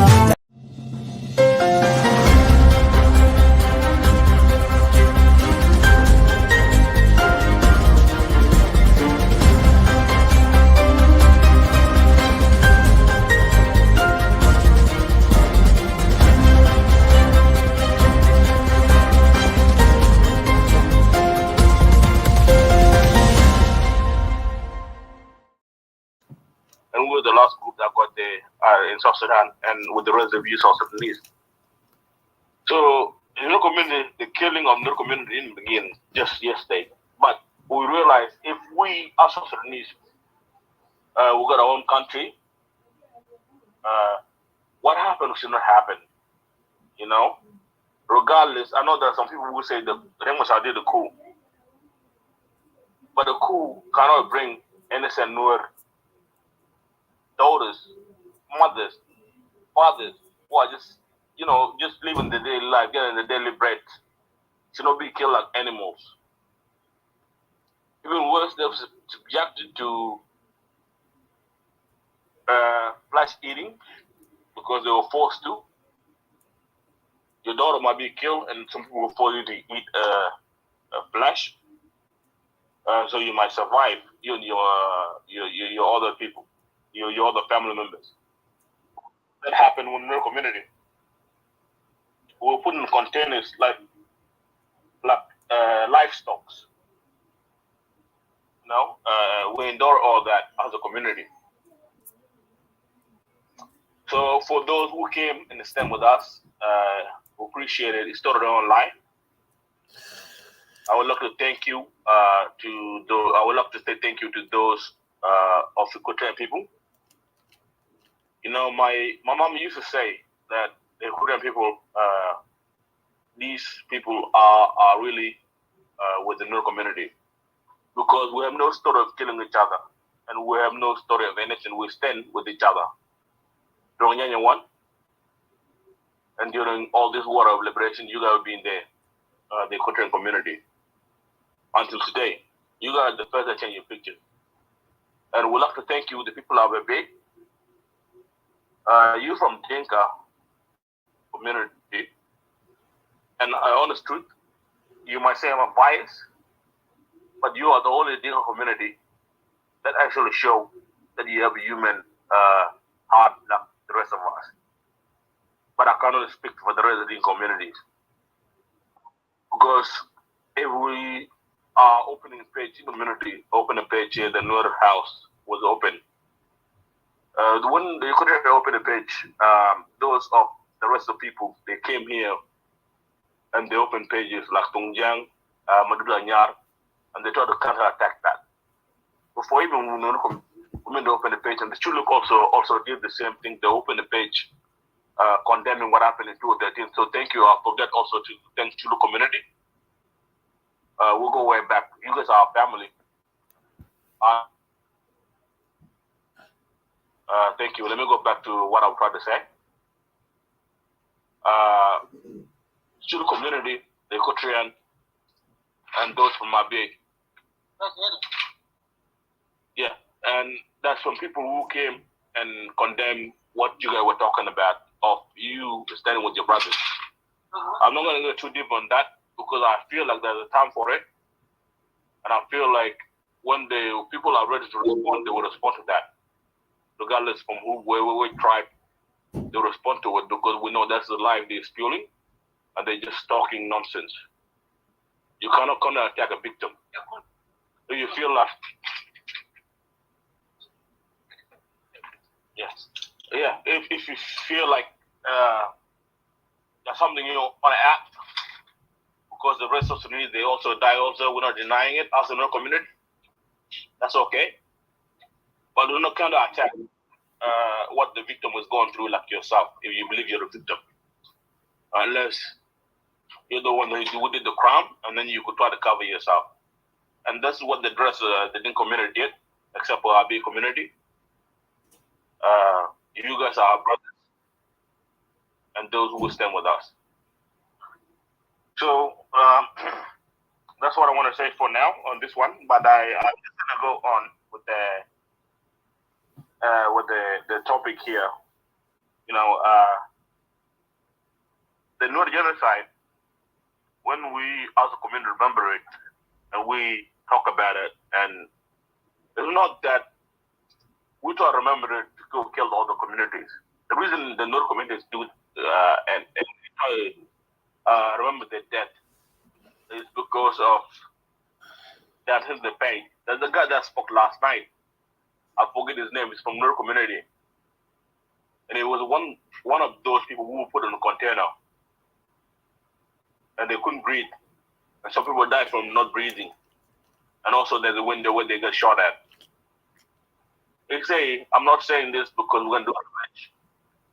The reason he said that, because the pain that he went through, they wouldn't want another man to go through it, or another human being to go through it, because he got a heart. And that's the same thing the community is doing today. We don't remember. We're not trying to remember our death because we want to kill the rest of Sudanese tomorrow for revenge. We believe we're past that, and it's petty. We don't want to do that. But we want to acknowledge a bad thing has happened in the country, whether from any tribe, and we don't want to repeat that again. That's the reason we remember that. So if you come to condemn what we're trying to say, then you're on the wrong side of the story. We're not here to kill anybody because we say something about it, or we're not hurting anybody. We're just remembering what has happened in the country. So please, we really want you to stand with us and to understand this thing has happened in the country, and we don't want it to repeat itself. Even though you got fear in your heart, that's the reason you got up with it, because you got fear in your heart, maybe that thing will happen to your community tomorrow.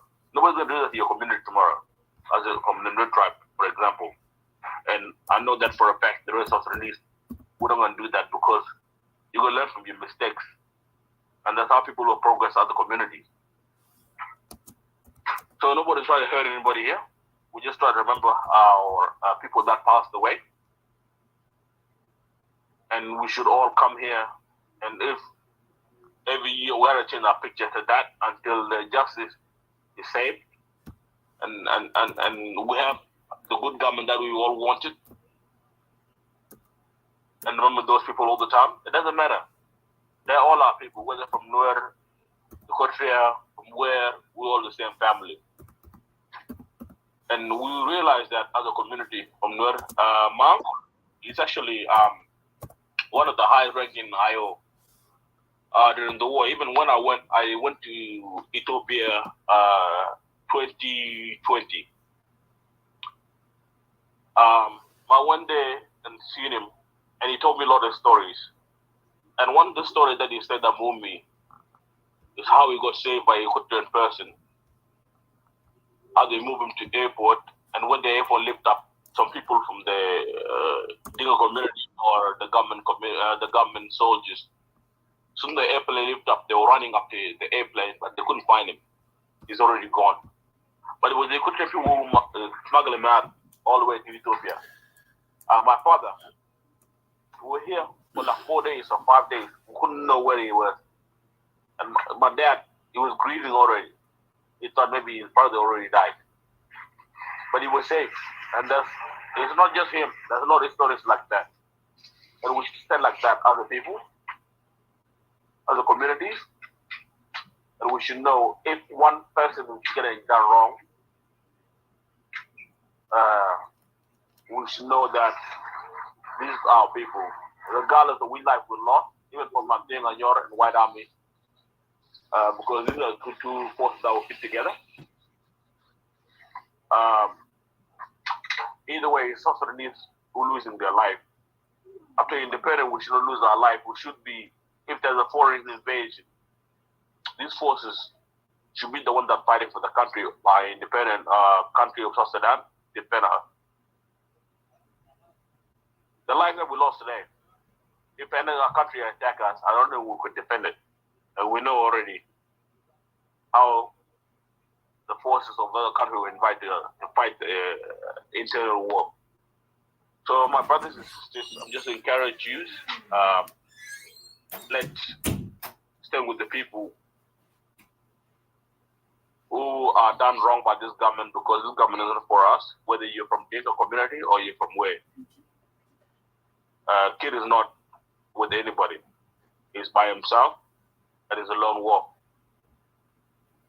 So if the wolf bites you, you gotta know that he's gonna bite another person tomorrow. So your enemy is your friend, and that's the way it should go. So thank you very much, those of the Kotrian, the Chuluk, and the ABA community. You guys are true brothers, and thank you for being here with us, and we're all going to be with you too. Thank you from the Nuer community, or from me. We really appreciate you guys. Thank you, Tai Tai, for giving me a chance. Oh yeah, I want to add something. Like there's one lady Teresa Leila Jubal, I think should be in the. I invite you if you want to say something. Can you accept invitation? Teresa Leila Jube, you're a very important person on social media. Please, if you have time, you can come and share your word with us. Thank you.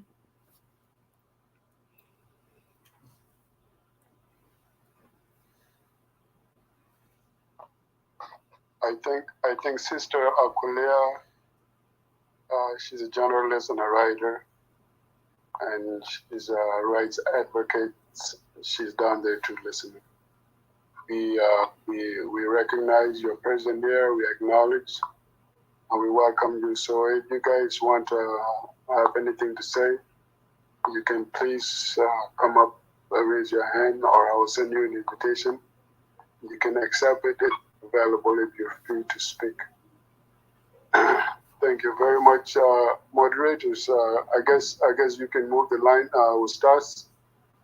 Kwachankot, if you are available, please open your mic. The time is yours.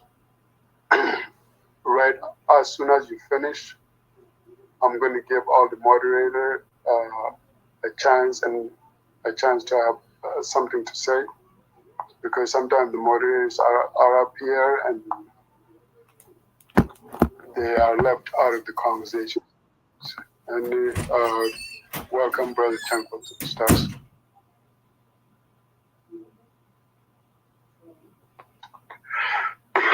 Perhaps Chanko has probably gone to sleep, or maybe he's got some network issues. I'm not sure. I'm going to give you guys, the moderators, Nyotnyal, Gailam, if you have anything to say before I can go to the line again, please welcome.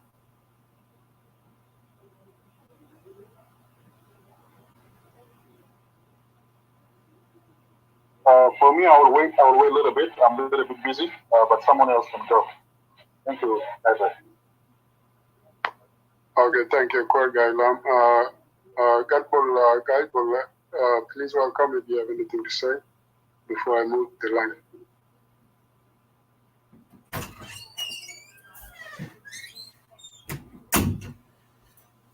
Okay, maybe Gaipol is busy.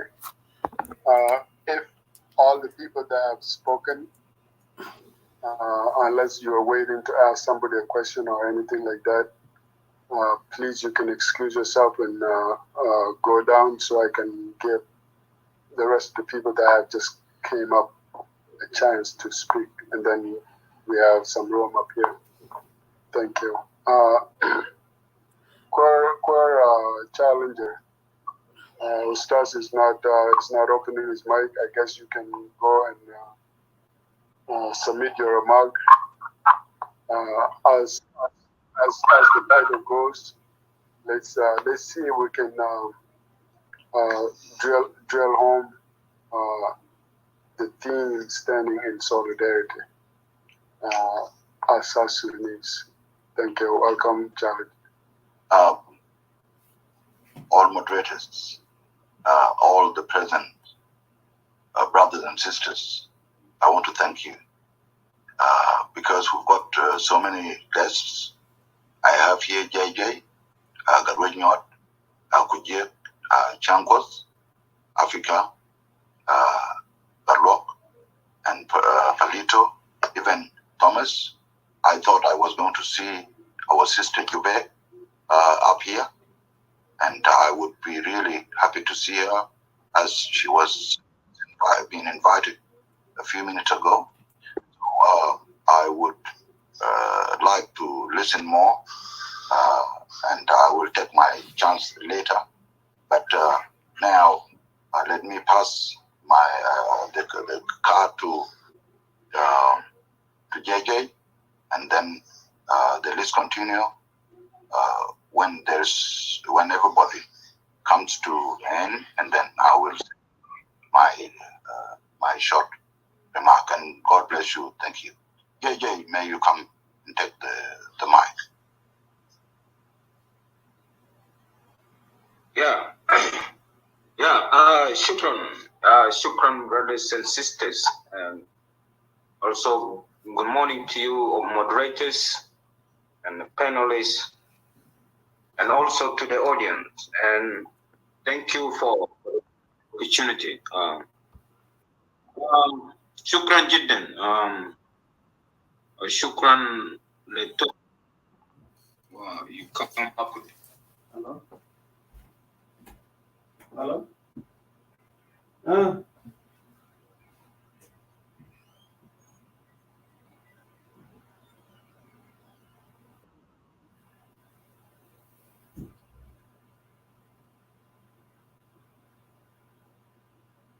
Okay, you're got in it.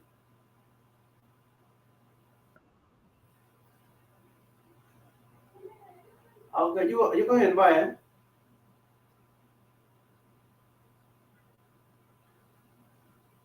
Comment a minute.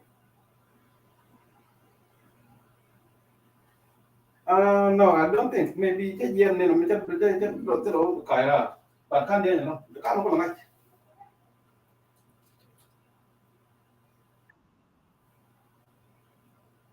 Okay.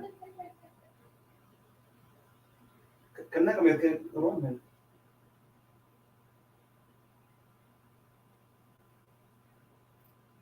Okay.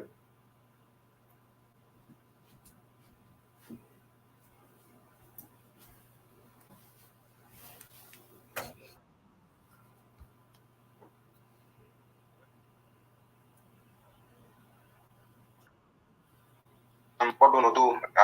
Give mom, what now? What our sisters, no? And the reason why I came up because in our struggle for life, a lot of the newer people have paid a noble price for our struggle, and always they pay price for the noble whatever during our struggle. وطبعا الحاجات اللي حصلت ده لنور ده حساسية وقائية لقبيلة because لو كان مثلا إنه SPLM disagree whatever between Kir and Riek and others, it shouldn't be something that bigger the target مثلا عيال صغار أمهات يعني ده ما عندهم زم يعني ولا عندهم هم بيعرفين ذات سياسة لكن they become a victim, whether because what it wasn't cool, there wasn't, but target was وحاجات دي انتم عارفين حاجات دي طبعا this ethnic cleansings it has been started there from the day one, and طبعا for us we have seen during the SPLA we witnessed all these things, and because I'm aware of what is in I would say the Dinkas are the Dinka politicians, what they're in their mind that to doing all this ethnic cleansing to the people. أنا ما بقدر نفهم أصلا. وطبعا الحاجة اللي حصلت في 2000 they are not Jain Council elders. No, those are the people who planned this massacre of Nuer. Because I remember when I came to the West Country here, the country that we came. Hello? Hello?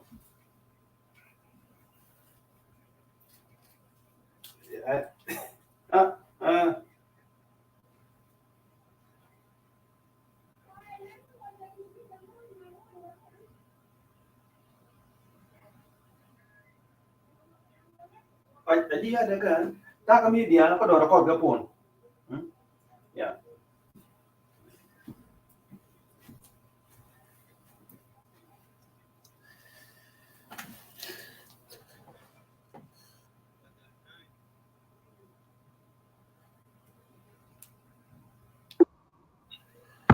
Utaban طبعا يعني زول قلب الوطن وماشي في البلد هنا في الجنوب عشان يمشي يشتغل ويساعد الناس. لكن للأسف جدا كمان الحاجة دي حصلت also he had been killed and هو كان دكتور. Wow. It was so very sad for all of us, the communities here, you know, and at that time even our community Muslim Junubin bigger might واحد bigger and they are not get along together because of 2013 something is not normal to Junubin all. Wow. And even though for those who say there was a coup, wala juma kidi ma quest. الحقيقة ما في coup. وكودا على الناس اللي بيقول ده ذكر بنفسه يا وامل coup. لكن he blame other people. But the reason here why he targeted the innocent people? Why? If he disagree with Kevin political, why he with react? Why did he target the innocent people door to door? So the higher it has intention, and yes, it is, of course, it has intentions, and they did that purposely. Wow. وحاجة صعب سنة وده برضو إنه في ناس بيقولوا يعني imagine يا جماعة, you know, I think 4 days ago, you know, some people been questioning us, why do you have this 15 هنا إشارة, why do you change your profile? يعني they intimidate us, not even they dropping us to hell because we in the profile, you know. 15 December وده حاجة يعني صعب, وده طريقة ده السودان ما هيتقدم قدام. Even though it's your enemy, but the victim, of course, no matter what you disagree with somebody, but you need to respect. You need to respect the people, you know, and the victim. Taban Gibel Chankeo, you mentioned here Gibel a lot. You know? Yeah, Namatashuk, and Muslim, you guys open the room, but some people open the room and condemn me. Yan never Rishunayan. When Al Watani will get a humanitarian our Shaba Sudan India. And Muslim is years old. Tongjang, Masalangalu, first MC after room in Yanijibu Tarik Zatuma, Yanebo Rishunayan. So Yajma, Terigada, Mahaudina Gidam. Ukrahiada, wow. Yani, you know, you need to finish from the tribes in South Sudan, the Hajayan. In some that in my I want to wipe this tribe. No. Nobody can think like that. So, and they had just been a show, you know, some people they are not really taking, it seems like for me they are happy what happened, but exactly it is of course because ana shufta haja da na nina Western world fairness can be celebrated what happened to Nuer, and let's be honest to ourselves. The Western world there was people are celebrating secretly what happened in 2013. Imagine a Juma.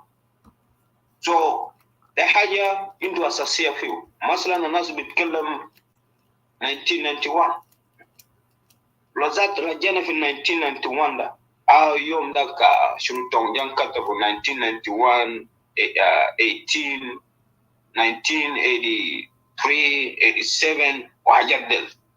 انا ما بعرف التاريخ دل, ولكن ده حاجه يعني حاجه مرسوم من زمان انه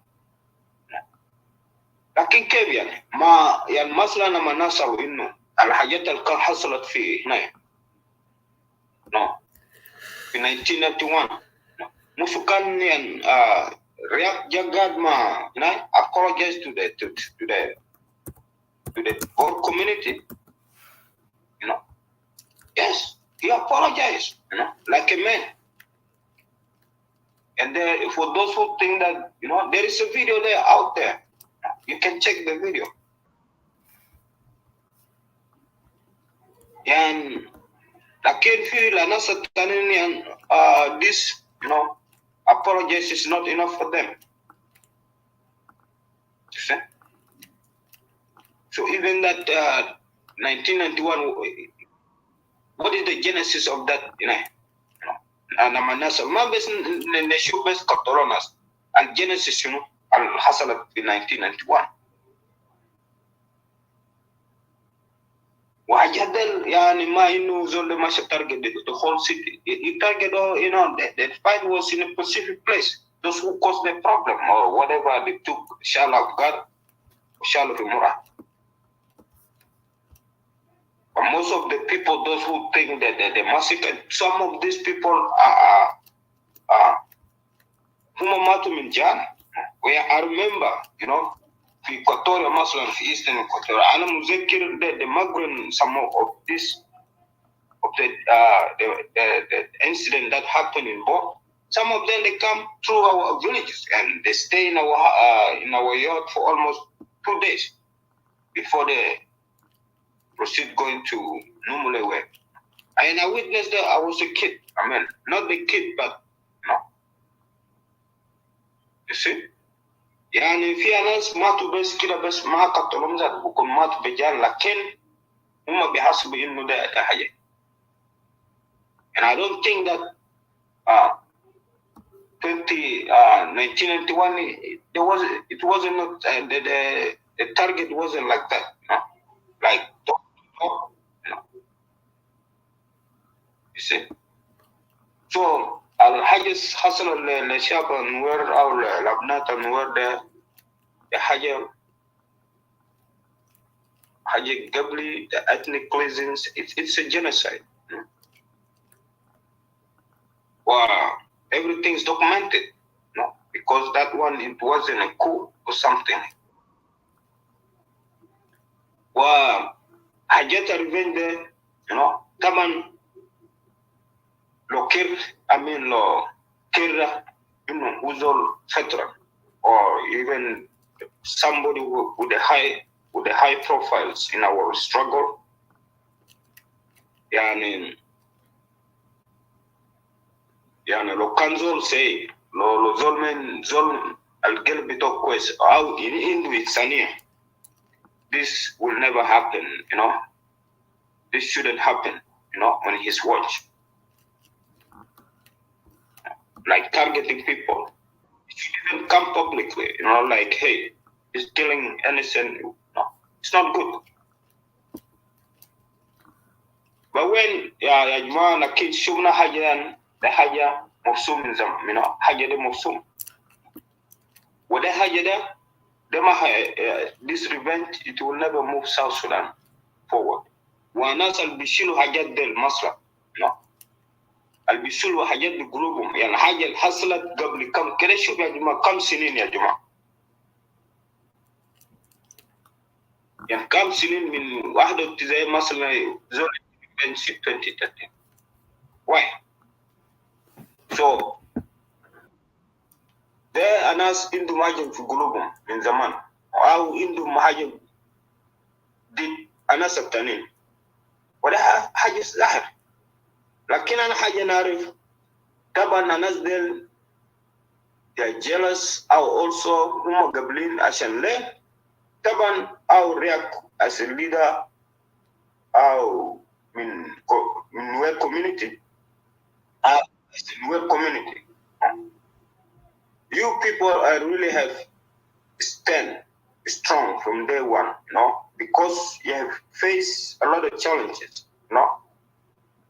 I mean, most of your leaders, your communities, you know, you always whatever is happening in South Sudan, always facing a challenge, and you're the one who did not the victim.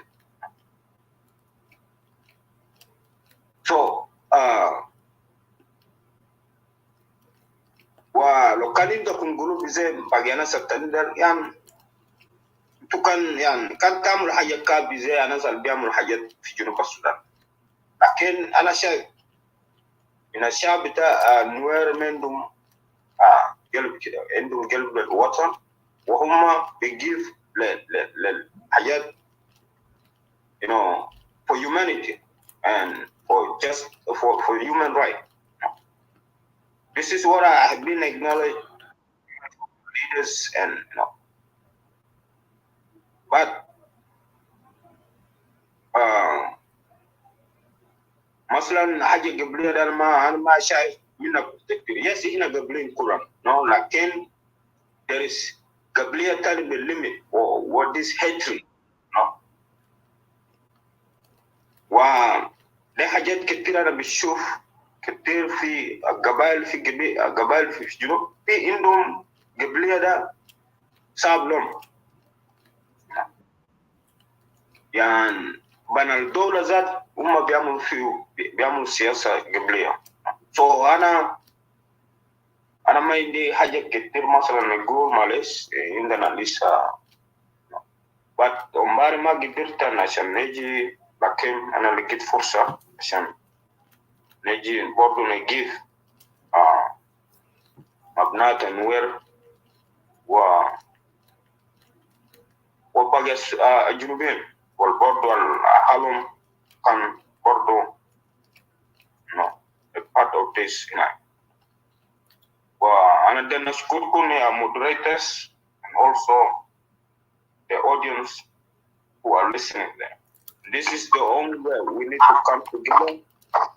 We need to come together because this is also, remember, it's a dark, it's a dark day in our history. وده حاجة بنذكر عشان برضو this also it will prevent further the incident that happened in 2010, but also here to advocate and to prevent, Tai, your mic, I don't know. Shukran. Yeah. What I do, best just a solidarity, but the haja برضو نور للسياسيين بتاعنا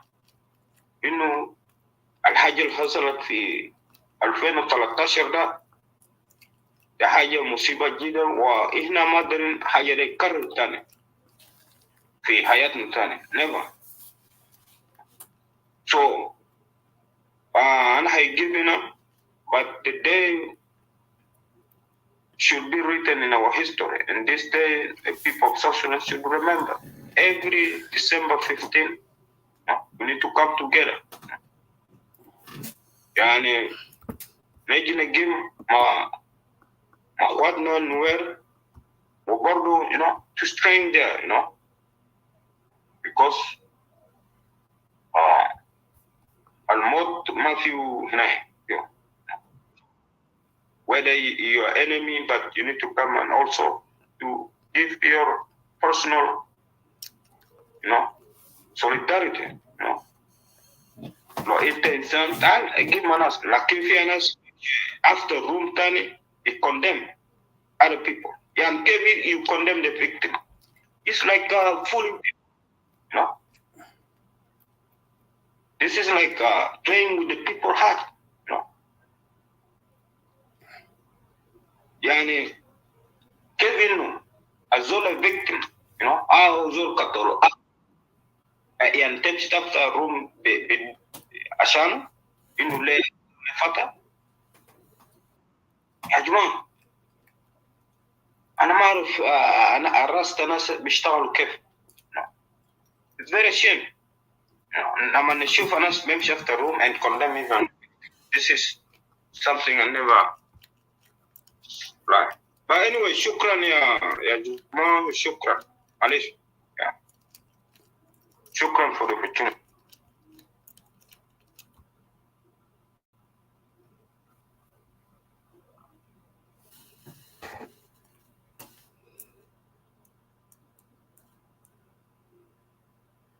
Moderators. Yeah. Thank you very I'm done. Yeah. Shukran ya Tai. Thank you very much for coming here and standing in solidarity with the people of South Sudan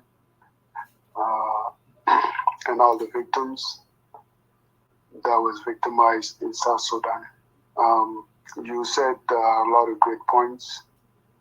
From what I know, the Nuer community, they are very nationalistic in heart, and they are nation builders. When Sudan used to be together, they were very aware that South Sudanese were being mistreated.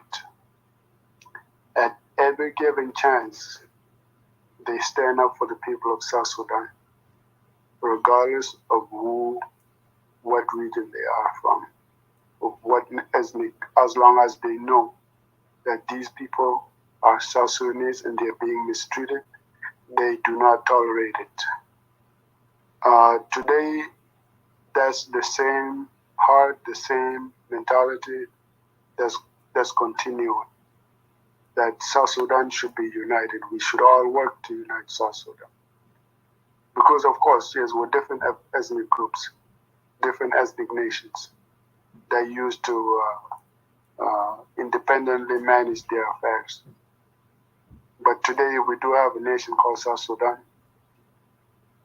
It's our moral obligation to make sure that it's united so that we can protect its territorial boundaries, integrity, and the people in it.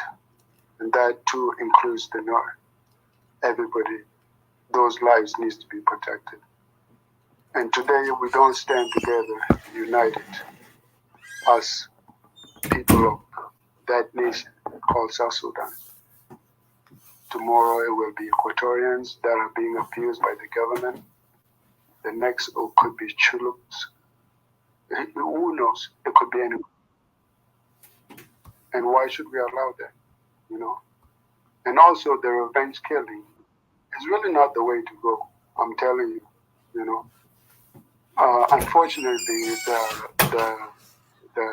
the president that has committed all these crimes against the people of South Sudan has not come to terms that he can apologize to the nation for what had happened so that people can move on towards reconciliation. And once we move on towards reconciliation, we can start advocating for unity and some sort of togetherness. But unless those things are not met, it's very difficult. You see extremists that actually question and challenge a national memorial like this.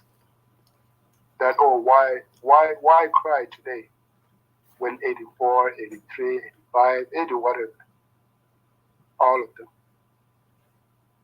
How can you justify something like that?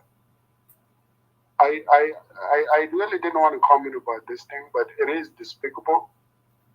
It shouldn't have been phrased like that. It could have been phrased different. But it's for another topic. We will get to it. We are very aware of what's going on, but we have to deal with this thing of empowering ourselves right now. Thank you very much, Brother JJ. I'm really lost. I don't even know who's supposed to be going up. I need a break. The gentleman up here, Nasser, Bailam, and Nyadnyad, you really need to help me. If not, I'm going to bring Sister Africa. So I think I'm the next person to judge. Yeah. Okay. You go ahead. Brother Chanky, the up here is a little bit crowded right now, but I will bring you up as soon as some people move down. Thank you.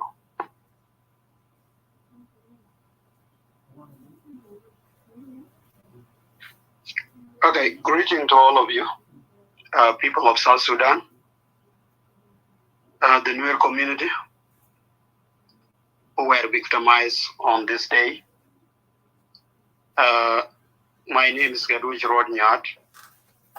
Some of you might know I might have political affiliations as any one of you, but I'm speaking as independent researcher and also a member of this community who are victimized, and also a member of South Sudanese who speaks on the behalf of the nations. As an independent person, anything that I speak is alternating my my witness or my based on the research that I have conducted. This day is supposed to be commemorated by all South Sudanese because what has happened in Juba on 15, 2013 should not happen in South Sudan if we have a government in place. Okay, I did ethnographic research of Juba massacres in 2013, and today we are in the 10 years anniversary. And before I go ahead to narrate what I have found in that ethnographic research that I did, is to give my condolences to victims of the Juba genocide, and also to all South Sudanese that die after that. I will also would like to speak that this is a genocide, and we all know the definition of genocide. It is an ethnic targeting based on religion, based on ethnicity, or based on political affiliations or on the sections. So it does fit because the killing that has happened in Juba was targeting Nuer. And then they were targeting because of their ethnicity. And who was doing that are elements who were organized by the sitting president, Salva Kiir Mayardit. In my research, the questionnaire were distributed to the survival of Juba massacre at that time, and now it fit the definitions. When I did the research, it was mostly people in UNIMIS, people who have escaped Juba and went to Ethiopia, those who went to Kenya, those who went to Uganda, those who came here to US or to Canada, who were survivals of that December 15 genocide and thereafter that. So the questions that I gave to them is, do you think this is political or ethnic war? Most of them responded that it is both political and also ethnic target. In my analysis, the political dimension of it is that the SPLM-led government disagree, and the reason that led them to disagree is anticipating of 2015 elections, because many cadres of SPLM aspired for a leadership. People like Dr. Riek Machar, like General Faganamum, Rebecca Nyandeng, and the others. aspired for political leadership. And then there was been call for people for the SPLM to sit and then get their together for elections. But the leadership in power, Kiir, was resistant to that change, to that call for change and call for dialogue with the SPLM. That is why we say it is political in that nature. And what led that to that war? There are elements. In South Sudan, there was a constitutional crisis. The constitutional making mechanism was not made so that it has the voice of all South Sudanese. So the constitution was made as a one-man constitution, where even Kiir was able to dismiss elected governors, like the governor of Lagos State, the governor of Unity States, who were also elected together with him in 2010. The same to his vice president that he also dismissed, who was his candidate. So the 2015 elections triggered all those violence. And because there were no institutions that are independent, that can safeguard the life of the innocent people were killed. The wicked institution, for example, that's PLA, the National Army, that is the National Army, was not a professional army, because if it had been a professional army, there should not be the killing of those innocent people in Juba. They are the wicked institutions having affiliated to political leaderships. So they took a tribal mind in that crisis. So we can also look at the parliament itself. When people were killed in Juba, not even the parliament come out and condemn the killing. Nothing like that can happen in any part of the world or in any country where the parliament will be silent. There were also MPs, member of parliament, who were targeted and killed. And their colleague in the National Assembly did not come up and speak about that ethnic targeting that has happened to their colleagues. So you see, this is how the country is being manipulated by a constitution that does not hold people accountable. There are no independent institutions. So those independent, that is because there are no independent institutions. Everybody is keeping silent because the president is has alternate power to fire anybody. And everybody is seeking his seat, and he does not want to lose his seat. If we see in that moment when that genocide happened, the only people that is focused, who were very outspoken, and that we need to acknowledge also as people of South Sudan and also as the Nuer community, like Dr. Adwok Nyaba. He spoke about it. He said it, that Nuer were killed and they have been targeted. Her Excellency Rebecca Nyandeng, the Mabir, also spoke about that. And I do recall when Rebecca came here in 2014 or 2015 in Virginia, she said, "You people of South Sudan, when I was talking that the Nuer have been killed, all of you were silent. And now the war is killing everybody."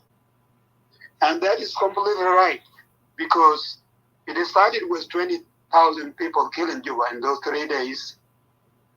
And then how many people have died in South Sudan? 480,000, almost 500,000 died. So if people of South Sudan could have united and spoke against the government, maybe the life of those people could have been saved. We could have get rid of the government in power and then have a government that can protect them. Because people were inclined to their tribal line that this is the Nuer, they want to grab power by force. Okay, Nuer sons and daughters who want to be president of South Sudan have their own right to be president or to be in an Oval Office as President Kiir is. But what has this to do with the children, the women, the elderly? Can those people be targeted because their son or their daughter want to be a president, or you disagree with Kiir? So those are the questions that we need to ask ourselves as South Sudanese. So President Kiir, because this one we can say also, when we go to the tribal dimension, we can see that Kiir has trained his private militia without the knowledge, without the approval of the National Army.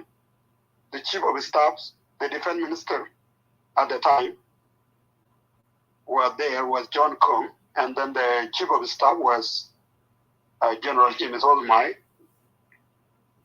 So there was no approval because this is not according to the law that is governing the SPLM recruitment. These people were from two regions only, the Northern Baragazal and the Western States. And this one were called and named Yutkubay, and later Matiang Ainor. So their purpose, even Kiir spoke himself that last time I was telling you to give these people army and guns and money, and you refuse. Now they rescue the government. He spoke it himself. So it is his own making. He has the knowledge to frighten. He was using these tribal militias for him to stay in power, to threaten the Nuer as the second largest group, so that if Nuer is silent, then the other South Sudanese will be silent. He doesn't know that he's making a coup for himself. Because even if he is in power now after all years, history will remember him as a president that killed his voters. He also made a statement, President Kiir also made a statement to people who are in UNIMIS. He said, you are lucky. And those are in the media. All of us know what he said. You are lucky because you went to the UNIMIS. So if he is saying that, he's the one chasing them to UNIMIS. And his intention is to eradicate or to stem out them on Nuer ethnic groups out of South Sudan. And that became a headache to him. And now it is spread to other ethnic groups. We cannot say that also other ethnic groups were not killed. We have many testimonies. There were Dinkas were killed. There were some other ethnic groups were killed because of their war, and also as a revenge. Other Nuer also revenge, other Dinka revenge, and then the cycle continues. So if we can ask ourselves, how can Sudan go forward with this vicious cycle of ethnic killing? Will it help us? No, it will not help us. And now, because of this war that started on December 15, everyone in every part of South Sudan is, even the Dinkas are fighting among themselves. You see what is happening in Abyei and also Tujmayardit, and what is happening in Apanal, what is happening in Equatoria. These are the government making, and this is the government of Kiir that is making this thing to happen, so that people of South Sudan will not be asking for service delivery, for infrastructure, and they will be busy with themselves, fitting one ethnic group against another. So if South Sudanese are saying this community, this ethnic group kill us. That is the terminology that Kir used. And I would advise all of us, South Sudanese, that let us not lump things together. There are good elements within Nuer community. There are good elements within Dinka community. There are good elements within Equatoria, within other ethnic groups. But the government in Juba, or the President Kiir government led by the SPLM, use ethnicity to mobilize. As you spoke of 1991, you want to bring Dinka Bur in Jongole so that we stay as Dinka. Our government is being targeted. And I see people using the same language.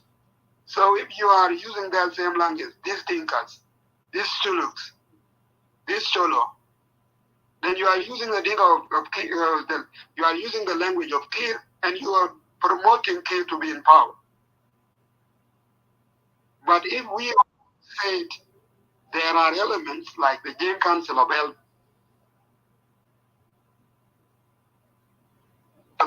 sorry, I was distracted. Jain Council of Elders advising President Kiir in a wrong way, we have to condemn it. And this one should be also a responsibility of the Dinka community also, that they should not all be silent when Kiir is doing the wrong thing. The same to Nuer community, the same to Chuluk, the same to Morale, to any ethnic group. Because this power will come and go. Kiir will go by, whether by force or whether by anything, he will go. And we will remain as South Sudanese. So let us not lose our social fabric. We live as neighbors. If you are together with Cholo, you will be a neighbor forever. If you are a Dinka with Nuer, you will live in that land neighbors. Because God created that country for all of us. And nobody will be able to annihilate or chase anybody away, whether by force or anything. So let the political device, let the political ethnic politics that is happening in South Sudan not divide us. And also Sudanese should commemorate this one, because it is not only for the Nuer, it is for all South Sudanese. Because it started with Nuer and it knocked every door. None of us have not any relative or any family member that has not lost. We lost many. And it started in Juba. And then it is spread all over the country. So if we allow things, this revenge killing, this vicious cycle of killing, then we want our country to be in mess. And it will be a second Somalia as it is now. So let us rescue our country. And thank you very much. And that is my take for that. And I appreciate all your contribution, those who contribute.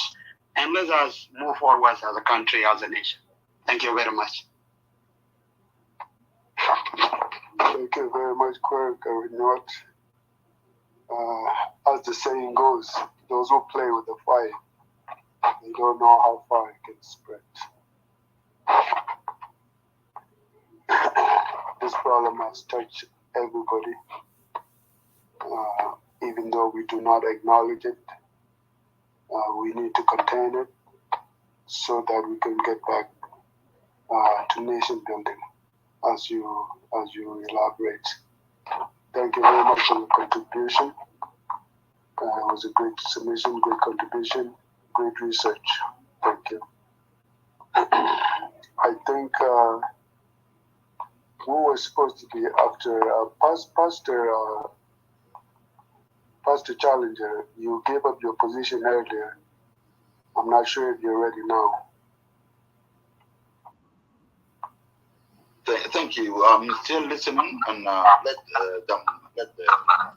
the button pass on. Okay. Kujia and Chongkot and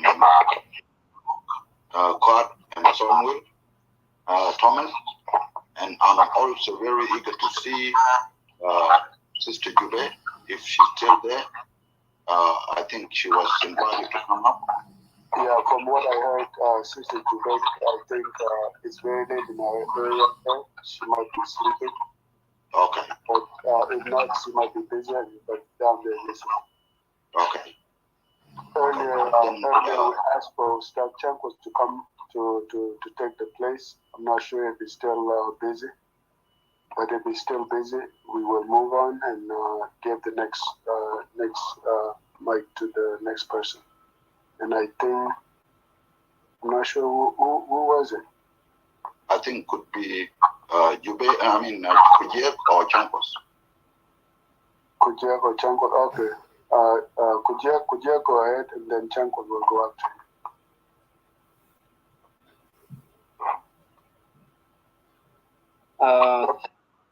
You have already spoken. Could you please give some room and go down? Thank you. Thank you very much, Brother Tai Tai, and the challenger and all the moderators, and to all the people who have already contributed, and for you who are listening. Yeah, I'm about to go to sleep, so it's really come at the right time. I don't know whether we can know in South Sudan whether we have this animal called watok. Watok is a funny animal. When you stone it or when you want to kill it, it will run for a short distance, then it will run back again to you where you wanted to kill it because it has forgotten. Normally, it has a very short span memory. I will not retain information for a very long time. What is the name of it? Watok. Watok. So there is a reason why I'm bringing this analogy. We remember very well that since 1955, August 18, if I'm not wrong, the Torit mutiny occurred, and that launched the Anyanya One War until 1972. There was a reason for that because we thought we were marginalized as Southern. And at that time, we took the bush, not asking where we came from. It also happened that Anyanya 2 were also not satisfied with the Addis Ababa agreement, and they said, no, we will continue to the bush. And for sure, they were right. In 1972, that was broken by Nimeri. Did not work so in 1983. And then SPLA came in. And we have now narrated, all the speakers have already narrated the atrocities and whatever happened. But all this time also, for 21 years, we fought the war for ourselves until the Rose Boys and girls were recruited. Some of you who are here today could be the Rose Boys. And you were told from your parents that you are being taken so that one day when you come back, and this you are fighting for, you will be the one to use the pen and not the gun. In 2005, luck was on our side. The US was bombed, and the US said that we are going to fight rogue regimes globally. And so a peace talks were initiated really quickly because Khartoum was being suspected of being a terrorist regime. And so they were negotiated really quickly in Naivasha. In Kenya in 2005, we have the CPA. I'm trying to bring us to our journey and where we came from. So I remember when Dr. John was signing this peace agreement. I was in Nairobi at the time. I was in Study 7. And we were so happy as children. And then we were so disappointed again when 30 days later, his helicopter got lost. And we thought we lost a great man. And indeed, it was a big loss. But I don't think that when even you were alive, the door-to-door killing that happened would have occurred in South Sudan. Passing forward, in 2011, January 9, we voted for a referendum. So all the time of our autonomy, we say that we will not fight ourselves, not to do anything. Because if we do, the world will not allow us to have our independence. So we kept all our pool, all the rebels came together, everybody became brother, sister. indeed we saw something called a country.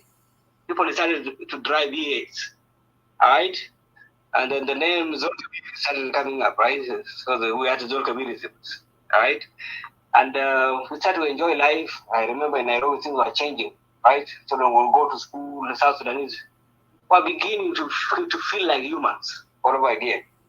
Then, of course, in 2011, when we were voting for a referendum, we voted as refugees there.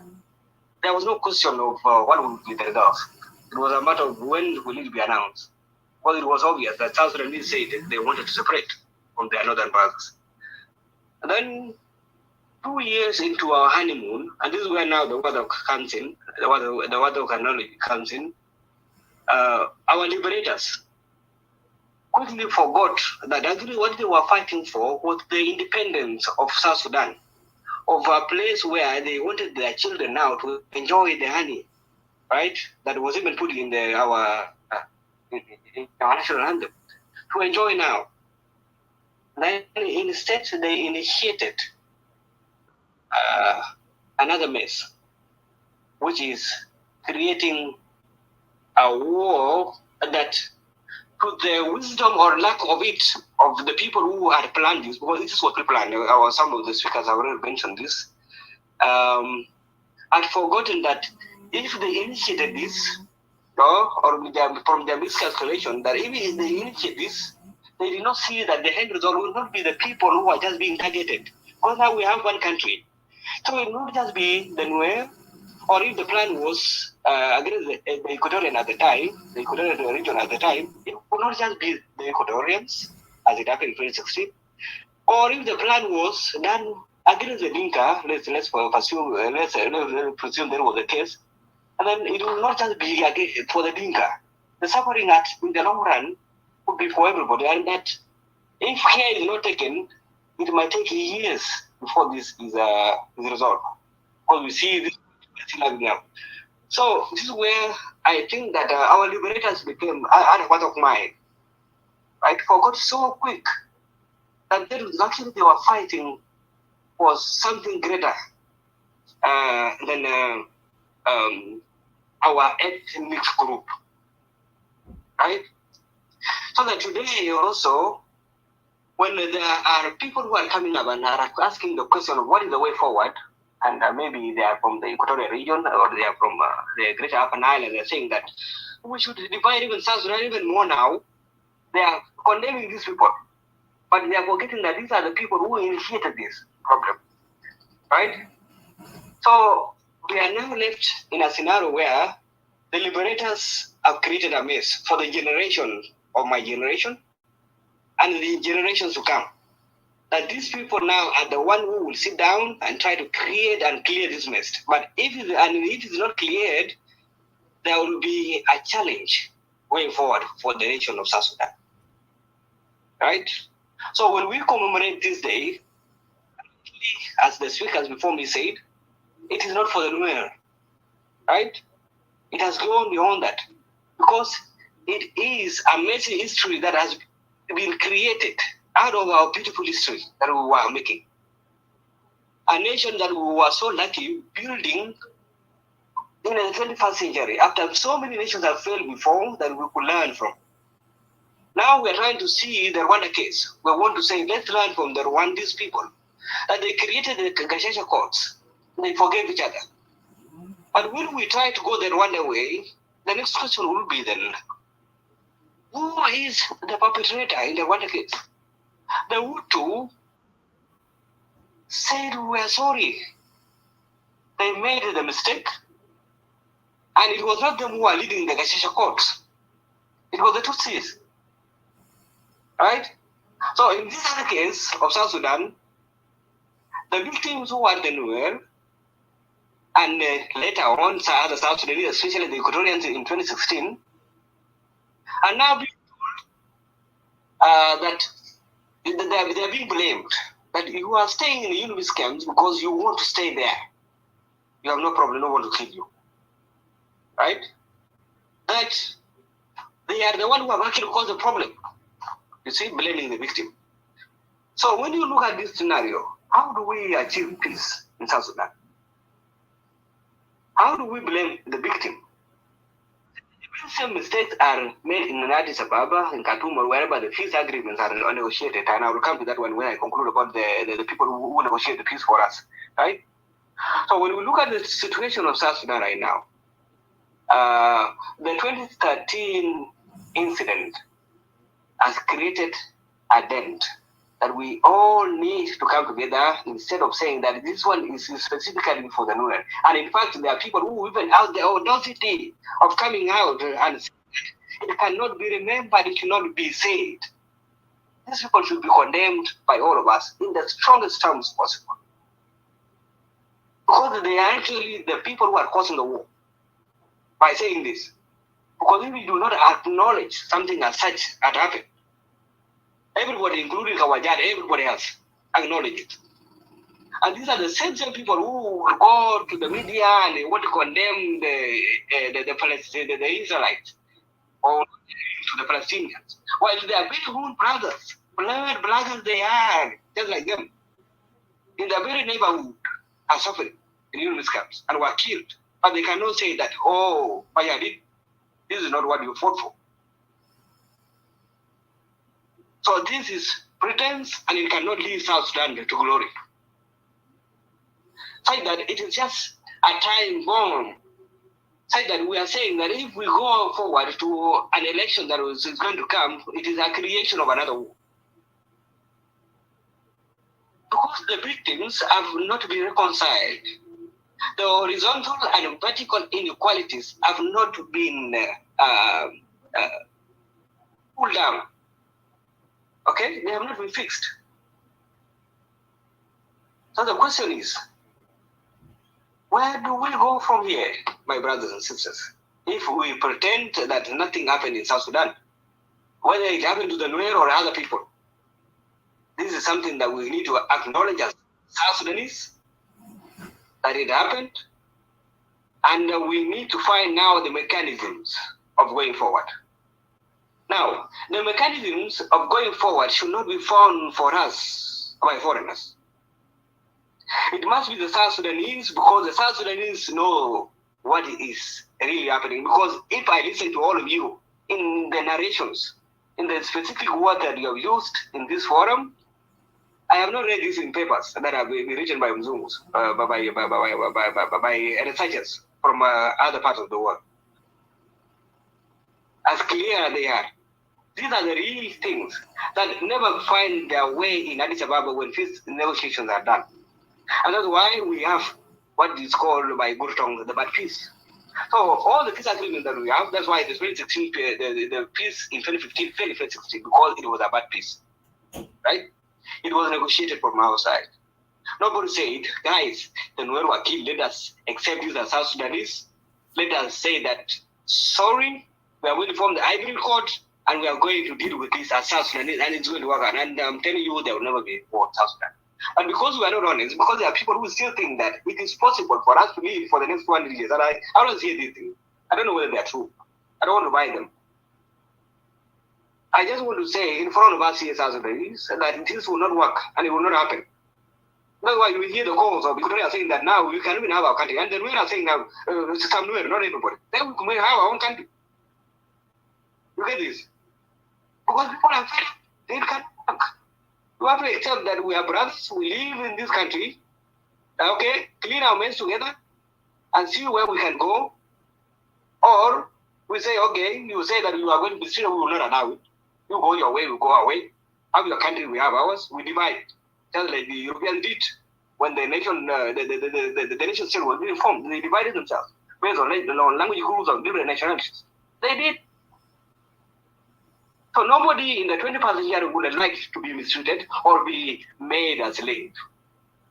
It will not happen in South Sudan. It has not happened now, and that's why the Nuer, all the South Sudanese should congratulate you for your resilience. You have stayed in your camp, you never gave up. You still stay there, you keep on going on. Right? This is something that should be celebrated. I have lived in Yunus camp myself. I never saw a day that we were giving up. I was threatened, calling a gut, and everything else. But I've never seen a day I will give up, right? And I will not plan also to create a genocide on another person. Whether it's a Dinka, whether it's an Equatorian, all of these should be our brothers. But if somebody does not see me as a brother, and then I will also not see them as a brother.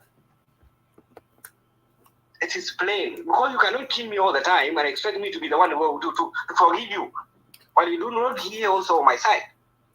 And you also have the audacity to say that I cannot remember the day that you killed me. That is absolute nonsense. Sorry to say this. Remember the Jewish. They were killed. It was said that the Germans continue to repay the reparations.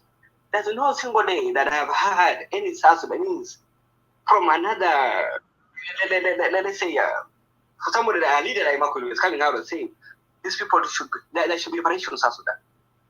No single day. Not until maybe this reaches his household, and then you will understand that war is not good. So, my brothers and sisters, why do I say that we need to clean our own house? In Addis Ababa, the peace agreement that I agreed upon, like what we see now, is just a recipe of another war. The assumption is that South Sudanese are fighting because of positions. Because this is what the foreigners see, right? Some of them, of course, just come to collect the per diems. They live at around 500 a day. I don't know how much they are paid. Maybe $500 a day. It's a lot of money for people who are poor coming from East African countries, right? And so when there's war for you people, others will benefit from it, right? Institutions like humanitarian organizations will benefit from it. I'm not saying that it is created for that, but this is where also they try, because it's a multi-billion business. So that South Sudan become a war ground. So the more you continue, whether it's the Nuer who are being killed or the Dinka who are being killed or whoever, whether it is the Equatorians, the people from Pachakaji, right? It doesn't matter. You can die and kill themselves and die forever. So it's up to you, the people who are now have the word of hate, to remember that you fought together as brothers and sisters. You come to your senses and form a nation, right? Because I'm talking about Addis Ababa, because this piece, when I look at it, I see, I don't know how many vice presidents, 5 vice presidents. That one, even if I'm not an expert in peace negotiations, I will know that this will not work. That I'm trying to create a way that these people will go back to war again, and we come for another negotiation. And then the more they fight, the more these social bonds and ties are widened. They become even weaker, and they can fight more and more. And then we continue writing articles after articles about war and peace and all this nonsense, right? From them. And then all of them, including Kujek, now become brain drain in Europe. I'm here in Europe now, working for the white man again, who colonized me, giving him all my energy and brains to him. What am I again? So these are things that are really shameful for us. The Lost Boys who went back home to rebuild their country, some of them were targeted, even killed. Those who survive now, we tell them to go back. How can they go back? Can you blame them? And when they were so happy going back to build their nation, going there in Juba, get their land, some land in Tongpin that has never been done, build something, build a life. Why would that not? It is selfishness. So anybody who thinks that they are doing this for the Dinka nation, because the Dinka nation can rule for the next 1,000 years, that person is not doing good for the Dinka people. If there is any Dinka among us here, our brothers, should take this to the bank. Tell them, the generation that are ahead, that they are messing up the Dinka nation instead. They are not saying the truth, because it will not happen. Whether it will be done by a coup d'etat, another person will come and lead from South Sudan. If it will not happen, it will break the country. It will not leave the country. If that's what you want, then so be it. Right? So the truth must be told as it is, because the truth shall set us free. Give us 10 vice presidents, 20 is not the solution. It's not how many, it's not the 20 vice presidents that the Equatorians will get, or 30 that the Dinkas will get, that will solve the equation. That mathematics is wrong. It was started, it's not the first time this has happened. Historically, it has happened in the Congo DRC. That's why they're fighting even to this day. Abdel Lumumba was killed on 17th of January 1961. It has continued, right? Because they had four vice presidents. So that is an experiment that was done already and failed. It can also be, it is being done in South Sudan now, it's going to fail. That's why there's a rush now. Let's go for election. Let's go for election. This election is designed for another war, so that we go and fight again. Because there are no modalities. The people who should run for the election, people like Dr. Yomachar, are being held in Komikado. They cannot be campaign. He cannot go to his homeland over there. Who can reconcile his people? So who do we have the election with? Right? Trying to play with people's mind that all these people are fools, South Sudanese are fools, that they cannot be reasoned, they cannot know that this one is affecting, rigged already, and won by self-Kiir. Who doesn't know this? So these are all nonsense.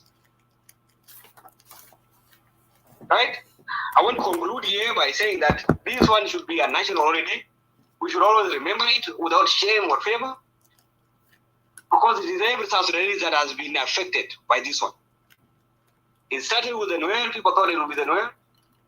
The economic ramifications were never configured by the people who came up with it.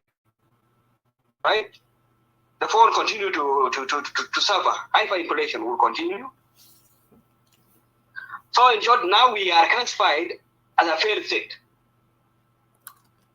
Because a failed state with no system of governance. You cannot understand the system of governance of South Sudan.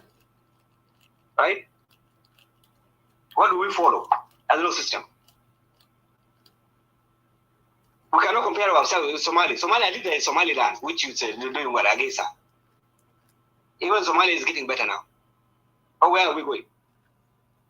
So if you have liberators, if we have liberators among you here, our elders, because some of us who are speaking are young.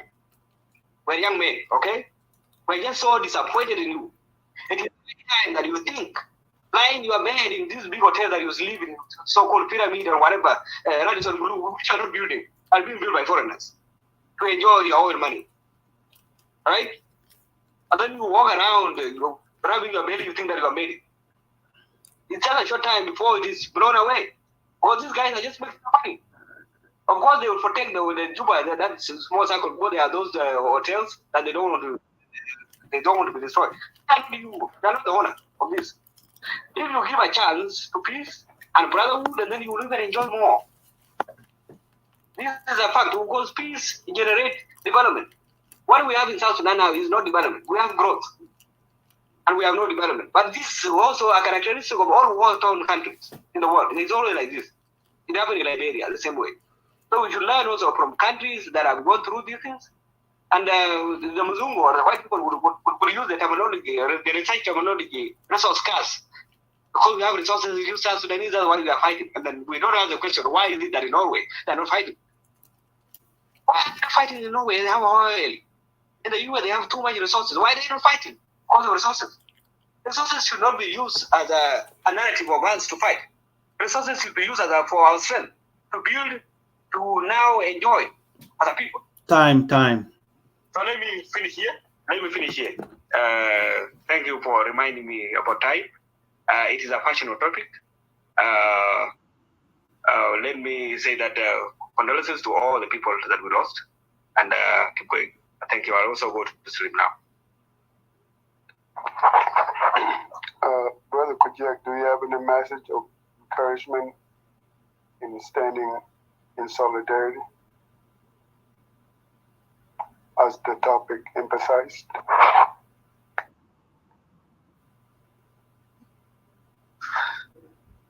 As I said, that this one is a national day for South Sudan, that all of us with the victim. We pray for the strength, and we ask that we should soften our hearts, and we hope for a better future. Thank you. Thank you very much, brother. That was eloquent. You spoke at length and very well. I'm not sure if it's Chankot or Samuel that came up first. I think I'm going to give the chance to Samuel. Samuel, you go ahead, and then Chankot will follow you, and then Galok, and then brother quick cut. I think I came before someone. I think it's a jump off. Let jump off. Okay. Chankwas, go ahead. Yeah, Samuel, you can go. And you were already given the chance. I'll follow you. Okay. كويس شكرا. ما أعرف أنا بتكلم بعربي بسيط بتاعت جنوب السودان، لكن ما بعرف عربي بتاعت جوبا، لكن أنا بحاول لأنه بالإنجليزي sometimes بكون it's difficult. أولا نشكر الناس اللي فتحوا روم بتاعت هاوس لذكرى ناس اللي ماتوا أول مذبح بتاعت جوبا سنة 2015. هذه المذبحة مذبح بتاع العار لجنوب السودان، فضيح لجنوب السودان. وبرضو نضيف بالنسبة نتذكر برضو أهلنا اللي ماتوا في المدن مختلفة برضو في جنوب السودان في مناطق مختلفة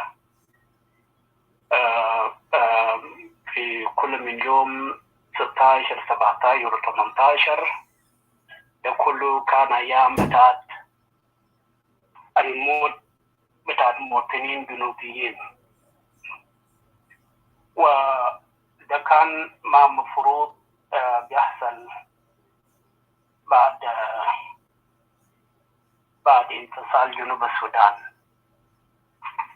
لأنه لما جنوب السودان انفصل كنا بنفتكر بأنه نحن خلاص بقينا مواطنين لجولة وما في موت هيتبعنا تاني.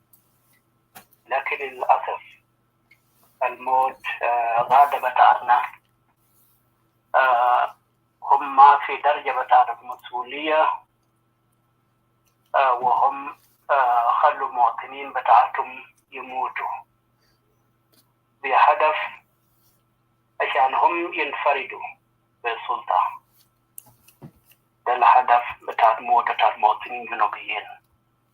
بمعنى المواطن الجنوبي بقى زي حطب بتاع النار لزول اللي عايز يسوي أكل، تحط في نار عشان تسوي أكل بتاعتك.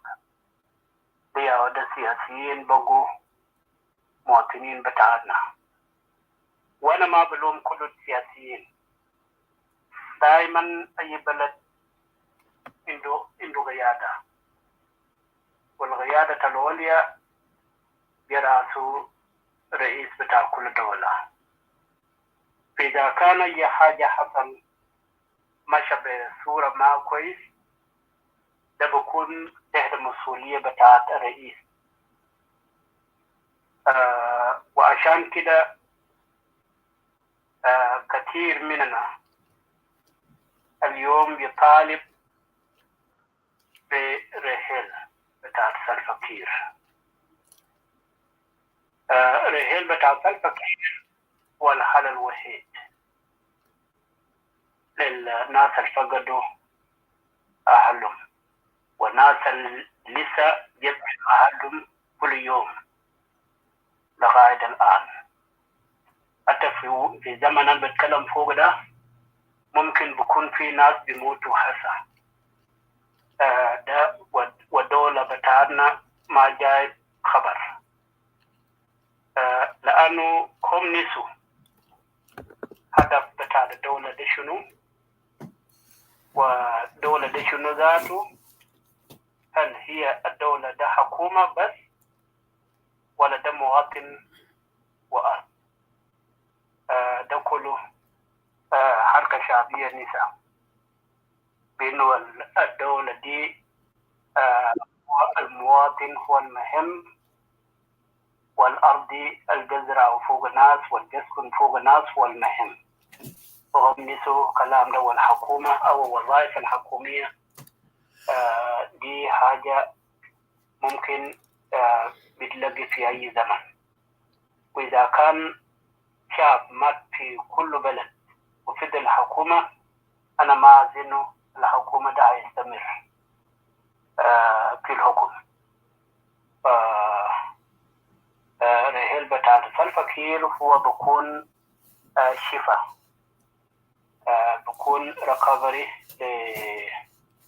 للناس اللي فقدوا أهلهم. لكن يهودا جنوبيين في ناس كثيرين لسه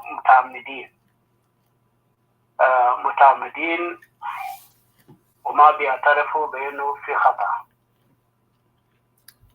نحن عارفين أنفسنا نحن جنوبيين، نحن ناس واحد. والحرب ده كان غش ناس ثانيين لأنهم بطلعوا إشاعة والبروباغندا في كل زمن بأنه المجتمع الفلاني ضدكم، وعشان المجتمع الفلاني ضدكم انتوا لازم تقفوا مع رئيس. لكن أنا بقول للناس اللي بيسمعوا الإشاعة زي دي بأنهم ما في زول ضد أي زول. إذا كان أهلنا نوير فقدوا أهلهم في جوبا سنة 2015 وهم ناس طيبين، نحن عارفينهم كويس.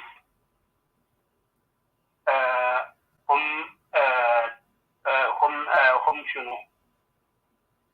إذا كان في دول ما بيعرف بأنه أهلنا نوير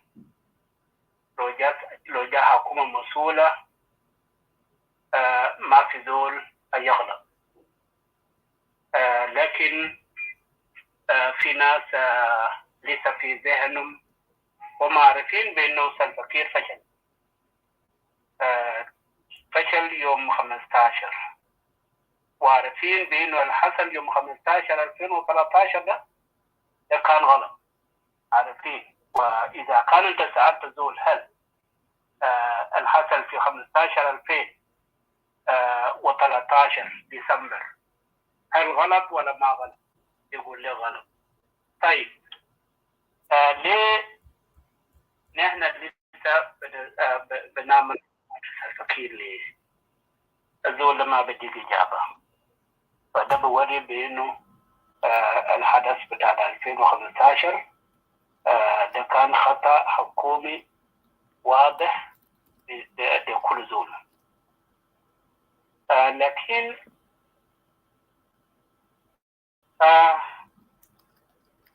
عشان المشكلة دي تحل، لأنه إذا كان زول يعني مثلا أنا إذا كان في زول قتل زولي وزول اللي لسه موجود قاعد في دامي، هل أنا بكون مبسوط؟ لا. نفس الشيء أنا بترجمه لزول داك برضه. سلفا-كير هو القتل أخوان الناس وأهل بتاع الناس، ولسه هو بيقول داير يحكم. هل الشعور بتاع الجماعة ديل هيكون شنو؟ ده سؤال. عشان كده وجود بتاع سلفا-كير بيزيد الجرح كل يوم. لو كان سلفا-كير كان بيحب جنوب السودان، أو لو أنا كنت سلفا-كير أنا بعمل أبولي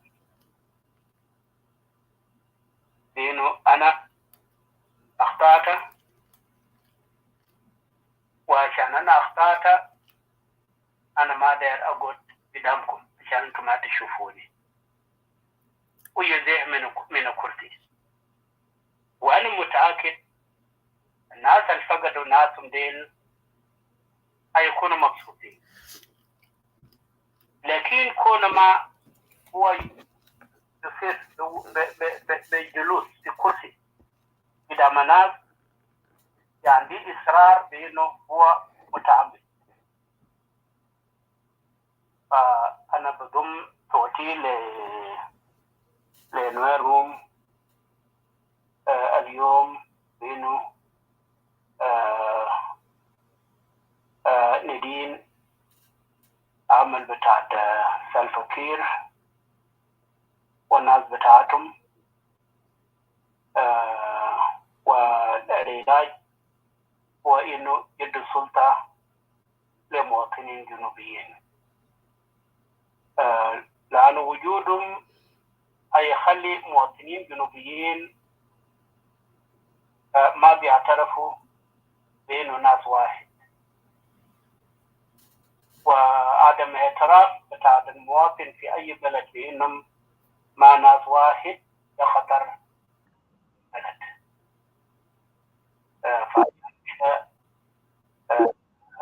إذا كان عدم اعتراف بتاع المواطن حكومة بيجوا وبيسمعوا لنا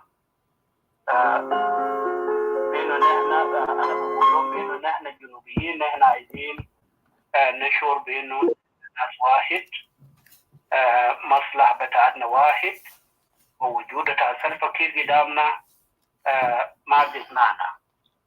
فأنا ما بتكلم كثير، جيت فوق عشان نجي نعمل لكم سبورت في يوم ده، و لأنه بعد أحيانا لما الواحد يقعد تحت ويستمع زي كانوا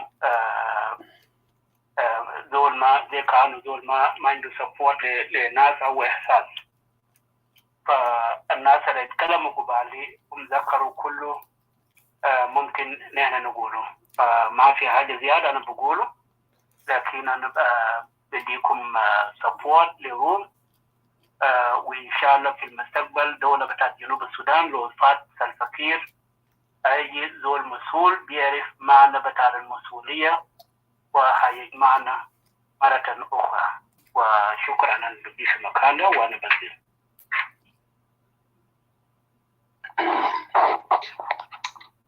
Thank you very much, Samuel Cook. We appreciate you coming here and giving your support on behalf of the affected people of South Sudan in general, and the Nuer community in particular. We are standing in solidarity because we are all affected.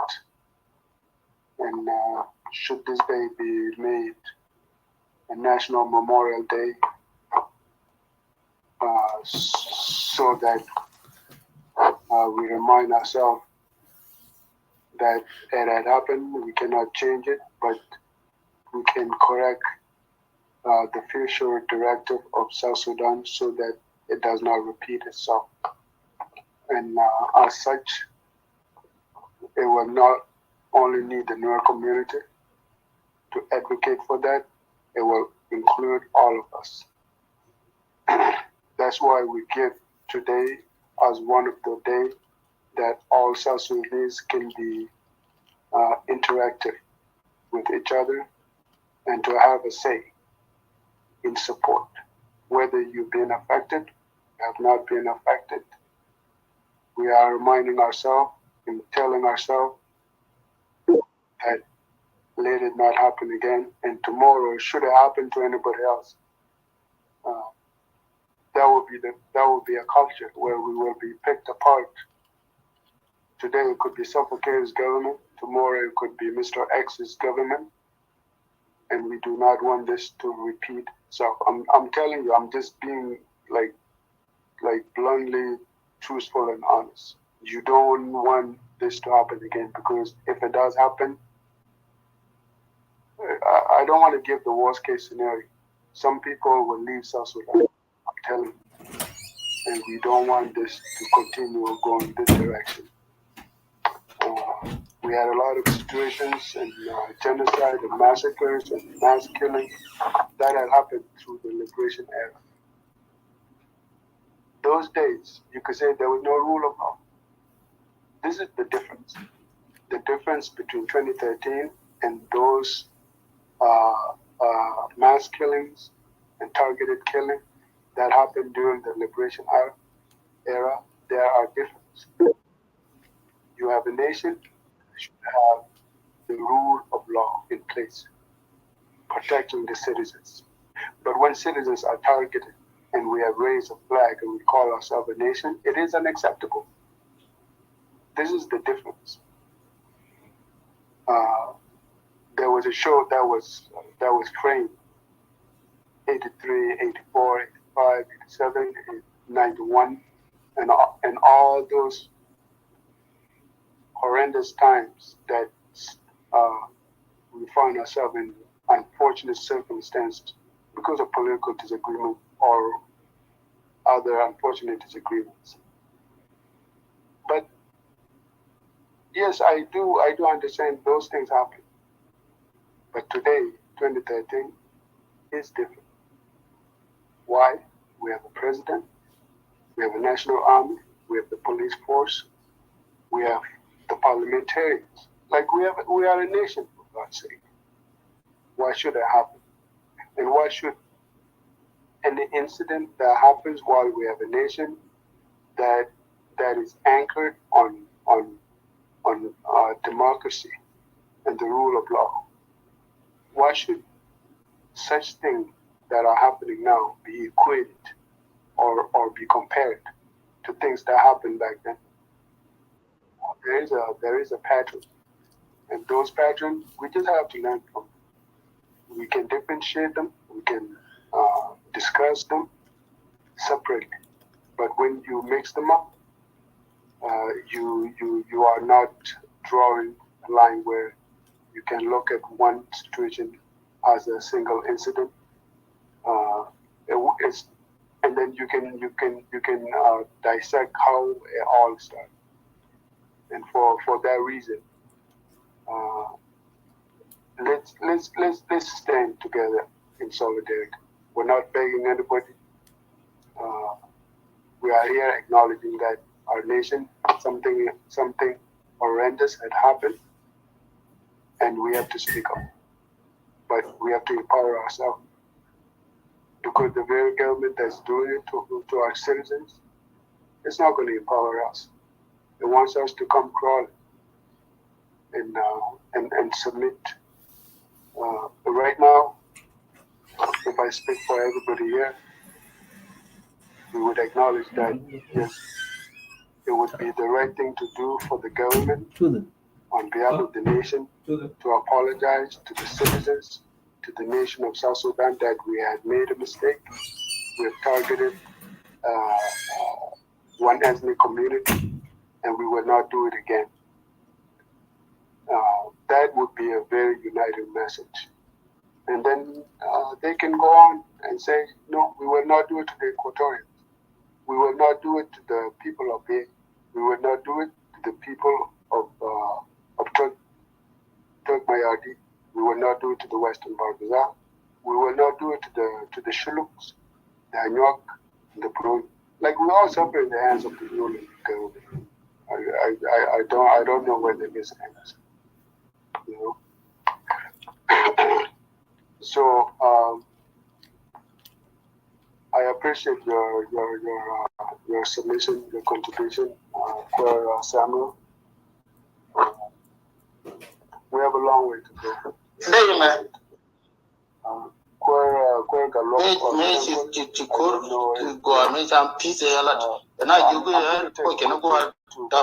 the way, and I would ask for everybody that has spoken to please go down,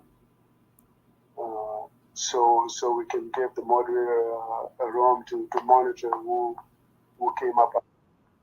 And if you're not able to speak, please go down. Stas Chankot, Niel, and everybody else that has spoken. Chankot, you can go ahead. All those who have not spoken, please stay up and you will have your time to contribute. Sister African woman, please take over and have control the room. Guy Bull is going to help you. Guy Lam is going to help you, and Queer Troll is going to help you through that. Brother Chanky, I sent you an invitation to come up earlier. That time when Galubad was coming up. I'm not sure why you turned down the invitation, but I wanted some people to go down so you guys can come up.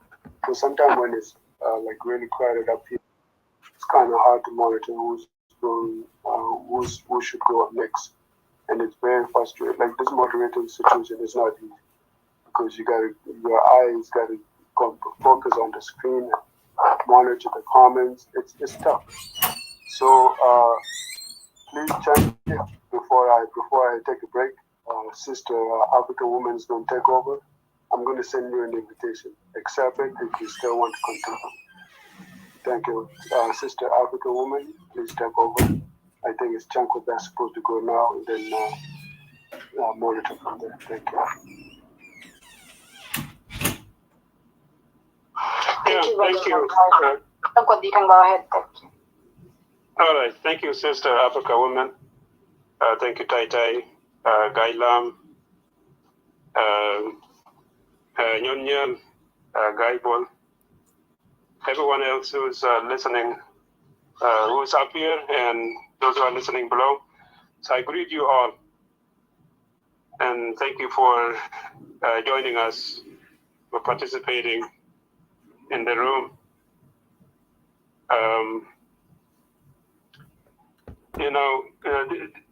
This December 15 through 18 is going to go down, as the darkest day in the history of South Sudan. All the testimonies I have heard last night from people like Brother Guy Lam, Lugar Quats, someone like Nyak Paul, and his brother, and also from our leaders, people like Pagana Mu Makaj, David Biel, Gerald Shualgaka, Dwetudur,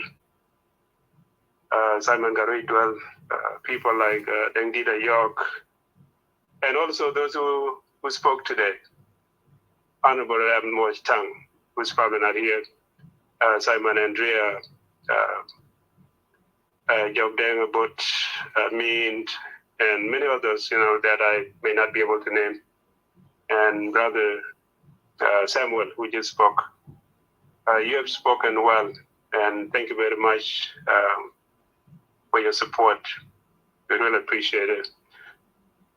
I have some videos that I want to play, because sometimes it's good to have, to hear from the people who are actually in the conflict. I think there is a confusion if you go and listen, in other rooms. You hear different stories, as to what caused this and why we are in this conflict, right? And what caused the 2013, and why people were killed. So as we all know, it happened within the SPLM party. So I want to play the voice of Dr. Riek Machar, his last interview on December 15, 2013. So he had an interview and he talked about what happened in SPLM and why they walked out from the meeting, the Politburo meeting. And many other things that he talked about. So I want to play it if the moderators can allow me. I think it's very educational. It's always good to learn the background, story of what had happened, so you are well informed, so you don't just blame, the wrong people. Like what you hear here in the social media, especially in the clubhouse, you will hear people blaming the wrong guy, the wrong person, twisting the facts. So I want to play it. So please listen carefully from Dr. Riek explaining what happened within the SPLM party. One second. Well, let me start that last year in August, the SPLM General Secretariat has party leaders to go and thank the people of South Sudan for the good work they have done supporting the SPLM in the 21 years of struggle, and then supporting the SPLM in the implementation of the comprehensive peace agreement for which we went for 6.5 years, and then in the referendum, and the raise of the flag declaration of the nation. When we visited the 10 states, I went to one of the states. I visited all the counties in the state, and even some of the counties visited the Payams, which is the lower level of administration. I brought out the reports. Generally, the people and members of the SPLM were saying the SPLM has lost vision and direction. We expect this to be discussed by the leadership. The leadership up to today refused to discuss these views of our members, grassroots members. However, yesterday, we started the meeting of National Liberation Council. The statement made by the chairman was a very hostile statement. It did not give a room for a call we made earlier, the day earlier, for political dialogues between the leaders of the movement. However, we discussed two documents. One of the documents we discussed of it in less than half an hour. That's the manifesto. When we came to discuss the Constitution has contentious issues, and I want to enumerate. There is a provision in the draft which says the deputies of the chairman would be nominated by the chairman, and that the Politburo, which is the highest body, would also be nominated by the chairman. The Secretary General would be nominated by the chairman. Which shows that there will be only the chairman that will be elected by the convention, and probably the National Liberation Council. The rest of these factions, it will be the chairman that will be nominating them. Now, to me, that's a very undemocratic constitution. First of all, it kills the SPLM because the SPLM will age. It will not allow the SPLM to renew. Need the SPLM to renew by bringing in new cadres, young people coming up to leadership. But if the whole process of renewal is dependent on one person, the view of the chairman will say we'll end up with an undemocratic constitution. Don't be party such an undemocratic constitution. Because what will happen is that democracy will not be practiced in the SPLM. This will have repercussions in the general society. Multipartyism would not entrench itself. Building a democratic state would not be possible when it is being championed by a party which is not democratic. So, because we love the party, we love the SPLM, we want the SPLM to spearhead democracy. And for it to spearhead democracy, it must democratize. So we said we should pull up since the share is dictating everything. The other reason is that an able Secretary General has been dismissed from position of Secretary General and would be dismissed from all the structures of the SPLM without proper investigation, and even the investigators became also the judges, judging him in abstention. Say we cannot be used as a rubber stamp to pass such a resolution dismissing top leader. On top of that is a liberator who has capabilities. So these are the problems that made us to withdraw. Another thing is that the mode of voting, internationally, it is known that want to discuss serious matters with secret ballot as the mode of voting. Chairman and few others are insisting that it must be by show of hands.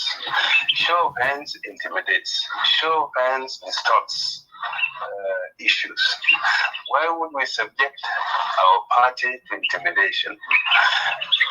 Excuse being given is that our population is illiterate, that our members are predominantly illiterate. But we have done our population voted in two events, elections of 2010. In South Sudan, each voter, like when I voted, I had to vote 12 times. I voted for the president of the republic then who was in Khartoum, the president of South Sudan, my governor, and my MPs, and even somewhere at geographical consequences, somewhere at the party list, somewhere at women list. In total, I had to vote 12 times. In the North, there were only 9. Our people managed to do that election successfully. See, there were fewer complaints. And the complaints were not because they didn't know how to vote, but because some officials rigged the elections. So our population is conscious. Our members are more conscious than even the population. Secret ballot can be used in the party. But because the chair wants to intimidate the members, insists on show of hands. So these are the issues that we have been discussing. I want a democratic constitution for the party so that the SPLM can respect other political parties and become a democratic state. So what is the way forward? We will take the matter towards our grassroots membership and to the National Convention. We will also evaluate it. What's the best way to do? We have agreed that our struggle must be within the party.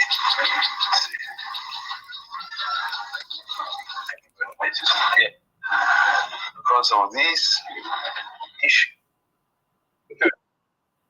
So I will stop this one there. So I'm just playing this so So we know exactly how things started in the SPLM. A lot of things that this struggle started within the SPLM, and then it spilled over, to the people.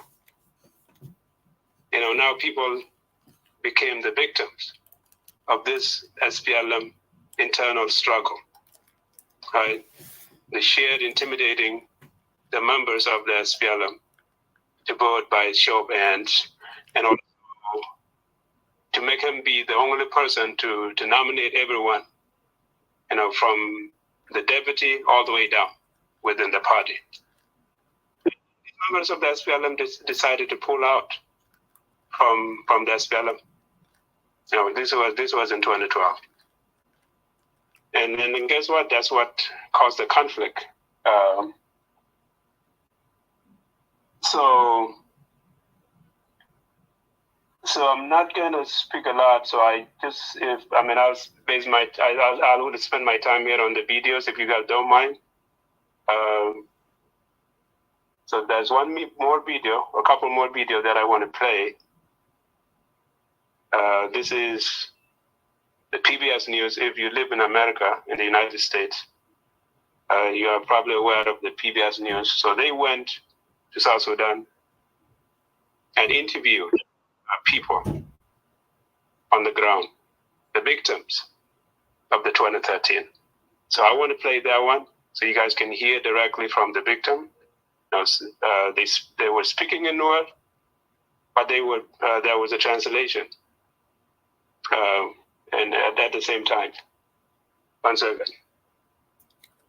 The world's youngest country is tearing itself apart. South Sudan was founded in 2011, but 2 years later, forces allied to the president and vice president began fighting each other.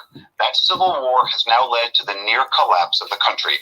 In partnership with the Pulitzer Center on Crisis Reporting, special correspondent Jane Ferguson begins a series of 3 reports.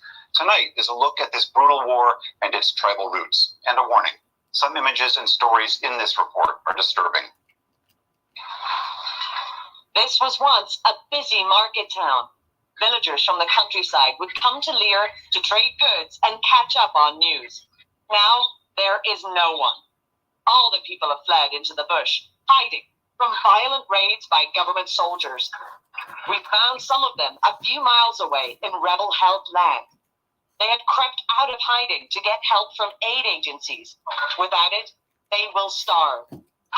Their stories of what they have endured are horrifying.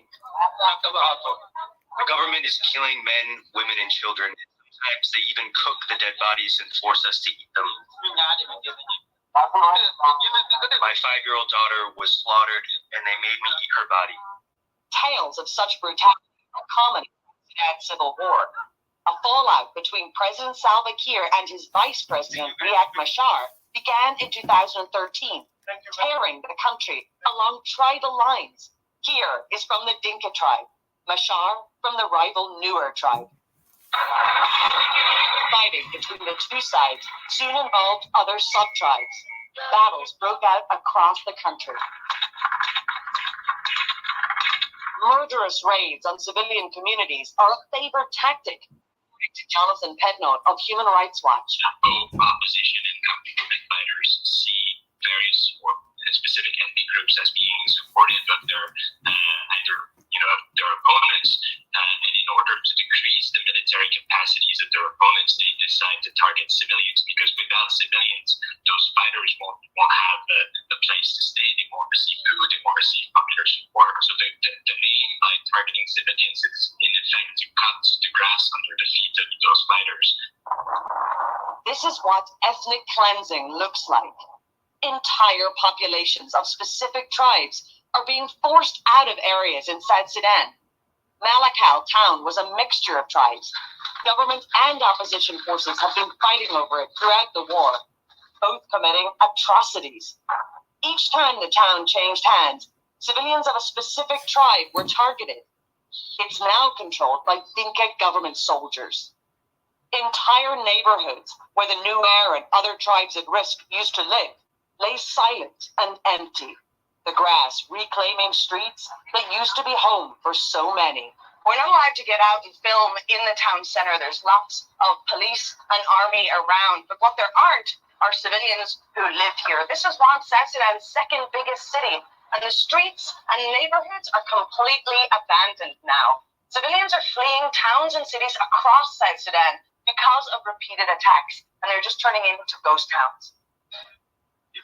They ran to this camp just outside the town. It is a dusty, miserable place where sewage runs between shacks and desperately poor survivors of the violence tried to go on living. Elizabeth is one of them, a single mom of 6. She sells cups of tea in the camp to earn some money, but the memory of what happened in the town is always with her.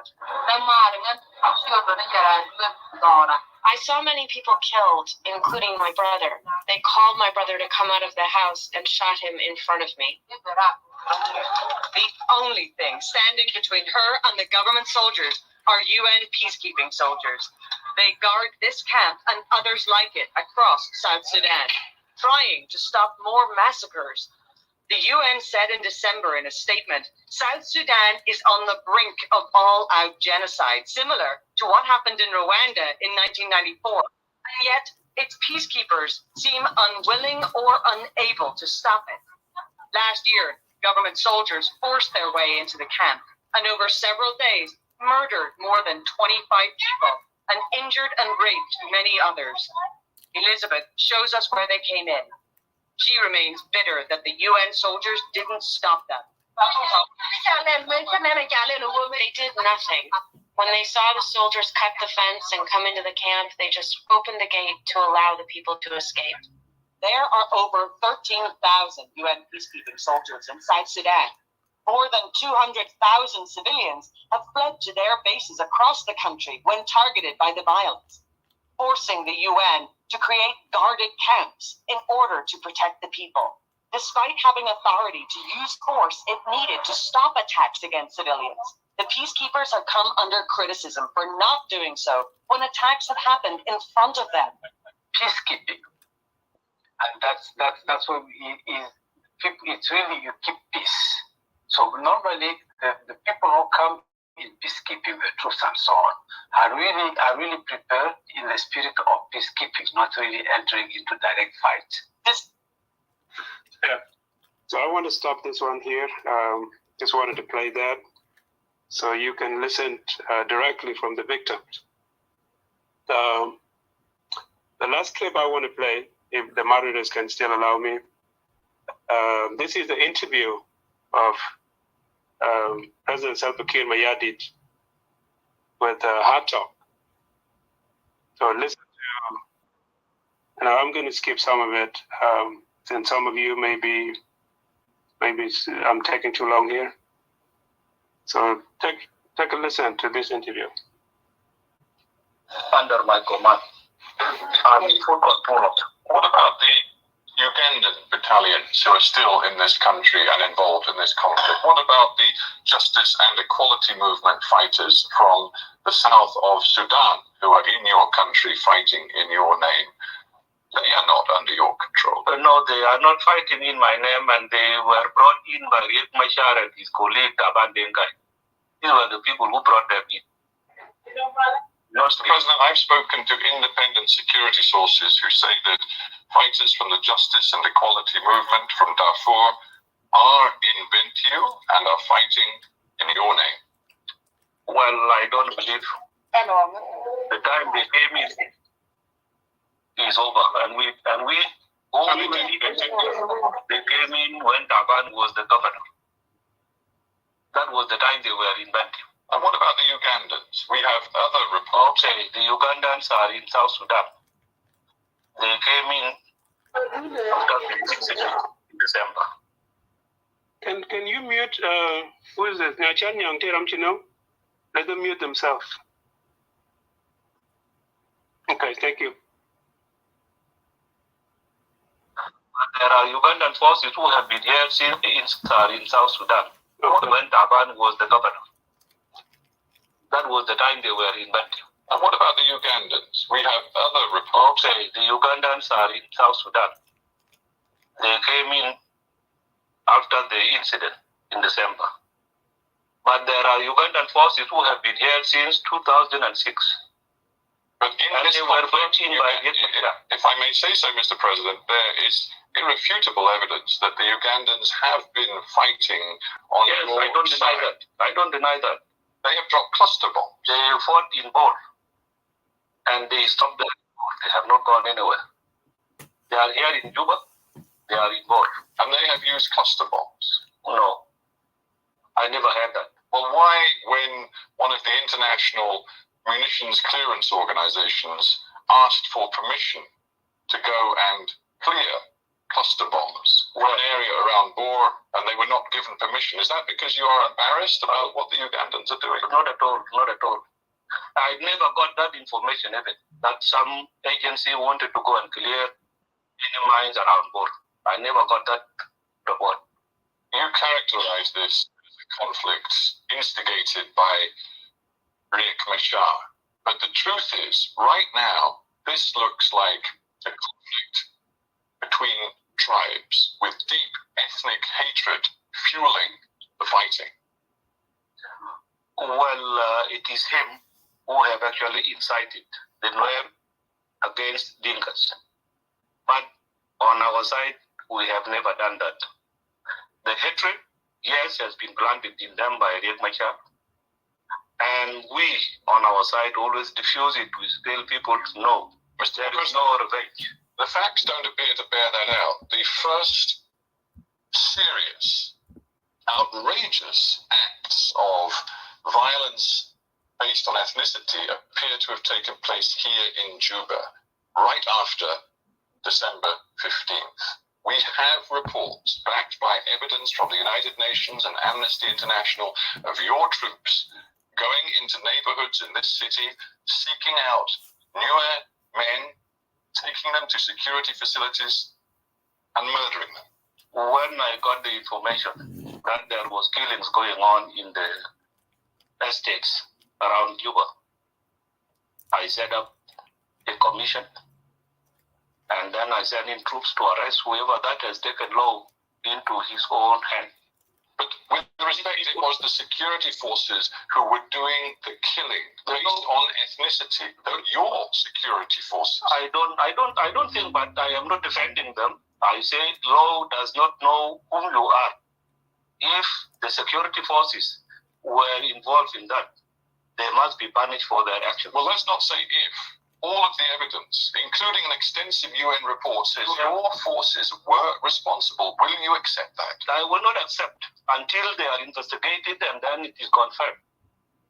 An investigation has taken place by the United Nations. Yes, it is taking place. A commission to investigate is there. And the AU also has set up a commission to come and investigate. Because of those incidents and the deaths of hundreds of Nuer people, and the fact that you know right across this city, Nuer people, thousands and thousands of them, fled for their lives to the safety of UN compounds, what we now have is a conflict which looks dangerously like a Rwanda-style ethnic conflict. It will not go to that state. These people who have run to UNAMIS camp are now coming out on their own because they have seen there is nobody who is targeting them. But I've been in the camps. There are people in those camps who are still free. These people are even lucky. Listen to this. Those who are inside the camps are actually people who have been politicized because Riek Machar is sending messages that don't come out. We are coming to liberate you when we capture Juba. Is that what you say to the woman who saw her husband shot in front of their children? When you say that she has been politicized? That's not politicized. That's just a woman who believes in this country today it is dangerous to be a Nuer in a Dinka majority city. Well, these people are even lucky. The Dinkas. Did you hear that one? These people are even lucky. Yeah. So these are important videos, so they are out there for you to watch. They are recorded, and the killing of innocent people is not going to be escaped. Salva Kiir will not escape this. No matter how we try to put everything on Dr. Riek Machar. Yeah, so I want to stop here with the videos. This SPLM issue, that Riek talked about, it was the start of everything, as you all know. Myself, Chankwat, I grew up around the SPLM. I was born in Bilpam, raised in Ita, the child. That's where I grew up. So I witnessed all the brutal treatment carried out by the SPLM. I have a story that I can tell too of 1985-86. Many of you have heard that back in 1985, there was also targeted killing of innocent people in villages in 1985. So I was living in Eton at that time. My who was from the area. I'm from Gajak area. Of course, Pagak, that's my town, my hometown. So Bilpam is just on the other side of the river. And Pagak is on the other side of the river, if you know the area. So my uncle was living in the village. So I was in Eton. So my uncle went to Eton and talked to my father and my mother and asked them to take me. He said, I'm going to take Chankwat to the village so he can meet people, the relatives. So my father tried to say, Chankwat is in school, so he's not going to go. And he said, no, I'm going to take him. You can see the place. So I went to the area, this area called Dorong. Okay, Dorong is on the other side of the river where Pagak is. Within a matter of week, while I was in the area, in the village. So one morning, we were attacked by the SPLA. Okay. The village was just attacked out of nowhere. I didn't know what was going on. So early in the morning, around 5, 6 o'clock in the morning, we all ran to bushes. We ran like chickens, pretty much. Cows, little kids. We ran to the dry area. This was dry season where, we move from place to place. So we end up running to the dry area where we usually move to during the dry season. And there was no water. So many people ended up dying from thirst. There was one area where we stayed. People were actually drinking their own urine in order to get something to drink. So this is something I witnessed live. So I couldn't really take drinking urine. I was a child. I was just crying, and a young boy actually. I was just crying, asking for this uncle of mine, who happened to be the only person I knew in the village. I didn't know a lot of people. He brought me to get to know people. So, and I was asking for him. And these relatives of mine were telling me, he's not here. He's at war. He's fighting. So don't look for him. So in that area, there was a well, a dry well that didn't have any water in it. There was only dry sand inside the well. It's very deep. So it was very deep, and so there was no luck of getting any water from it. So in the evening hours, this uncle of mine and some other men came. So they went down inside this well, and then took out the sand and got to the bottom, where there were like maybe some water in there. So he would bring sand, like wet sand. Then I would suck the sand, suck the water out of it. Then I ended up having like a little bit of water. Then I was okay for a moment. So we came back in the evening hours after the fight was over. So we moved and went all the way to Juko, if you know Juko, because now these civilians they wanted to hide from the SPLM. So they went to Juko, and inside the Juko there was Jalaba in there.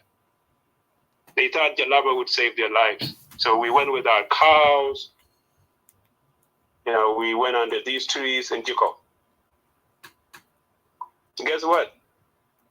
William Nyon was planning to attack Juko now too. Okay. So in a matter of within a week, we ended up being attacked again with the Jalaba inside Juko. We have all our cows in Juko, so we had to cross the river. So many people drowned because this Baro River, which is the Sobat, was very deep, during that time. So we ended up crossing over to the other side of the river, then went somewhere safe. And then, we ended up, like a week later on, we ended up going back to our previous home, which in this case was Drone. And then in a matter of a week after that, my dad came and took me back to Ita. So didn't enjoy anything besides just the war that I witnessed. And, when I ask myself, I could see that as an opportunity. God took me there for a reason, just, to witness that thing, that horrific, movement. Because I didn't really enjoy anything at that time. So, as PLM, even when people were killed in Juba, it clicked in my head. I was like, "Why? This is the PLM that I had known since 1985." Yeah? Anything like can happen anytime, right? So it didn't shock me because I knew, I had witnessed similar situations.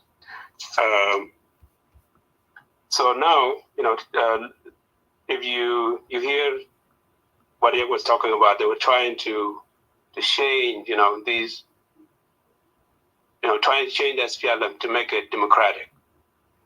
So now the young people can come in, and thrive and move it forward, right? And transform the nation. But there was a roadblock. The president didn't want that to happen. He wanted to be the only one to appoint people, the same dictatorship that they had since 1983. Okay, changing it is what is spilled over to our people, to the innocent people. Okay, so if you ask yourself, what made them kill innocent people when they disagree with each other? Okay. Talking about both, because that's one thing that I'm hearing from the other rooms, 1991. I can see a difference, even between 1985 incident, where we were attacked. There was no soldiers. There was only one SPLM at that time that went actually and attacked us. It's not like it's not like Gaitut was there or Anyanyatu was there. But Gaitut was already, it's already gone. Anyanyatu was already gone. So these were forces that were being commanded by Kirbino Kwanyenbo. These people who attacked the village. Right? And William Nyon, on the other end, was busy attacking Jalaba in Joko. So look at this. So if you compare those two incidents, 1985 and 1991, this was a battlefield. The Boer was a battlefield between two factions where they met and fought each other. So they fought each other. It wasn't like one faction going and attacking villages. Okay, they met there in Boer and they fought, and civilians were involved from each side. Yene idea Lington. And people got killed. Hello. From both sides. And then Talk properties, clubhouse. Jen taken Guyana and Modong all this. Ling Yen Jonat ku Jen all about See, I memorial. can see that there is a difference Tim there. Nueri, Tim Nueri deal. People coming together, fighting together, South Sudan deal fighting in one Kaka location, clubhouse. two The factions, North House. and So then Jen compared to one village being attacked Jen been Ling with with nobody me. in it, with no soldiers in it, Facebook. opposing the other But side. no one joke of your link chap and been ko na ko use with me mingi So I want us to clubhouse. So also chap na know chap. that if crime were indeed committed in 1991, I know where you these load me. hybrid courts Name one don't get part of good this coming peace in agreement June would actually address so this. If someone in a me can go to court chap and also connect succeed, clubhouse ko Canadian ka clubhouse no in, idea.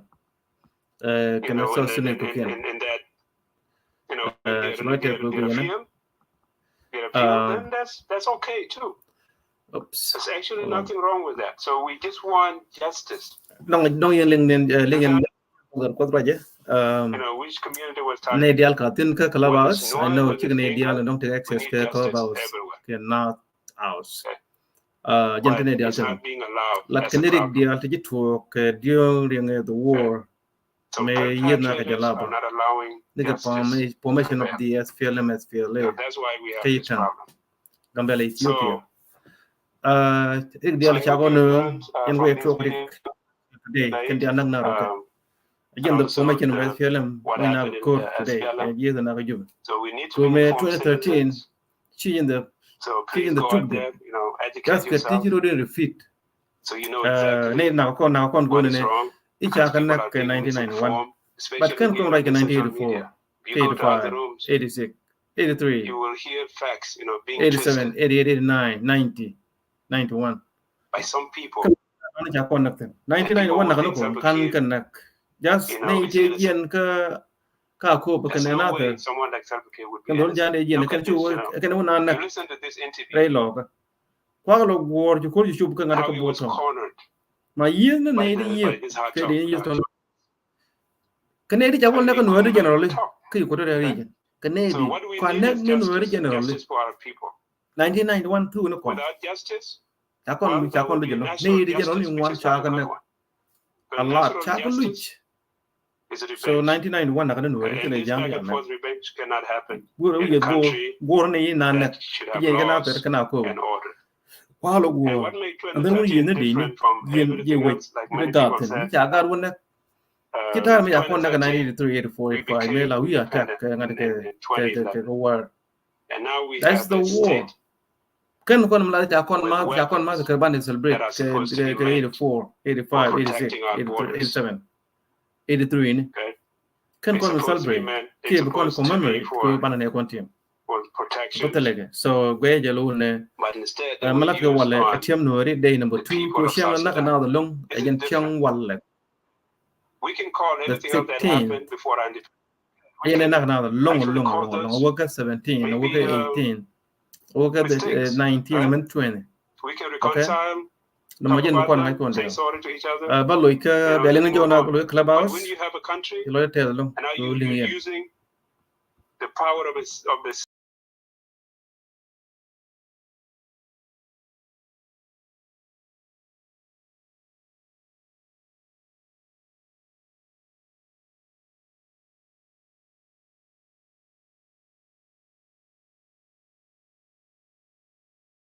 okay? So it needs our unity. You know, those of you, the people of South Sudan, you know, let us be informed citizens. You know, go out there, educate yourself. You know, stand together in unity and solidarity, and together we will overcome. And we are the future of tomorrow. And these elders, these people with this mental, with this tribal mindset, will be gone tomorrow. So we should not we should not try to be like them, like what I'm seeing here on social media. There are some of us that try to be like them, that act exactly the same way Salva Kiir is acting. And these people tomorrow will be the minority. This is what I believe, that they will be minority in this country, in South Sudan. We will be the majority, those who want change, those who want democracy, justice, freedom. Okay, so I will stop here. Sorry for taking too long. And thank you all for coming, for joining with us. We really appreciate it. This is our second round. We may have another room tomorrow, if possible. Or, it depends on, if we don't have enough people today. Yesterday we cut off people because the room was, was set, had a limit. So tonight is a continuation. So those who didn't have chance to speak or to testify can come up, and talk, and also share their, about the December 15, 2013. So thank you very much. I will stop here. I think can you give chance to Thomas Tudor? You've been here for a while.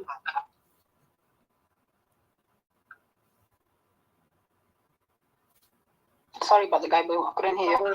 No, I just wanted to move the line up. Yes, so I'm just gonna move the line now. We'll give you chance. I think my phone is about to go up, and I don't have my charger with me. And the place that I'm in is completely very far from where I live. If you can give me a chance, that would be great. Thank you. Yeah, that's okay, Vibe. I'll just have to ask about the Golok first if he wants to give you the chance, because you're supposed to be next. If Golok is happy with it, then you can go. Sorry. Golok, do you agree? Let him go. I will talk and later on after that. So, where the number is. All right. Ambassador Quad, your chance. Thank you so much, Comrade, for giving me your turn. I do really appreciate that. Thank you, moderators, for giving me this opportunity to share my thought on this unforgettable event where over 20,000 innocent Nuer civilians were killed by President Salva. I greet all NAS members and everyone who has attended this important event.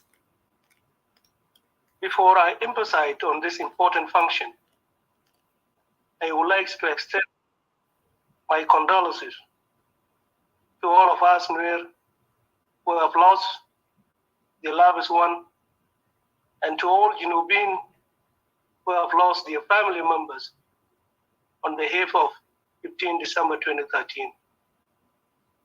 Briefly, I will not go far, since most of the critical points have already been mentioned earlier.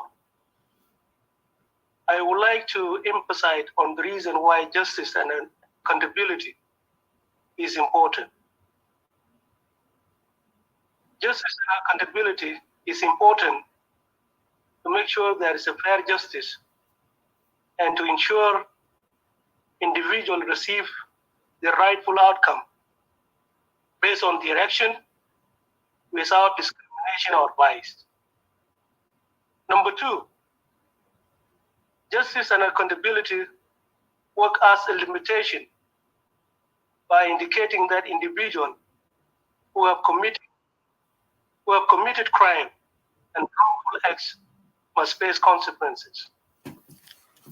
Number three, justice and accountability is important to protect the right and well-being of individuals and society as a whole.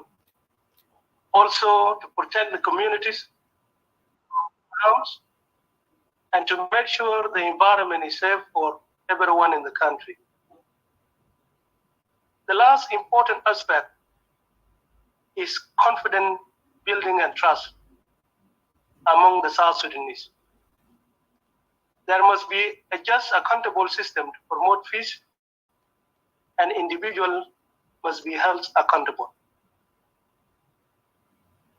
Without justice, no peace, no reconciliation, and the country will not move forward.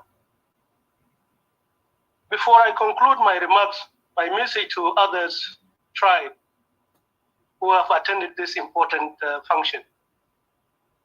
We thank you for coming. Honestly, many people have been misled by our brother Dinka, believing that Nuer are bad people. They are a very violent community. They don't want the country to be at peace, and they don't want our country to move forward, which is totally not true. We love this country, my people. We want the country to be like any other first world country without anyone being discriminated. Many of us, they don't know that all these kills that we are facing today was inflicted on us by Kir and his cohort, who believe that Dinka must continue to rule South Sudan for generations to come. And I don't think if that is what our brother Dinka thinks, it would never happen. South Sudan is belong to all of us. We cannot think of one tribe to lead such a big nation that we all fought for. Secondly, I believe not all Dinka are bad people, but the majority of Jeng were brainwashed by individual Dinkas who are looting the country and supporting Kir because they are gaining their benefit. It should be important for you, Dinka, to question yourself. Why would you let few individuals and Kir to destroy our country? What would be the fate of your future if we continue to see our country going in the wrong path, the wrong direction? I've listened to many people. They were talking about Kiri's apology. Myself, I've lost my elder brother in 2013. My elder brother used to be in Awanyabul. He was one of the trainees. He is among the best soldiers that were training commando post in Awanyabul. On the 11th, he came to Juba to visit us, and then he was killed on the 16th, which is today. Will Kir bring back my elder brother and my other sibling that he killed in Malakal? Will his apology bring back the Nuer that were killed in 2013? Jamal, let us be honest. Let us be honest to ourselves. Kir apology will not rescue our country. The only way for our country to move forward is for President Kir to step down and face justice. If it was not because of the commitment of Dr. Riek Machar, no one would see the little peace that we are seeing now in the country. We appreciate Dr. Riek for being a committed person and putting all his effort to make sure that South Sudanese are not going to die anymore. But President Salva himself, he continued to jeopardize the peace agreement. He continued to obstruct the peace agreement. He doesn't want our country to move forward. The only option for us as a Junubin especially the innocent Junubin. Let us unite and support each other in building peace in our country, and make sure that Salva Kiir must face justice and his cohort leave the leadership in our country. In my conclusion, I would also thank non-Nuer speakers who happened to join us yesterday and today, including our top political leaders who have made their speech yesterday without fear. I congratulate you for coming and for supporting us, the victim. May you continue to fight for the right of innocent South Sudanese. I thank you for that. To my Nuer people, as we continue to observe the very difficult date of December, that will never be forgotten in our history. Let us work on building unity among ourselves, and let us support the quest for peace by His Excellency Dr. Riek Machar, just a peaceful South Sudan. Lastly, I would like to thank the leadership of the Nuer House and NAS Kenyam, led by the Reverend Pastor Chol Turbil, who have dedicated their time to fight for the right of innocent Nuer civilians and other South Sudanese who are being killed in our country. I appreciate you all for your unwavering support. Thank you, and may God bless you all.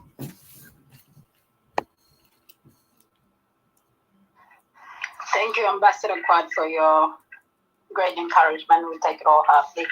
I think, Galuk, I think it's your turn. I would like to just move the line, guys, because people have been waiting, like Thomas and Margaret, they've been waiting for a little bit now. So I'm just gonna move the line, let everybody speak, and then if anybody would like to add anything, or if anybody would like to come up and join us in solidarity, 15th of December, be welcome. So Galuk.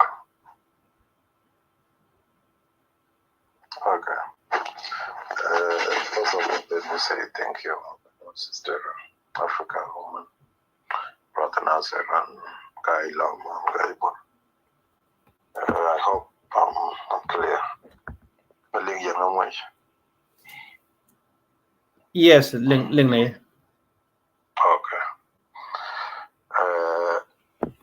Where I am now, it is almost like 4 o'clock in the morning. So my voice may be a little bit down. Also, I don't want to make noise to those around me. I'm seeing that there is a necessity for me to talk. In the continuation of the discussion that we made yesterday, in the memory of our loved one who died, the innocent souls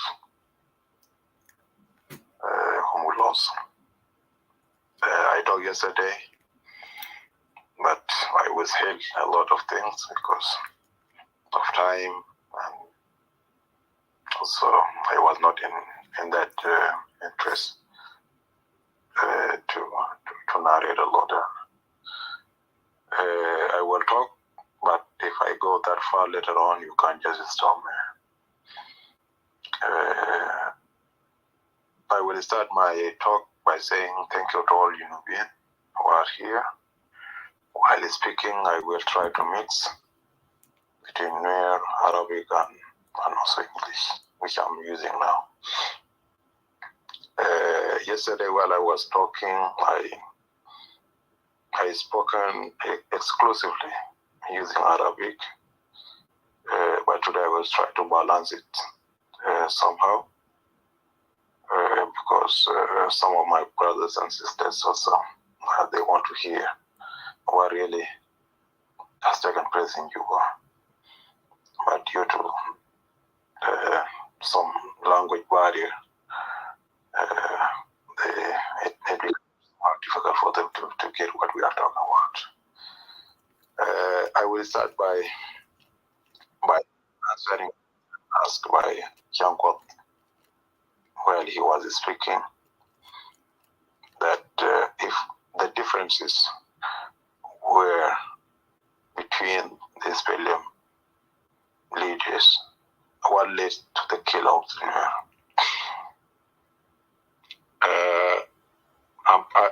This is the question that we ask, and I was usually or always ask myself, if the difference was between the SPLM leaders, what led to the killing of the innocent Nuer in Juba? I myself, I don't know. So, Brother John Court, this question we ask some of the soldiers who were in the Giada in Jabal 5 days after the crisis, exactly at 3 p.m. in Juba POC, Tongping compound, UN compound. In the evening, I remember I was sitting in a tea place. 5 people came, 3 were wounded, 2 were accompanying those people. They came and they were taking to a place to waterway, waterway, because there was no place. In the UN compound, we were almost 75,000 or 60,000 near. So we were overcrowded, so there were no place. So those people are wounded. And then to see them.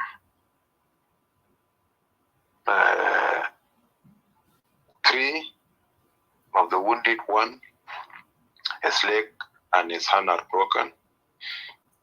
The other one is wounded on his lower back, and the other one he has injured on his inner circle of his hand here, and the 2 are accompanying them. So we gave them some time to rest, and then we gathered, and the leaders of the POC of Dongping came and asked. Now is the 5th day or the 6th day, and you guys are coming with those wounded people. Where were you? And they say, okay. One of them, the one who spoke, I will mention his name, but not in full. But it's also the one who was in the POC is also can correct, because I cannot say that I remember all. To me, like I was remembering, his name is Go or something like that. He identified himself as Regibawal. He was the one responsible for the 3 wounded people with another one. He said, Anna, the reason why we came today, those guys, they were wounded on the first day of the war. But we cannot take them to the military hospital. We used always to go there because they would be killed. I would have gone with Ganmacher, but I was given a task that I have to deliver these guys to UNMIS, and then I can go back.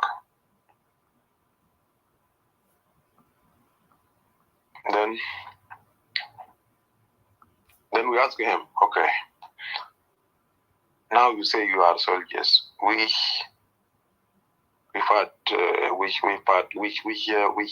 unit are you? They say we are Tiger. We are the Tiger. We are the one in the Giada. Okay.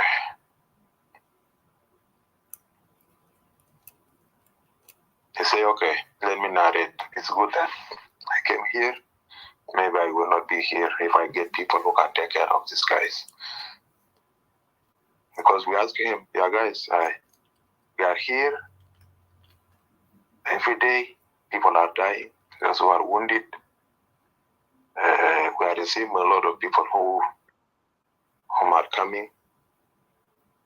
But we are having a lot of questions. And one of us here, a man like this man, one man was mentioned. He is with us in POC. His wife and kids are in the other POC in Japan. So he just ran to where it's near to him. He said, really, what will happen? And all of us, we don't know really what has happened. What has led to people to be targeted and killed. And then he narrated to us. And anyone who is doubting what I will tell you here, I will give you a reference. I know the importance of reference. So someone like Jankot, someone like Ambassador Quad, someone like Kakoy Mwaniga Luak, Kamukta Garma Chate, the Big Dog. Take a short lekin, I will not mention his name, just you are a Biladangoma. So take a nigga in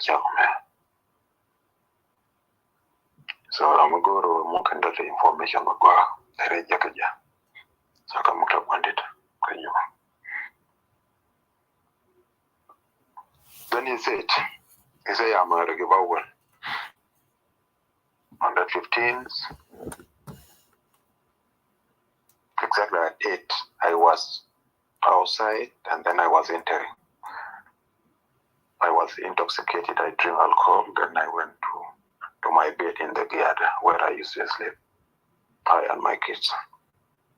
I slept. Like 15 minutes later, 8 and 15 minutes, he said I received a call from one of our guards on guard.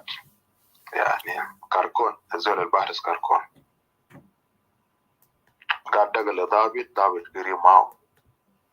And he's the one responsible. He said that guy called him and he said, Kwarai, now I'm in the Karkon and there's a plan.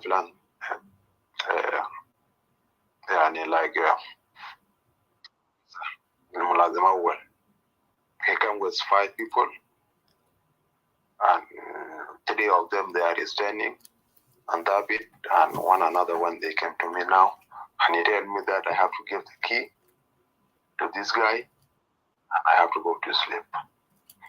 So he can replace me and I can go. But my time is not yet over. And I tell him, no, my time is not yet over. And the one who should replace me also is not this guy. It's another guy. Why you came and I have someone who is in direct contact with me, who is Chawich. Why you come, you David, with another person and it's not me. So he said, okay. Then this guy tell the one who was guarding, the one in Karkon is where the guns and the rifle are being stored. Okay, if any one of us maybe stay one day where the military are staying. So most of the time they don't carry their gun with them. They will put them in one place. And then the guy told him, okay, then let me come and we'll try to resolve the issue.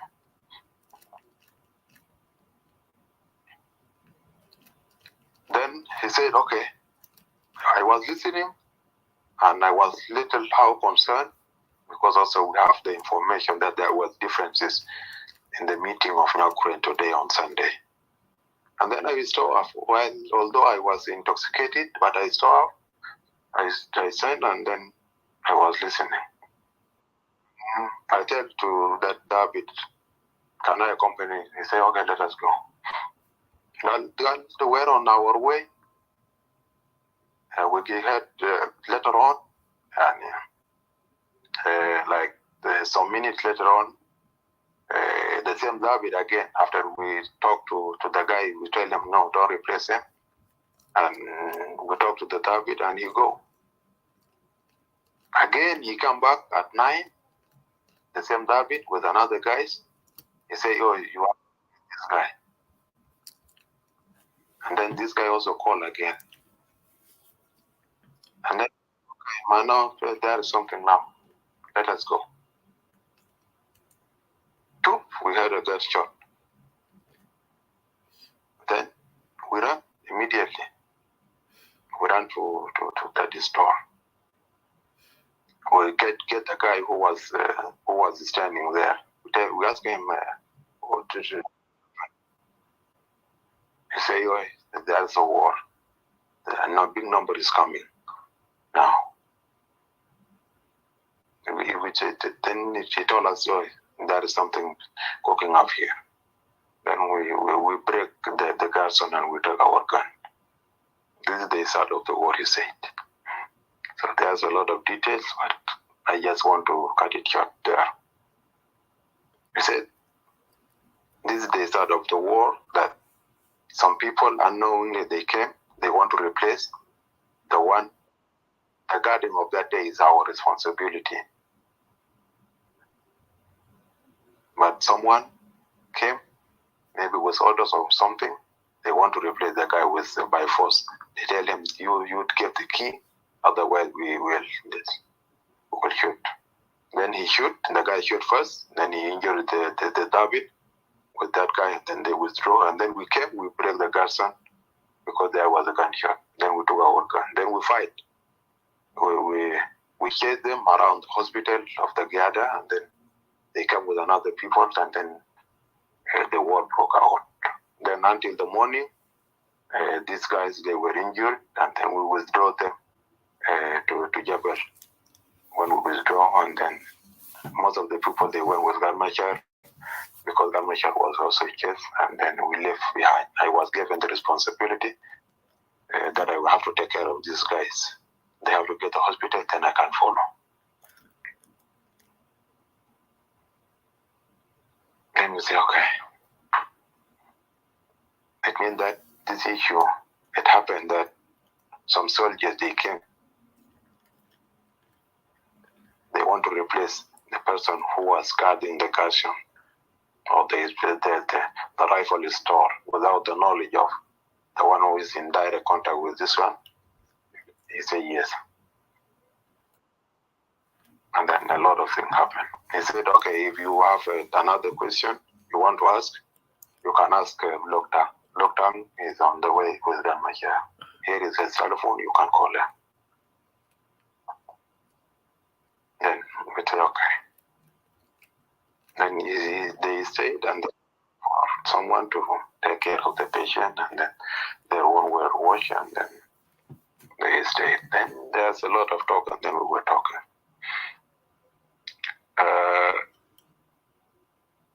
This is all of us, we don't know. I was sleeping. On that 15, I was sleeping, and I was just woke up by the phone call, the gunshot. I don't know what really happened. So in the POC, where we were inside, on the first day and the second day, horrible things that one cannot imagine. Someone has seen them. And I usually don't like to talk about these things. Even my fellow Nuer who are here, it may be the first time they hear what I'm telling them now.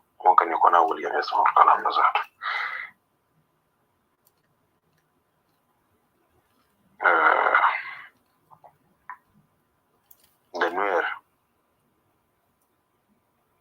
who were killed, most of them, they don't know what was the reason that they have been targeted and what was the reason they have been killed.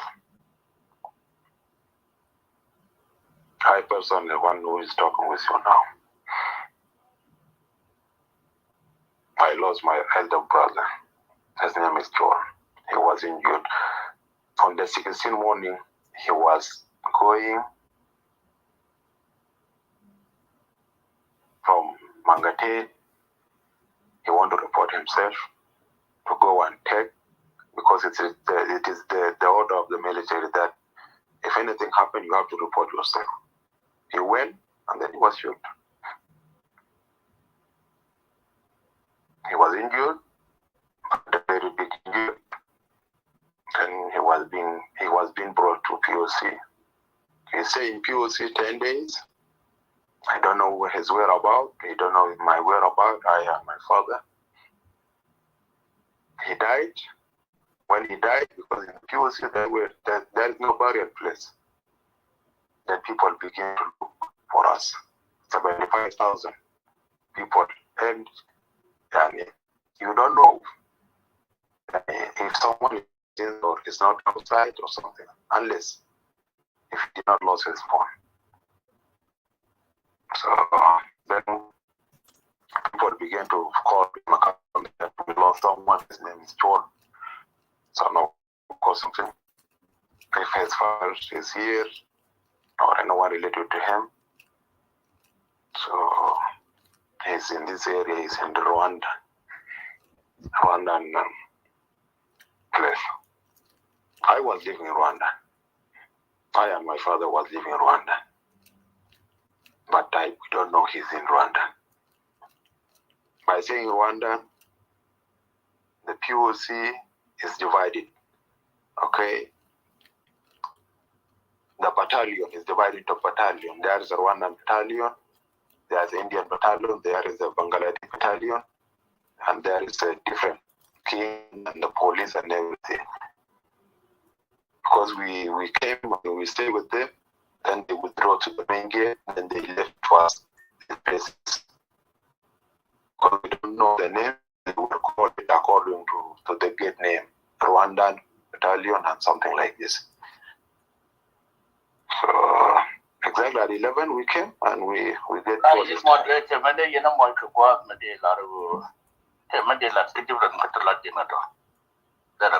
Thank you.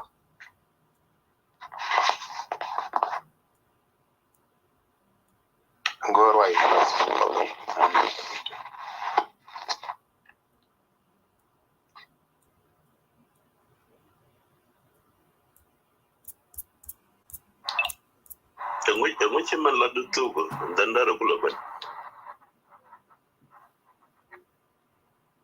Galok, keep going.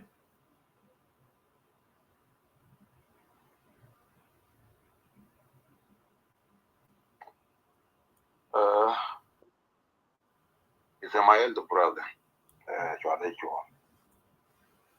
Then we were called. My father looked for me to get him his body. So we have to take care of his body for 5 hours, waiting for Red Cross to come and take his body outside to be buried in an unknown place. Paul is the father of 2 children, by the way. So he died of the wound. I, as brother, I don't know that, and he was in the PUC that I was in. I just met his body. So this is part of the 1,000 of the history that had happened. Someone will come that Dogo Firazu Musmari Yijari Yemudindakum. A woman was raped by his neighbors, 6, 7 men in front of his children. But he's in POC with you. You cannot do anything. You can do nothing. Someone will die, you don't know where to bury him. You have to wait for the UN and the Red Cross to come and take the body and be buried in an unknown place. Some children will stay for days without food. women have to sacrifice themselves to go outside because it was forbidden for men to go outside. Because if you go outside, you will be killed. Women have to sacrifice themselves to go outside and pick some necessities like food and something. Some of them will not return. Some of them will return that they are raped. People will go outside on their quid to catch some water that the trailers and something are being brought in the POC. Soldiers, Lenko soldiers going to Bill farm will come, definitely will stop on the gate and shoot on the gate people, and then they continue going to Bill farm. They come back at 4:30, they will do the same, shooting on the gate, on the innocent people who are well. Yes, on the gates. This is the living that we have. If any one of you in Juba, you know the road of Vilpa is on the gate of the UNPOC, where we used to camp and we sit on the gate because in the POC inside there is no water. So the water tank will come, and then they put water on the tanks outside. Then we build some rakubas. People are buying the waters. Then you will go and take shower there. Taking shower, people from unknown, because of the hatred, they will come and stop and then shoot, killing some people and wounding some people. People will run naked going to the POC. This is the histories. But most of the time, someone will find it difficult to explain and talk about them. It is good to just let go. The person that I told you yesterday, Riek is the father of 4, by the way. He's a committed soldier. He was called by his fellow friend from Tanka, his David, responsible for him. Because he refused to defect. He refused to go outside. He said, I want to stay here. He was called by his fellow men that, Jamai, Salah has come. Come take your money, man. I trust you. No worry. I will take care of you, my brother. Come. You want to go and catch some little money for his kids who are disturbing of hunger inside. Then later on, 5-10 minutes, you to call him back. They tell you now, you have to find another Riek. Riek has lost his life. After today, you don't know where he's but what should you say about such histories?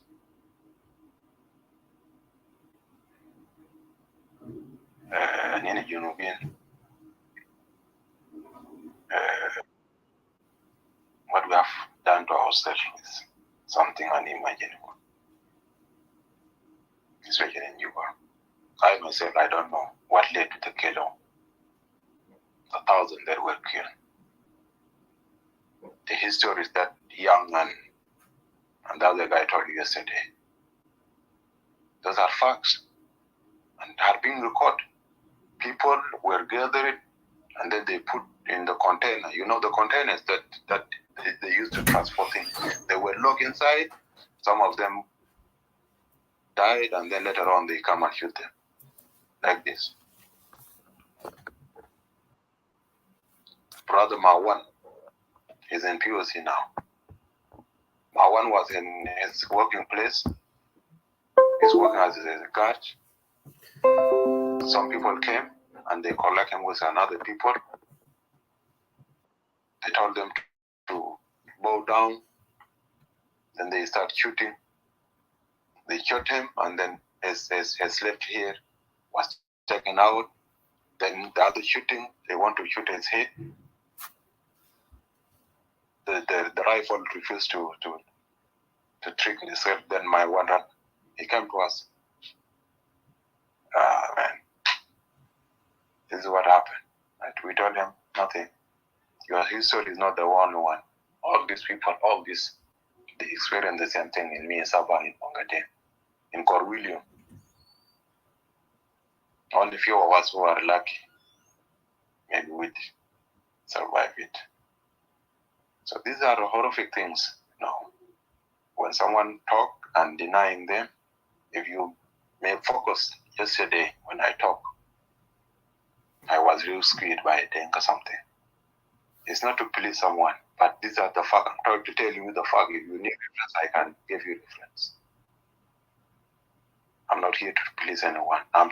Also, if I'm saying this, don't get upset. These are the facts. I'm telling you what I have witnessed, what I have experienced, what I have seen.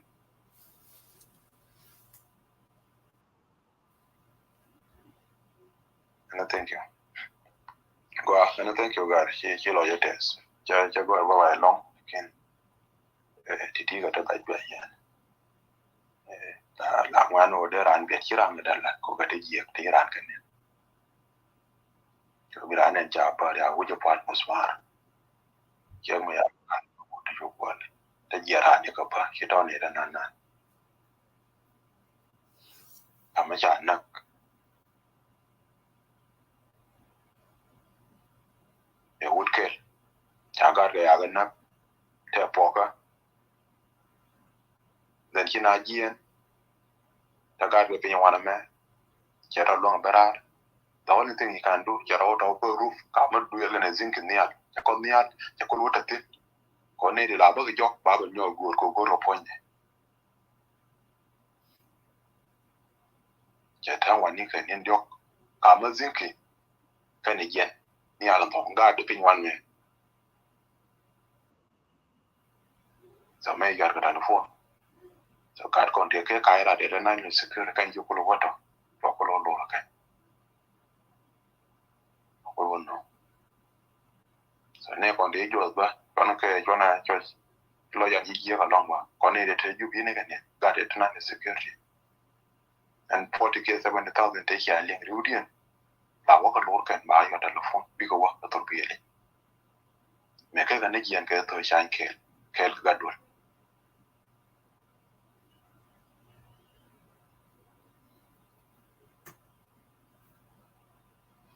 So these are the facts that you talk.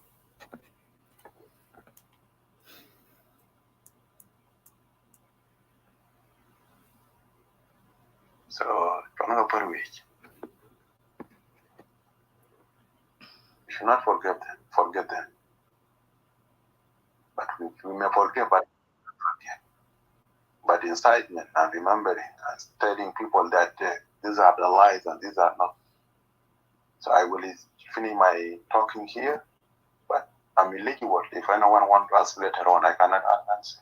If you have doubt or you want to confirm, I'm in talk with people who have been with me in POC in you. I can give you, if you need them personally, you can contact them. And I thank you so much. You may move the line.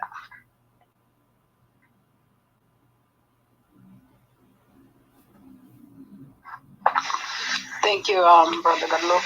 It was very, very sad indeed what you have experienced and what you had to go through. It's heartbreaking and it's very, very painful. But at the same time, we thank God that you are alive today, that you are able to testify and give us what you've seen. So we can experience and know that, what happened definitely is wrong. It's not a matter of that you have to justify to anybody. The facts will always remain. So we thank you for being courageous. Thank you for being alive today. And thank you for sharing with us. We will definitely never forget. No, we'll never forget our people. And continue spreading truth, because we need this. Because I think this is what we, as South Sudanese, we have definitely failed. And I'm so close, to be honest. But I will leave it when it's my time, because I have a lot to say today. I really have a lot to say. But I would like to just move the line to Abuna Peter. Welcome. Alforsa Hanka. So I'm not allowed to talk or what? I think you're next, Thomas. You have Margaret. I'm the guy person now, because the look has just spoken. I'm not doing it.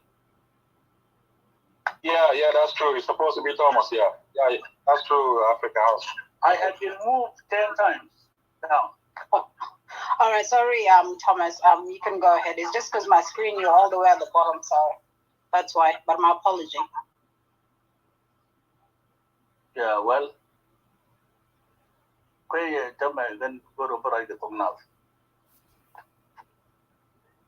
I come another chair, make a baby long. It will be very short because I don't want to narrate what happened because now we are commemorating like the 10 years of what happened. Now we're on 2023. It happened 2013. Meaning we should not be educating ourselves with what happened. We all know that what happened is real. Personally, I'm one of the victims, one of the, what I can call myself like, survivor of the situation. Both 2013, 2016, I have been in all the things. I witnessed what happened. And on the top of that,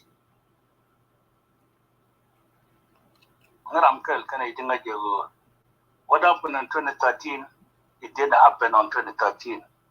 It is a long-term plan which had been planned long time ago. And many of you are very young, some of you were even not born. But don't forget, all of them what has been happening in South Sudan. Somebody had been asking yesterday, or when I listened, he was asking, I think it was surely, why should we be targeted every time? It is not the first time we need to be targeted.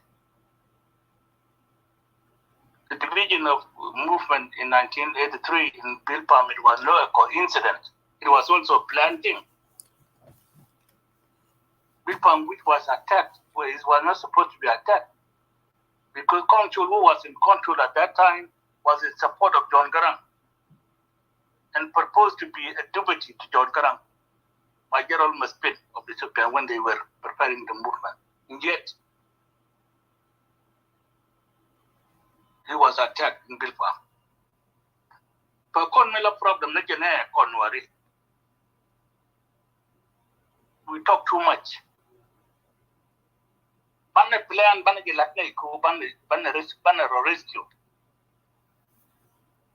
Make it to occur at the Sudan. Maybe I'll not get patrol. No, I make a patrol. How much I'll let me and go bar look. Money at the right corner. When the third pocket now posting up a chunk, elected. The third pocket for the eligible go back to election. Kajan, a setback, a case. Approve original organization to AU. United Nations. Raman Kui interview and jail in Kajan. All the things are gearing towards him being responsible. And justice. People are talking about justice. How are you going to bring self-care justice with this unity you have? There are much like they are no justice. Young my young self-care tell them about unite, back over up. Yen Pankun, you keep opposing yourself. Ramadi, you look you go to Piali.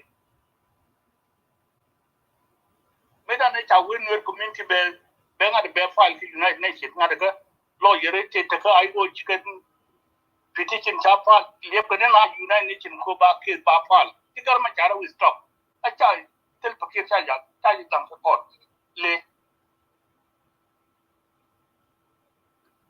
And Tamburai call Katichigo Joe. What is the way forward, Kadmori? Then they call right in the war. Canada, these are known together, big a plan that to go natural Latin or a can pick my cherubino. Try make you a good war, ballot good war. And that's it, good a lot about the Kussel Pakira, and I'm feel like that.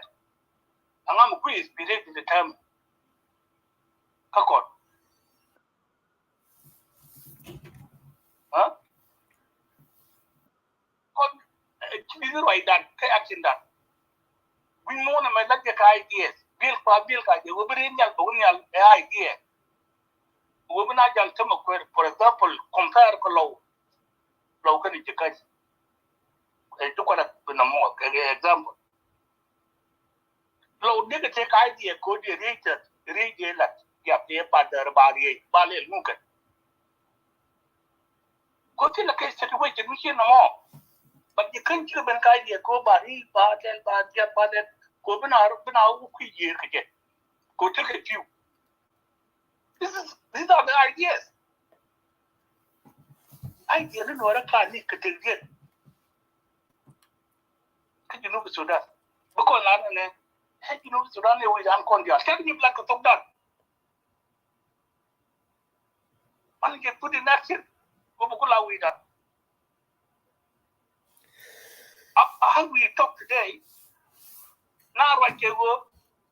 Ide akol kurele ja por ke barul di de ke nyal din nyal ala wot wot ki ko te burin warap ala wot you pe lu ko ba you ta du warap ni nyam no ken ja la ka consideration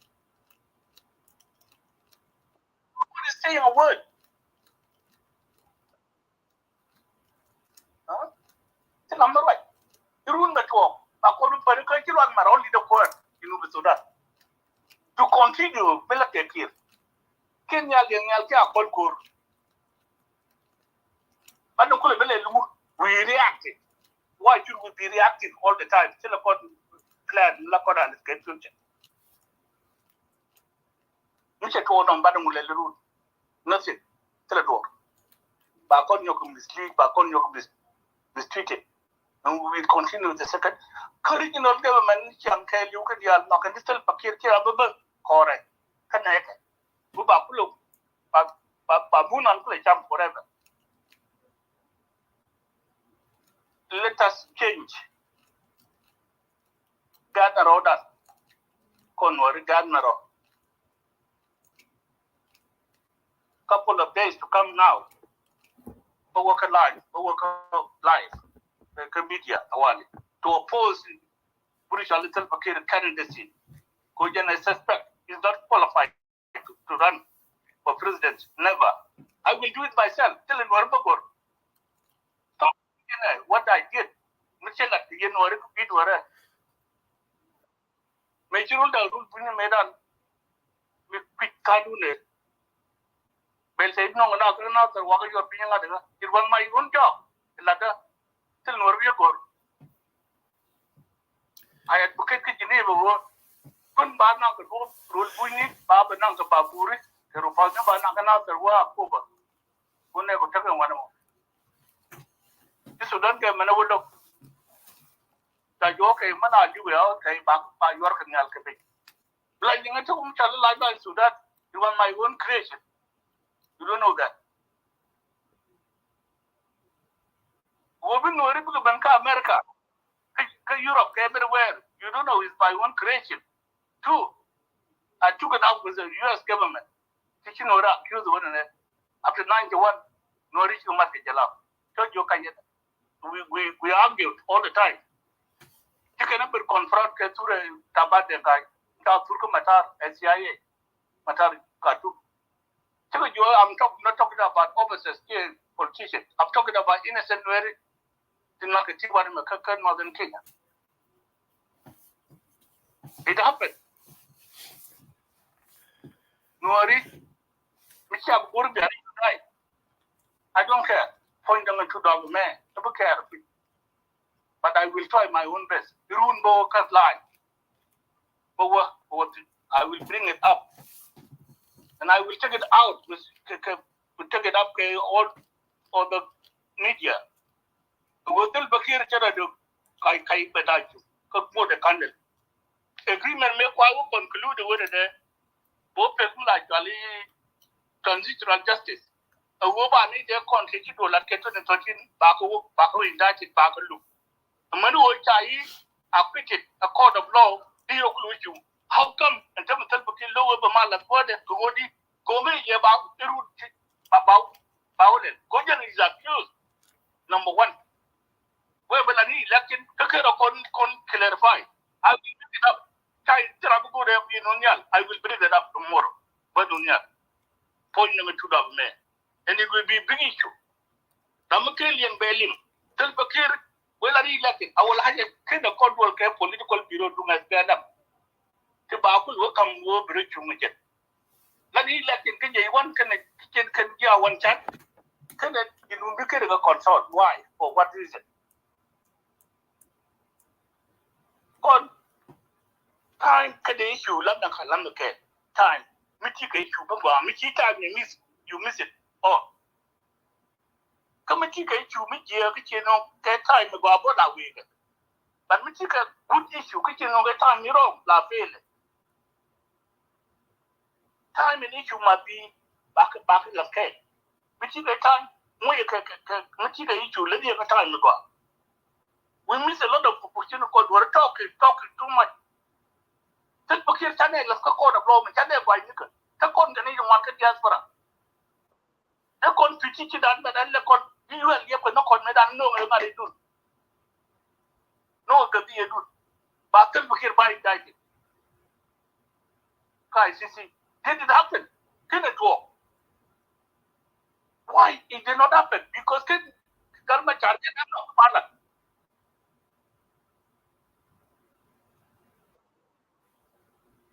People who are praising Garmachar today, who were in a equal number of the cut, it is all Kamalo. Then no meet Maurice, no one upon yet. Go look what tell became more indicted to tell what. Point in there. But we are telling you. This is what he was trying to do. Not like the point to the man. Content one character can be. Garmachar, I can get a kill. So you maintain what to know to take it. Go poor, Cheraka, one month. Hey, to take a line. Line, they summarize. They summarize where? Many like you, a curfew. I summarize. On the Venetia, can't go with Chacon like the Jeb, came back on like the Jeb still continue Yahweh winning. And Mimi, can I make sure that it will come? But I will. But the more catching time, we will like Jericho people survive, but no more of what you can. Under a bang, I get a good corner, but not no more. Two would do go back, course I like him. That walk, continue, taking them, and one thing will be. Court and the younger one, and their body get back and connect, tell that to you no, we will take it. Ramchi, I dance it now, get in, get the record. It is us to claim it back, whether by force or by peace. It's going to be a man no more. Then point the church enemy, believe. Enemy is your enemy. Period. Which a little give me your other give me your going a bunch arrow. But I'm not the more, came on the come up here to get the believe more. We let you be your co like a child. You are put down the key, the young boy. The jolly to tell McCarthy, the very one who you will conquer. One with all other things, other people, Chagana. We conquer the black valley. One of nothing. By no by your way, Cocono. I was there. The mechanic. I witness everything. Don't remind you of a ticket to walk. Come like a walk, and move on like to over protect the years to come. Thank you. Hold on. Thank you so much. Let me say something, Nasser. Thank you. Tirini, take water in the Galatin, by the way. That is a different platform only for NAF and Baji. Way if you need to have a day to come and brief us, you should be able to do so. And I hope actually don't kill in your recently actually you just left your own political party and George SPLA. Quare wouldn't yell self a kid, my yadit. Can't tell me Jugane would yell self a kid, my yadit about Nangle Court. Your CNC, I don't see how we will be able to take him to court with you being our lead to send him to the court. I think that is a contradiction. So and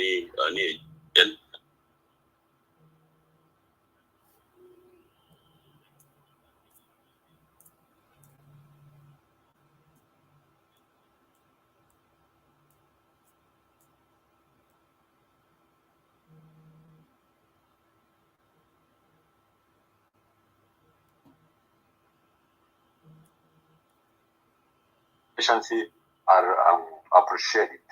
I don't know where the line is, but I will yield the mic to my sister, African.